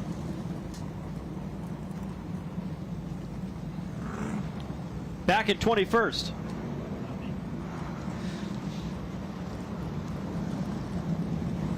So Soper, whatever the problem he had, didn't seem to impact him when we went back under the green flag. Tommy Catalano with pit road open is going to come back in for more service. Ken Hagee on pit road as well with the number 18 machine. And you had alluded to Doug Kobe a second ago. He went from 3rd to 5th on that start with both Ronnie Silk and Craig Lutz sneaking on by. When the 51 got back underneath the 07, the 16 came on the outside with the 82 and they got Kobe. As Kobe was concentrating on the 51 car, they went right by the outside of him. And then Kobe seemed to settle back in and stick with those guys. Right now, Justin Bonsignor did a nice job to get back to the top spot. So it seems as though 101 laps in that the strategy of taking tires early is pretty well out the window. Yeah, that strategy's gone. We're not too far from the halfway point. So that leaves only 2. Well, there's more than 2. There's always more than 2. But 2 main ones. Stay out and go the whole way. Got plenty of fuel. That's not a problem. Or do you come in late and get tires? I think it all depends on what the leader does. Whoever's leading at the time, I mean, that's where it's going to... If the leader comes, do they all come? Or if the leader comes, do they all stay out? The number of cars on the lead lap may also play into that decision making. We get set to go back under the green flag. They'll put 103 laps up on the scoreboard of the Eddie Partridge 256. Green flag is out. Justin Bonsignor said, Patrick Emmerling, you are not going to pull to my outside this time. He launches off turn 2, clears the 07, but now Ronnie Silk dives to the bottom looking for second. Ronnie Silk in car number 16. Doing a great job here tonight. Good run for Emmerling on the outside of the raceway. But Silk runs him up the hill. Ronnie Silk looking pretty aggressive right now, but here comes the 07 back to the outside of Emmerling. And the 82 of Craig Lutz. What a job he's done. Emmerling's been able to make that outside lane work. Trouble, Kyle Bonsignor spins off 2. He's down to the inside lane, field rumbling on by, and the caution is out. Just as Justin Bonsignor was headed that direction as a race leader, Kyle was able to get that car rolling once again, but not before the caution came out. Our 5th caution of the night on lap 107. Good job again on that restart by Justin Bonsignor as he launched that car out of turn number 2. Good start. He was on the bottom below the white line there, and that's where he got a good grip and was able to send that thing into 1 and 2, and a good job by Bonsignor to take back the lead, or to maintain the lead. Looks like a couple of cars on the move here. Here's a look at what happened. Coming off turn 2, looked as though the 5 of Beatty may have gotten into the back of the 22 of Kyle Bonsignor. Tough to tell from that angle, as he went spinning out of his position. He was running inside the top 10 at the time. Well, they're lined up down to the inside, and here comes a strategy play. Pit road is closed, but it seems as though a couple of drivers have indicated an interest to come down pit road, and among them the 79 of John McKennedy. The championship point leader, Kyle Soper, Kyle Bonsignor. Does Doug Covey come or not? He stays out on track, but John McKennedy is on pit road. This is an important pit stop. The championship race leader on pit road. He's hit his stall, which is just pit stall 23 on the inside of the back straightaway. Coming around to the left side, they'll put tires on that 79 machine, make a big chassis adjustment. Looks like a 1 tire change for the 79 of McKennedy.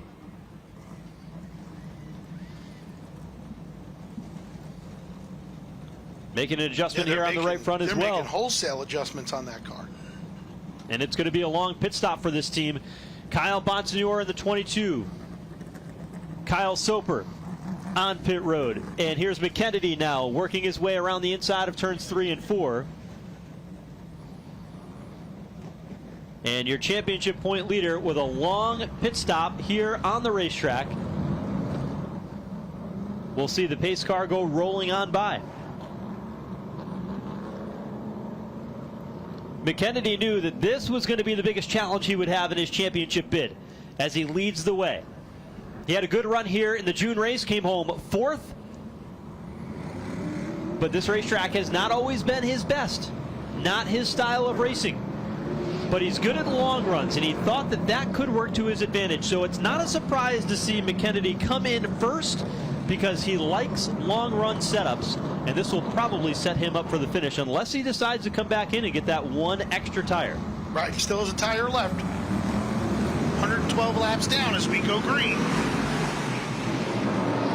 Bonsignor with a good start, but here comes Emmerling to the outside. Half a car behind in the outside lane is Emmerling in the 07. But Ronnie Silk is in the middle of this. Craig Lutz is in the middle of this. They are 2 by 2 all the way through the top 10. Bonsignor just can't get off turn number 2, and Emmerling continues to work the outside groove. Emmerling's car starting to really come in on the top of the raceway, and he's getting really big runs out of the corners. Silk now is there, though. He draws to the inside of Emmerling. Bonsignor now up to the high side of the raceway. Trying to protect the spot. He gets away with the race lead now, a car length ahead outside groove. Emmerling noses out in front of Ronnie Silk. Silk rallies back to the bottom and digs in that number 16. Ronnie Silk, car number 16, has worked his way to the top 3 here. The Phil Moran wrenched number 16 to the inside of Patrick Emmerling.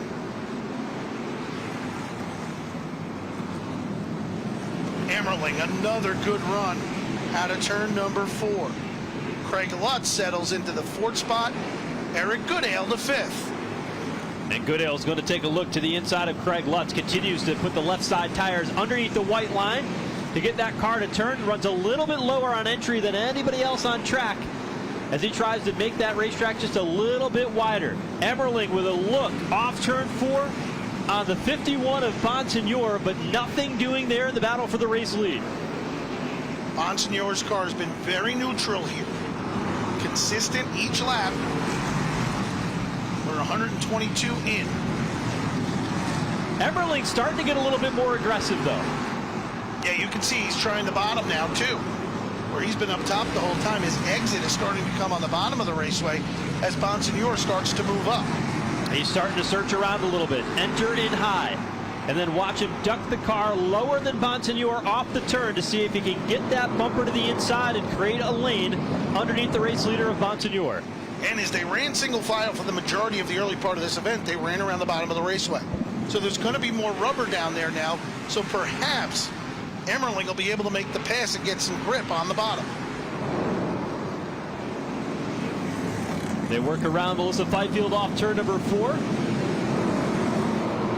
That allows Bonsignor to open up about a car length and a half, which is more than he's had over the past 10 laps or so. Yeah, Emmerling is right there in car number 07. So is Emmerling's car coming to life, or is Justin Bonsignor's car starting to back off? About 50 laps ago, we were talking about the lap times being around 12:1, 12:0. The pace has gotten faster. They're down to the 11/8 now. They're getting up on the wheel, getting a little bit more aggressive as we get past the halfway point in tonight's race. They're simply doing this because they know they have an opportunity to pit. So they're all going to get, as Joe said earlier before the race even started, would they get more aggressive in the middle of the race, and that's exactly what they're doing. The intensity is starting to ratchet up, but still a long, long way to go in this one. A couple of drivers have already made their plan. The 79 of John McKennedy, Soper, and Bonsignor, Kyle Bonsignor, were on pit road. Those cars still shown on the lead lap. Kyle Bonsignor has raced up to 12th with new tires. Kyle Soper has raced up to 13th. And John McKennedy is mired deep in the pack. He's running 18th right now, your championship point leader. And your leaders aren't far behind them. They're less than half the track behind them.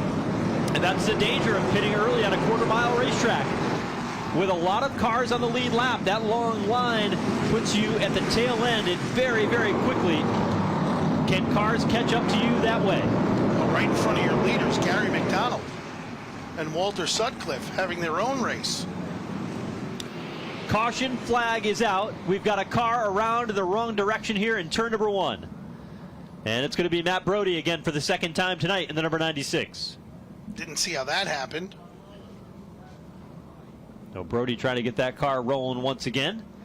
And that's a sigh of relief for John McKennedy. He wasn't in imminent danger of going a lap down, but had that continued to go for a little while, McKennedy might have had his hands full with Bonsignor and the rest of them closing in quickly. Yeah, McKennedy not making up much ground since pitting, which is surprising as you see the 22 car of Kyle Bonsignor and the 15 car of Kyle Soper making their way towards the top 10. So the caution flag out here, the 6th of the evening, lap 136 in the record book, and you see more activity down along pit road where teams will have the opportunity to come down pit road, and it seems as though you might see some of the leaders, among them Ronnie Silk could be in for service. Justin Bonsignor and his team could be in for service. And here they all come. McKennedy obviously not happy with the adjustments made, so he'll also head to pit road. Really nothing to lose for McKennedy at this point. He was already at the tail end of the lead lap cars. You come down, get some service, and head back out. If anything, he might gain a spot or two.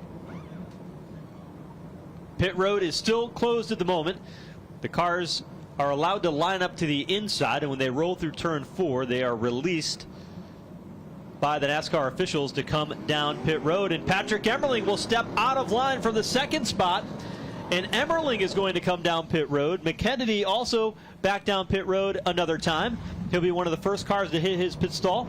There is Patrick Emmerling. He'll go all the way around turns 3 and 4 on the bottom onto the front stretch pits, where he will have the second pit stall towards pit exit. So Emmerling is in lap 138, and they'll come around and look like it put a right rear tire on the 07. Most of his good runs here recently, he's had a long run car. Why not pit now? If the other teams are going to pit later, he can find himself out front and be able to hold them off. McKennedy also making his way out. So Patrick Emmerling, a 2-tire change, changes both rear tires on the pit stop and rejoins here at the tail end of the field. So Emmerling, the first among the top 5 to come down pit road. And we'll see how that strategy comes out here. He's on and off pit road on lap 140.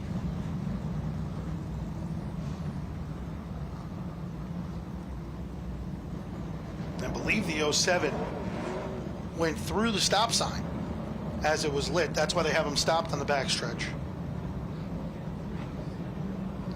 He got ahead of the race leader. I think it was green when he went through, because he had that pit stall at the front, so it was quick for him to be able to get out. But in doing so on the short racetrack, taking the short trip around to the infield, he got ahead of the pace car. And so they will just allow him to go to the tail end of the field by the scoring he was shown as the race leader by the shortcut through the infield. But they'll line him up appropriately where he needs to be on track as the first car off pit road.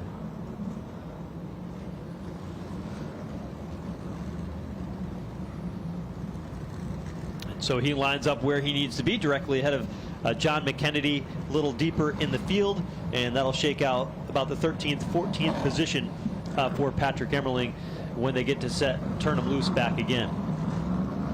Walt Sutcliffe is going to be the beneficiary. He will get his lap back as we work this caution. So what are your thoughts so far with the pits? I expected to see more cars come down pit road under these cautions, but this race has had a very short run feel to it. And when you've got that, if you wait too late to the end to pit, well, now all of a sudden you got a problem, because you can't actually gain as many positions on the racetrack by that pit stop. So you've got to be a little careful here if you're trying to play that late race good tire strategy. If your car's fast, you need green flag laps to be able to take advantage of that, and you need long green flag laps, and 5-lap runs may be a little tricky to make that work. Green flag is out once again. Justin Bonsignor to the bottom of the new challenger, and the former Ferrari Silk, who goes high. Bonsignor, though, good getting into turn number 3. He clears the 16. Here comes the 82. Craig Lutz to the inside, but Eric Goodale has another idea. As Goodale in the Riverhead Building Supply number 58 heads to the outside for position number 3. Wheel to wheel for the 3rd spot. Lutz on the bottom, Eric Goodale up top. Right behind them, Doug Kobe is battling with Timmy Salamito. They go side by side for 5th. Bonsignor with a great restart that time, as Lutz and Goodale continue to battle for the 3rd spot. Goodale hangs tough in the outside groove, while Lutz runs the bottom lane of the racetrack. They both slide up the racetrack a bit. Goodale is able to take advantage of that as Craig Lutz lost the nose, and Goodale was able to keep his foot to the throttle, right to the floorboard, and he was able to take over the 3rd spot. Riverhead Raceway, the home of Eric Goodale's first NASCAR Whelen Modified Tour win. Seems to have a good car here at lap number 148. And still on old tires. Only a couple of cars have come down pit road to get new tires.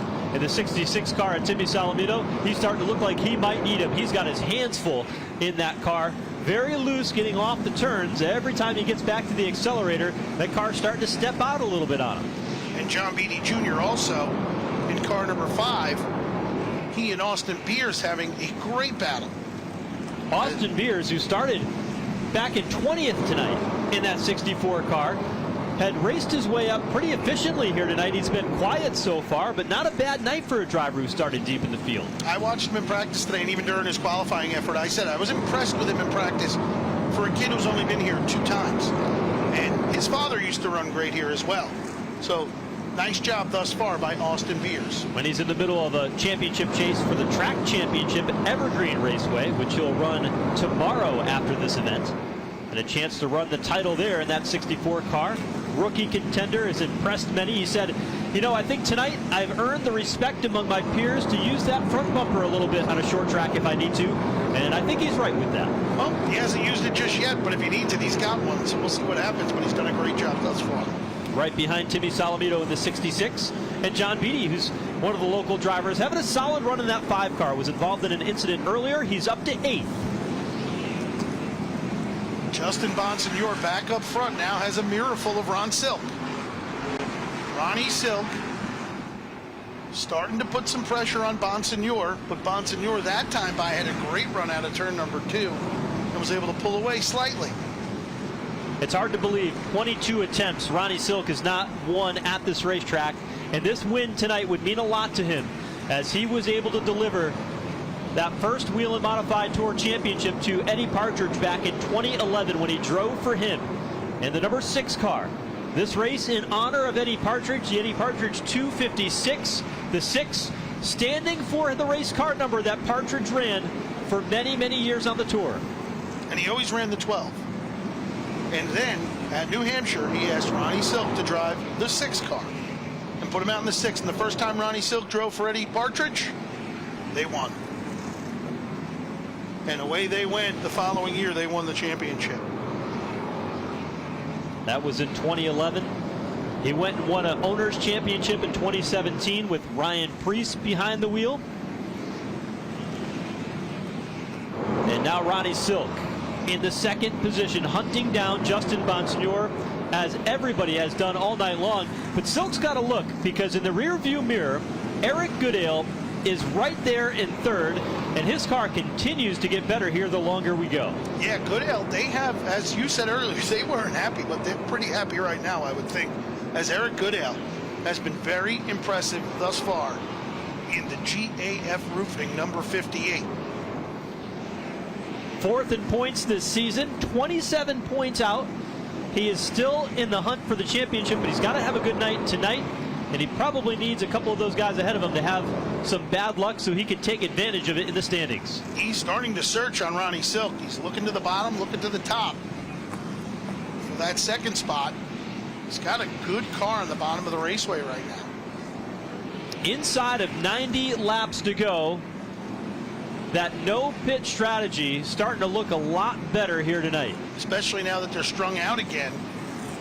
Cautions may be few and far between, but if you get one relatively soon, don't be shocked if a bunch of drivers come to pit road. As you can see what those 2 tires have done for Patrick Emmerling in car 07. Here's Goodale working underneath, seeing if he can find some racing room. All the way to the bottom. All 4 tires underneath that white line in turns 1 and 2 that time. Trying to search for some grip. Silk is good on the bottom as well. Lap traffic up ahead. Bonsignor works behind Walt Sutcliffe, the race leader. Silk not quite able to close in. Bonsignor goes to the outside lane, but has to backpedal a little bit. Here comes Silk now to the rear bumper of the race leader.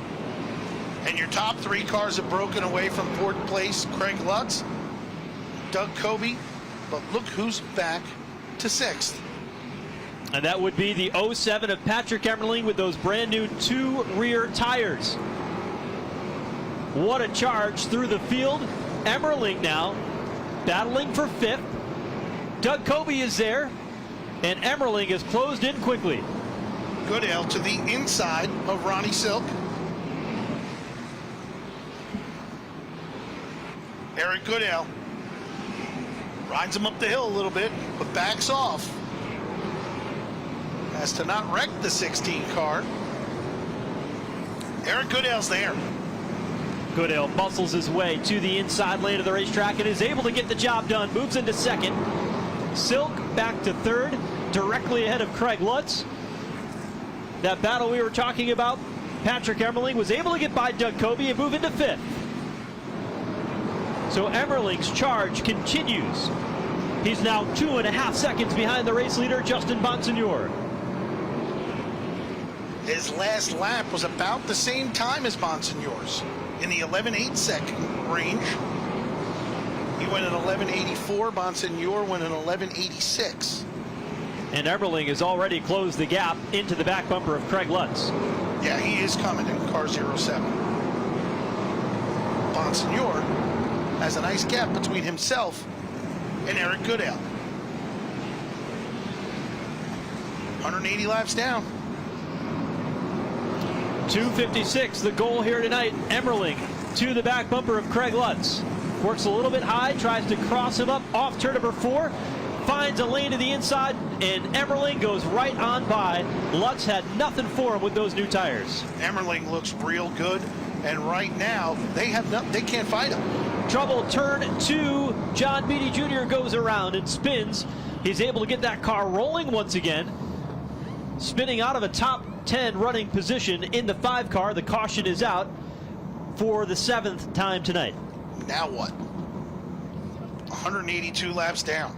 You see what new tires did for Emmerling as he has marched his way back through this field. Do they pit? You know the guys, I don't know about the leaders, but I would say from Craig Lutz on back, they just might pit. It's a tough decision for all the guys out at front to see whether or not it's worth the gamble. Do you come down pit road? There's still quite a few cars that are on the lead lap. Looks like there's going to be 15 cars on the lead lap. That's a lot of drivers to have to race through. Pit road is still closed, and it looks like we'll have a couple of takers. Looks like Ronnie Silk may pull up to the bottom. Looks like Kobe's going to go. Salamito, Beers, the 15 car, Soper back, 79 and McKennedy going back. And that's going to give more track position to Patrick Emmerling. And will tires or track position be what makes the difference here tonight? There you see Justin Bonsignor, the 51. His car down here on the bottom, working the caution. 81 of Chris Turbush directly in front on that bottom lane. And everybody lined up on the bottom. Pit crews set and ready on pit road. Could be a race deciding pit stop. And this is what we were waiting for. You're going to have quite a few teams coming to pit road. They're all going to work around the 81 of Chris Turbush here under the caution flag, get the race leaders out in front and clear of the lapped car. Pit road is still closed for the moment while they allow the lineup to get sorted out properly. Give everybody the opportunity to come down pit road with a clean entrance. Looks like 10 cars will head to pit road. So a couple of drivers that have already come down pit road include the 07 of Patrick Emmerling, the 79 of John McKennedy, and the 15 of Kyle Soper. What will happen here? Pit road is open. They release the cars, and everybody up the front is coming in. Justin Bonsignor will have the pit stall on the front straightaway. He will come all the way around, but on the backstretch, the second place car, the 58 machine of Eric Goodale, is in, and they're doing tires on his machine. Bonsignor all the way around the inside of turns 3 and 4. Both he and Ronnie Silk are pitted here on the front straightaway. Silk will slide into the third pit stall. Justin Bonsignor into the first pit stall. They'll go around. It'll be a 2-tire rear tire stop for Justin Bonsignor. Bonsignor's crew, one of the better ones on the tour here. They will try and get their driver out first, but Doug Kobe, well, they got to stop. Now they're green. So a tight race off of pit lane between Justin Bonsignor and Doug Kobe. Third off pit road is the 16 of Ronnie Silk, Eric Goodale, and Austin Beers. with a quick pit stop as well. We'll see how it shakes out, whether it was Kobe or Justin Bonsignore that they will score as the first car off pit road, but a couple of cars stayed out, and they will be the race leaders, and that is among Patrick Emmerling, Kyle Bonsignore, and Dave Zapienza also stayed out as he runs third on the racetrack. We'll let NASCAR sort out the scoring of this one. We're going to look at how they came down pit road and what it was like as they exited the 70 York of Doug Kobe rolling off of pit road. And the Bonsignore exited his pit stall, that stop sign directly out in front. And we'll see how they score it when we get back under the green flag. It was close, inches apart when they came off of pit road. Yeah, that was really, really close. I'm glad we don't have to make that decision. So the two cars run side by side for now on track until told who should be in front of the other, as they contest that position and they review who won the race off of pit road, and that could make a huge difference in how this race plays out tonight. Now you wonder, does Emmerling have enough to hold him off? The tires will be 48 laps older for Patrick Emmerling. You see it again, how tight it was as they were exiting pit road between Justin Bonsignore and Doug Kobe. Now here's what's at stake. Patrick Emmerling's the race leader. Kyle Bonsignore is going to be second. And then you've got the 36 machine of Dave Zapienza, who's on track. He's the third place machine. Now, if you're fourth, you're starting on the outside. If you're fifth, you're starting on the inside. And we'll see how that plays out and which they prefer. We've seen the outside lane be pretty efficient on starts tonight, but for Justin Bonsignore, he is like the bottom all night long.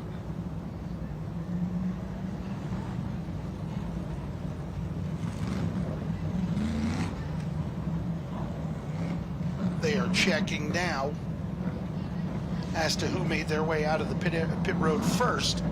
But I'll tell you, as our first set of wholesale pit changes, nice job by all the crews, nice job by the drivers getting on and off pit road.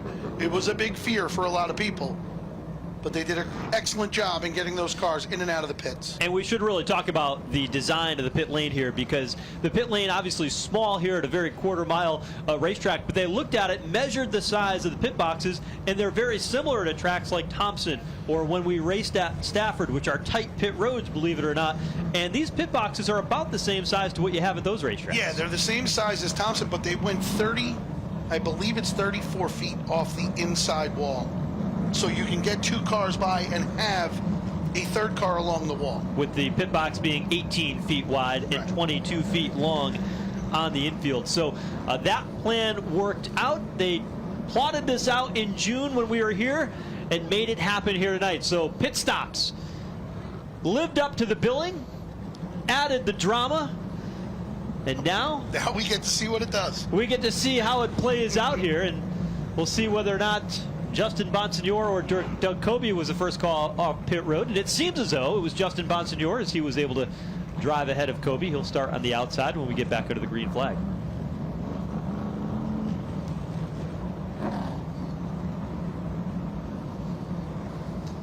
They'll get the 1 to go signal when they come back to the line this time through. Now Kyle Soper had stayed out on the track, but he came down pit road, and so he will be one of the last cars on the lead lap, shown right now in the 14th position.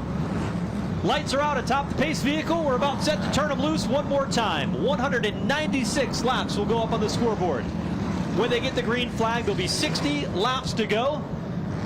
And Patrick Emmerling, with a pit strategy move, is in the lead of the Eddie Partridge 256 alongside Kyle Bonsignore on the outside as we go to green. Emmerling ran up front the majority of this event, pitted, and then made his way from the back. Now he's your race leader, but here comes the 22 of Bonsignore. The same move that Emmerling was making all night long. Kyle Bonsignore now goes to the outside lane and tries to make that groove work for him. Emmerling runs him up the racetrack, but it costs him more as Kyle Bonsignore surges to the race lead. Emmerling trying to come back on the bottom, but Bonsignore with a great run to come to the race lead. Talking about drivers that have not been happy with their race car, the team told me earlier today we are not happy. The 22 of Kyle Bonsignor, he was in a spin not too long ago, brought out one of the cautions. Now he's the race leader inside of 57 laps to go. Kyle Bonsignor out in front. Deeper in the field, Eric Goodale on the hunt. He's working underneath the 7 New York of Doug Kobe. Continues to go lower than anybody else on the track is the 58 of Goodale. Goodale with 2 new tires, Kobe with 2 new tires. Kobe had started to fade before we pitted here. I don't know if Kobe has enough to get back to the front. We'll see soon enough as Bonsignor now starts to look to the inside of Sapienza. Bonsignor trying to gather back. The great run that he's had in dominating fashion all night tonight. He runs in the 4th spot as he goes on the attack against Dave Sapienza, who through strategy finds himself inside the top 3. And Sap looks good here. He's not holding them up. He's doing a nice job in car number 36 as Bonsignor Kyle now feels the heat from the 07 of Patrick Emerling. And they are cousins, Kyle and Justin Bonsignor. As Bonsignor, the 51, looks in the rearview mirror, he's got Ronnie Silk right there in the middle of this. But Dave Sapienza looking for his first top 10, his first top 5 of the 2022 season.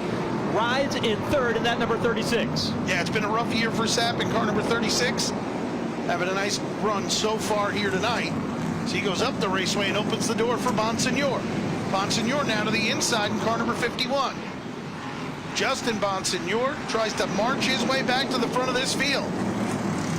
Can't quite complete the pass yet over Dave Sapienza. Sapienza keeps the nose to the outside lane, still to the outside, but finally Justin Bonsignor clears for 3rd. Now Ronnie Silk, he'll put a nose to the inside of Dave Sapienza. The 51 car is squaring up in the corners. If you can see it, where all race long he was on the bottom of the raceway. Oh, for the lead, here comes Emerling. Emerling to the inside of Kyle Bonsignor. As they approach lap traffic, Emerling's going to have to send it in there. He used him up. Emerling to the lead. Bonsignor had a lip. That allows Justin Bonsignor in the 51 to sneak on through. He's now into 2nd as they work to the outside of lap traffic.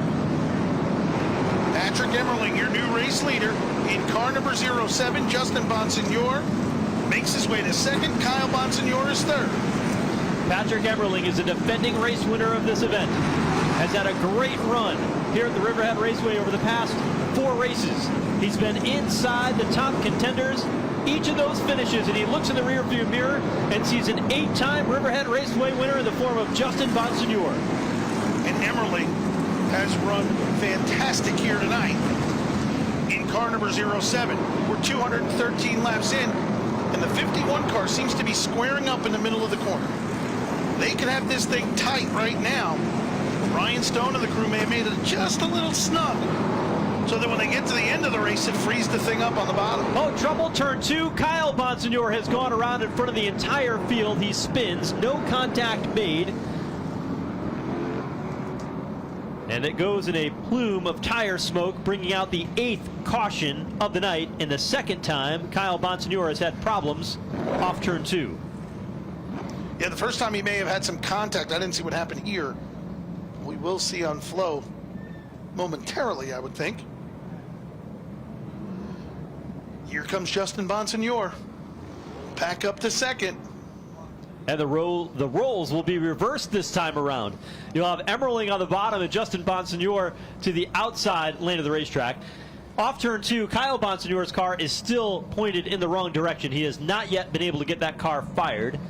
And so they will have to split between the caution vehicle and Emerling. We go to the bottom. Here's a look at what happened getting down into the turn. A little bit of help from Ronnie Silk as they worked around lap traffic. And that sent Kyle Bonsignor spinning. And Kyle Bonsignor came up and made pretty significant contact to the left rear of Ronnie Silk. Look at his left front. Left front looks like it's turned out there. What's more important is whether or not the problem with the 16, you hit that rear end hard enough, did that do any damage to the 16 of the left rear contact that was made?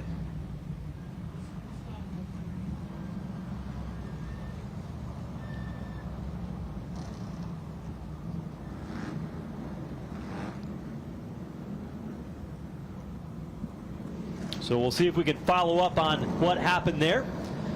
The wrecker will come over to try to clear the 22 car of Kyle Bonsignore and get that machine off the racetrack. Left front pointed in the wrong direction. The field is going to be stopped off turn 4.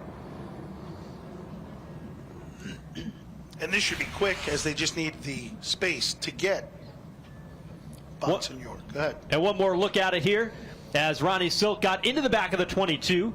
And then as Kyle Bonsignore went spinning, his car came up the racetrack and made contact with the left rear of Ronnie Silk.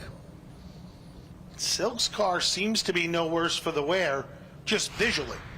I don't know what he's feeling inside the car, but you would have to think that if he had any kind of rattle or any kind of shake in the rear of the car, that he would be heading to pit road here once we get back underway.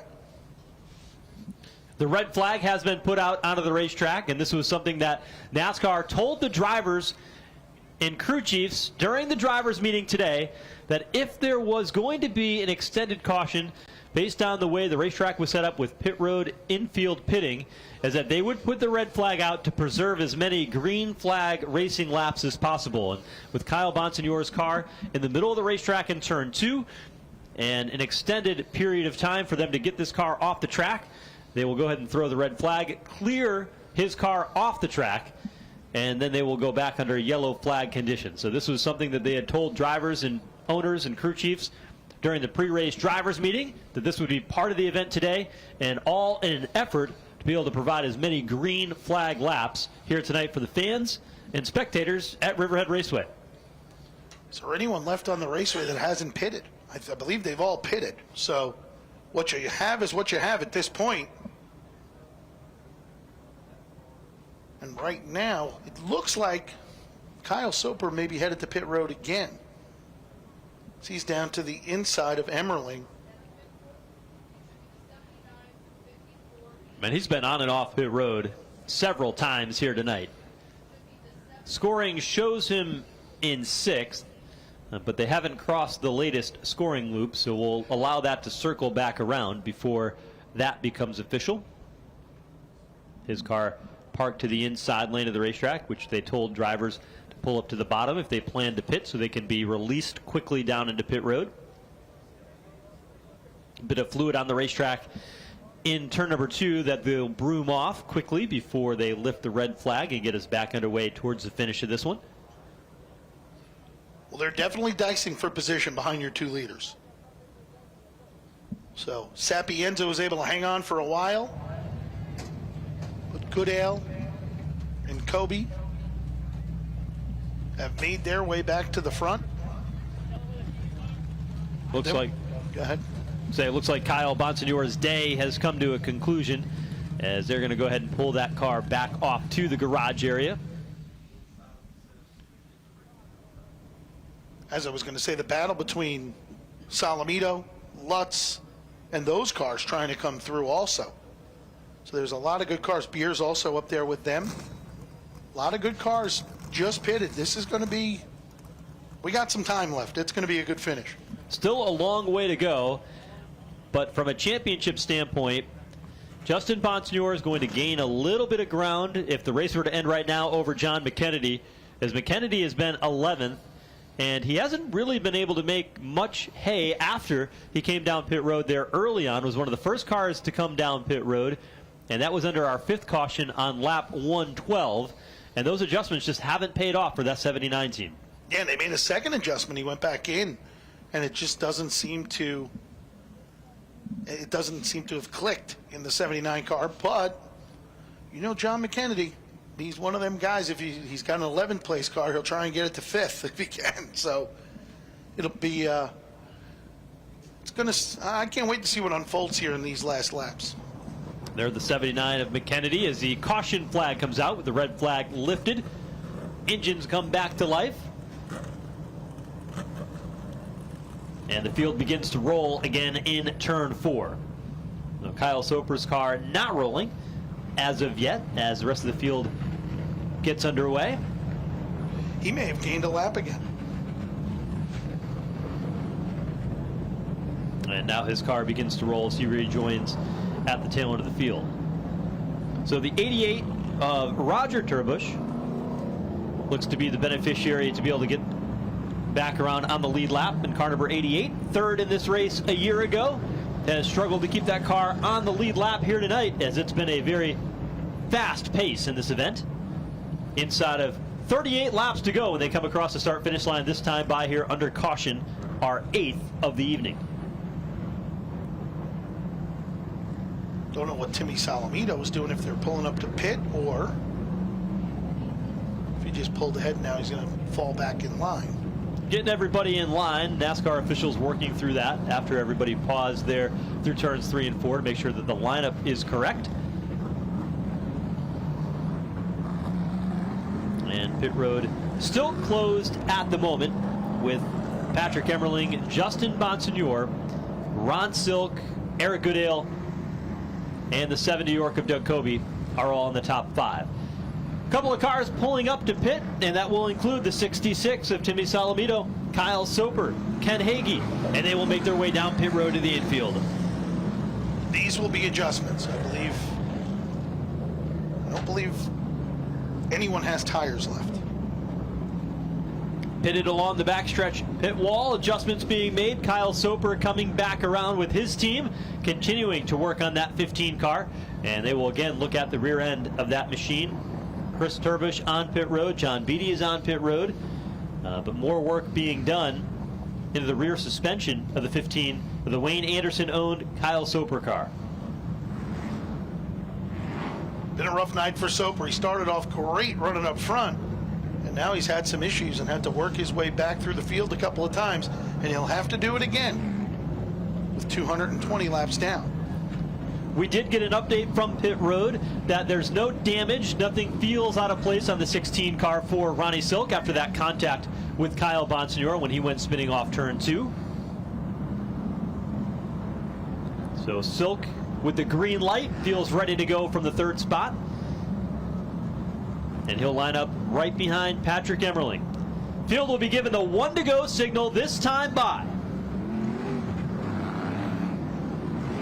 There'll be 33 laps to go when they get the green flag in the Eddie Partridge 256. Emmerling with tires that are 48 laps older than Justin Bonsignor, and these two have been the class of the field all night long. 33 laps to go. Patrick Emmerling and Justin Bonsignor bring the field back around to the green flag. Green flag out once again. Emmerling runs Bonsignor up the raceway and will come back to the lead. Bonsignor on the throttle as they dive down into turn number 3, draws right to the back bumper of Emmerling, but not enough to repay the favor. Meanwhile, contact. Kobe, Goodale get together. Ronnie Silk was in the middle of that, and Goodale goes backwards. Eric Goodale on the outside of Austin Beers. Beers having a great run here tonight. His 3rd time at the facility, and Kobe starts to look to the inside of the 16 car.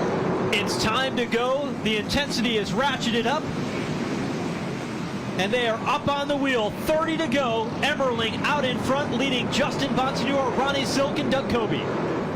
I'm sure the 51 is not happy with his treatment into turn number 1 by Emmerling. But right now, he's looking to the outside of him. Yeah, Bonsignor gets to the 07. Emmerling better hold on, because Emmerling sent him deep into turns 1 and 2, and Bonsignor is there. Starting to look like he's going to set up a crossover move as he sends it in high and drives off on the bottom, but this time he stays outside. Bonsignor is smart, though. He knows there's a big picture play here. Ronnie Silk is there. Here comes Bonsignor. He'll go to the outside lane. Silk to the bottom. Bonsignor as they head into turn number 1. Emmerling side by side as they exit turn number 2 and head down the back straightaway. Here comes Justin Bonsignor. A power move to the outside lane. The two come together off turn 4. But Justin Bonsignor, 25 laps to go, and he jumps back out to the race lead. Patrick Emmerling settles for 2nd right now. Ronnie Silk is 3rd, and Doug Kobe back to 4th. I don't know how Eric Goodale's running 5th and looking to pass cars. He bounced that thing off the wall here on the front stretch about 4 laps ago. But Goodale still has the 58 coming to the front. He's got a lot of fight in that number 58 tonight for sure, as does Bonsignor and Emmerling. Justin Bonsignor came in here today. He won practice. Came out here and set the Mayhew Tools Dominator pole. Now rallies back, and inside of 25 laps to go, jumps back out in front of the Eddie Partridge 256. And time is running out for Patrick Emmerling to see if he's got anything left in the tank to go after Justin Bonsignor. They're about 20 laps away now. It's lap 236 in the books for Bonsignor, and he's starting to pull away. Bonsignor, who said, "I'm so grateful for what Eddie Partridge did for the Riverhead Raceway, for this Long Island community, saving this racetrack back in 2015 when he took over ownership. How fitting would it be for a Long Island-based driver and Justin Bonsignor to be the one that wins the Eddie Partridge 256? And we are inside of 18 laps to go if he can hold on and do that." And it would really mean something to Justin to win this event as they continue. They were the ones that came here to help with pit road, to help get it set up, his entire team. They've been a focal point here on Long Island at Riverhead Raceway, and he would want nothing more than to win this race in the honor of Eddie Partridge. We talked about it at the top of the broadcast today that Justin Bonsignor had a focus and a fire in his eye that showed a hunger for victory. And tonight he has driven that way. He was clean in his pass of Emmerling. He did it the hard way around the outside groove of the racetrack and went right on by, and now is able to gap him by 2, sometimes 3 car lengths, which is the biggest lead that he has had all night. And it's odd because Emmerling seems to be able to get in the corner, but then Bonsignor has much more drive on exit. That's one half of the battle, but deeper in the pack, the 79 of John McKennedy came in as a championship point leader. He's 10th right now, but Kyle Silver is trying to take that spot away. So McKennedy had a slight advantage coming into this race, and if he finishes where he is right now, will end up losing the championship point lead coming out of today. Or at least it'll be close if he doesn't.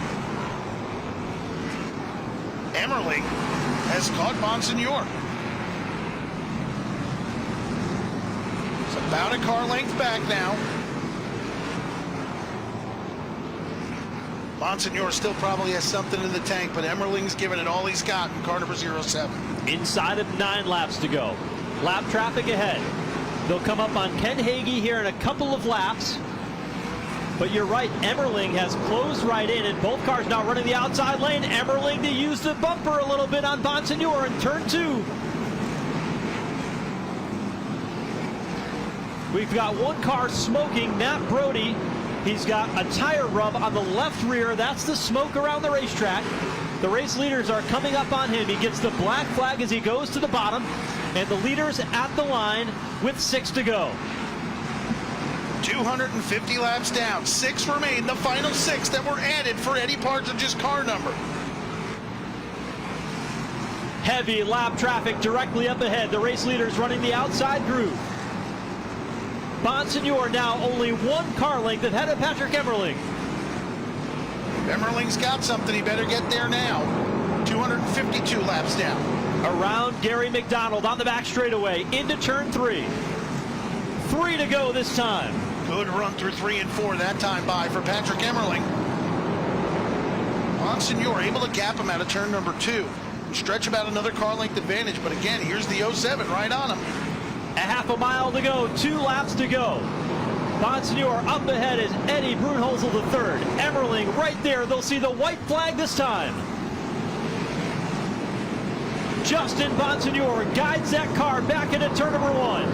Emmerling closes in, now within a half a car length on the back straightaway. Bonsignor around the outside. Emmerling closes in, tries to give him a shot, but Justin Bonsignor is going to win the Eddie Partridge 256. Emmerling will come home in 2nd, but what a drive by Justin Bonsignor, the entire Ken Massa and Ryan Stone led team.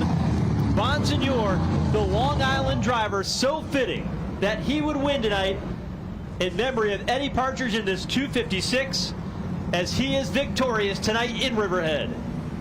I would have to say the experiment worked. What a great race.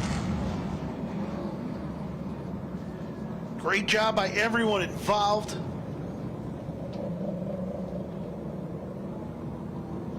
To get these pits set up, and then a great job by these competitors. What a job by the Whelen Modified Tour here tonight. So Justin Bonsignor will capture the Sunoco checkered flag and make a victory lap around this racetrack here tonight at the Riverhead Raceway. His 35th career Whelen Modified Tour win, 9th here at Riverhead, as his domination continues, and he takes one more step at trying to rebound from the start of the season that was slow and put himself in the middle of that championship battle once again.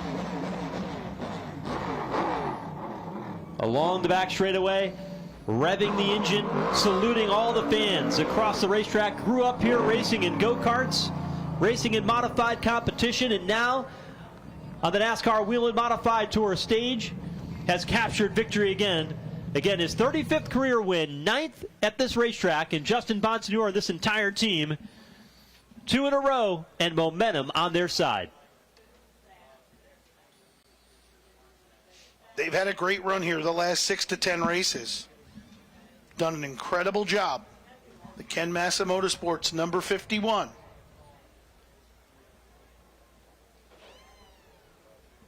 Bonsignor is not out of this thing yet. He'll gain big time tonight.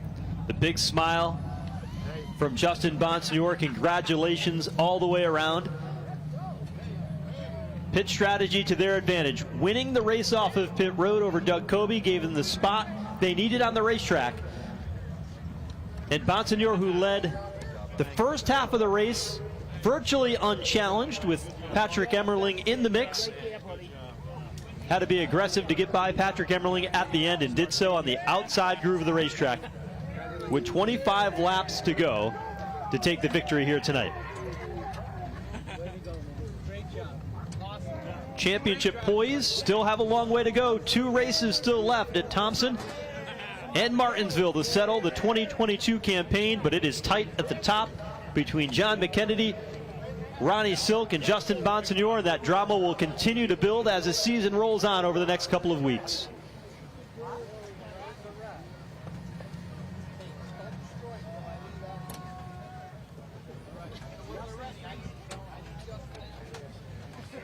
Here he is, Justin Bonsignor, winner tonight of the Eddie Partridge 256. Let's go down to hear from our winner in Victory Lane.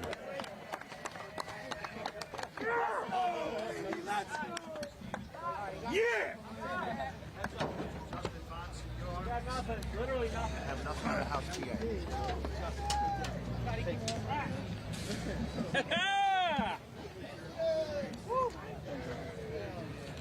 Oh, we got a cake. Oh, hell yeah. Air. No problem. Oh, whoa, whoa. 1, 2. There we go. All right. Out of the car now. I know this one, my friend, is a special one. This one's going to sit right at the front door tonight. You know, it's a shame that we lost Eddie last year, but what John Elwood, Tom Gatz, and Connie do for this place, and the way they honor him is just, it's unbelievable what they do each and every week, from the race car to tonight's race to last week's race. There's just so much that they do, and I'm so happy that they keep Long Island racing going for all of us and all the fans. And how about the fans tonight? What a crowd. Pit stops went off really well, it seems. I think John Elwood's on to something here. So just the best car we've had. I think we even could have won it in 200. I've been hearing rumors that I was begging for the pit stop because I couldn't win on the soft tire. And we had a good car right from when we unloaded today. And momentum is a thing. You know, I was down, I was out. I was not thinking we had a shot to end this season. And now we've racked off 2 wins in a row. Momentum is a big part of the sport, and unbelievable. Just can't thank Ryan Stone for everything he did, the pit crew for having a nice, good, safe pit stop, got us out first off a pit road. Ken and Janine Massa, M3 Technologies, everything they've done since 2009 for me. Mark and Marie Landrin, Phoenix Communications, Clearcom IT Solutions, Robert Yates Engines, Fury Race Cars, all our product sponsors, all my crew guys, everybody that went into putting this deal together, Flo, NASCAR, the track, you and your nice little outfit here. Just a great night. Patrick kind of owed me one from Thompson. I was expecting it on the start, but I just didn't give up. I knew I had a better car at some points. I knew I could roll the top on him, and I think we squared up the debt, and then he let me around the top cleanly. So it's always a pleasure racing Pat, and another good night. Now, indeed, were you shocked? He had 48 lap tires, had 48 more laps on his tires than you did. Were you shocked at the fight he gave you? Not really. It was a good amount of caution laps during that stretch, and the tires don't really fall off till, you got to have an 80, 90 lap tire advantage typically with these tires. So I knew he was going to be really good, and our car with the rear tires naturally was tighter. So, he still hung in there to the end with us. I was hoping I could drive away, but clear by half, clear by one the last 20 laps is always fun for the fans. I could say this, of the 70 career starts for the NASCAR Whelen Modified Tour here, you're the first winner that's going to take home a cake, too. Yeah, I had heard there was a surprise. I wasn't expecting that. Hopefully it's good. But just want to thank everybody again, and I really want to get to Mike Uninsko's record before it's all said and done, and we're one closer. 11 from Uninsko, now 9 for Bonsignor. Make some noise, ladies and gentlemen, Justin Bonsignor! Enjoying the spoils of victory here.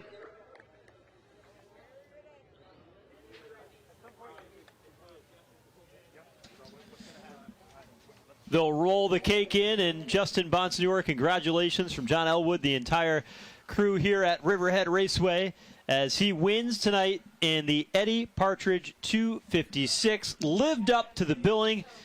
That 6 New York that has become synonymous with the Partridge family. The celebratory cake here tonight at Riverhead. I don't know if those pit stops are going to be as fast as they were tonight once they finish that cake, I'll tell you that.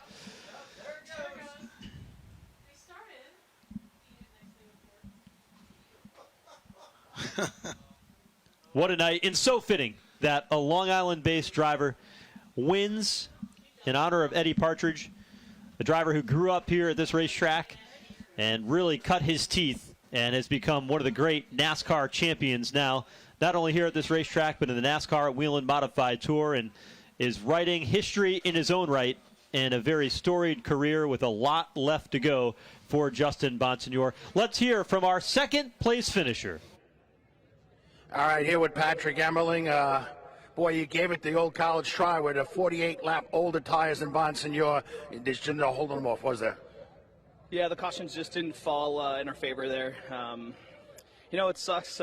We are disappointed with a second, and I guess that's a good thing. But I got to give it up to the 07 team, and did an awesome job. We had the best race car out there, and we just lacked a little drive off. We just had too many laps, just a little bit too many laps, and the cautions just didn't fall our way, and we kind of got stuck out there when everyone pitted. We were still really good, but I could have ran the 51 a little bit rougher, but I guess we're proud of running them clean there and running them with respect, and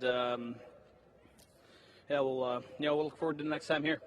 Now you're going to take a rest tomorrow because you did Bristol last night, Riverhead tonight. You're resting tomorrow, right? Yeah, we had 2 hours of sleep there, so long weekend for us, and we struggled a little bit at Bristol yesterday, and we had a strong run here tonight, but I wish there was a little bit more I would have done there, but we'll get them next time. That's not your style, indeed. Patrick Emmerling, ladies and gentlemen, and we'll go on over here to our third place finisher as we progress here. Ronnie Silk, I know this one was one you probably wanted more than the 21 previous. Yeah, for sure. That would have been nice. I mean, you want to win them all, but it would have been cool to win one for Eddie there. All in all, great job by my guys. Can't thank my entire team enough, and keep knocking on the door. We'll get there sooner or later. Ronnie Silk, third place finisher here tonight, ladies and gentlemen, at Riverhead Raceway. Well, Justin Bonsignor, 9 times the winner here at Riverhead Raceway. 35 career victories. He was hungry, he went after it, and he got the job done here tonight in the Eddie Partridge 256. We came into this with a brand new pit road and a brand new layout, a whole new strategy, and it lived up to the billing. And a multi-time track champion, a multi-time Whelen Modified Tour champion, Justin Bonsignor, and that team had the strategy figured out just right. He's victorious tonight here at Riverhead Raceway and takes a big step towards another Whelen Modified Tour championship.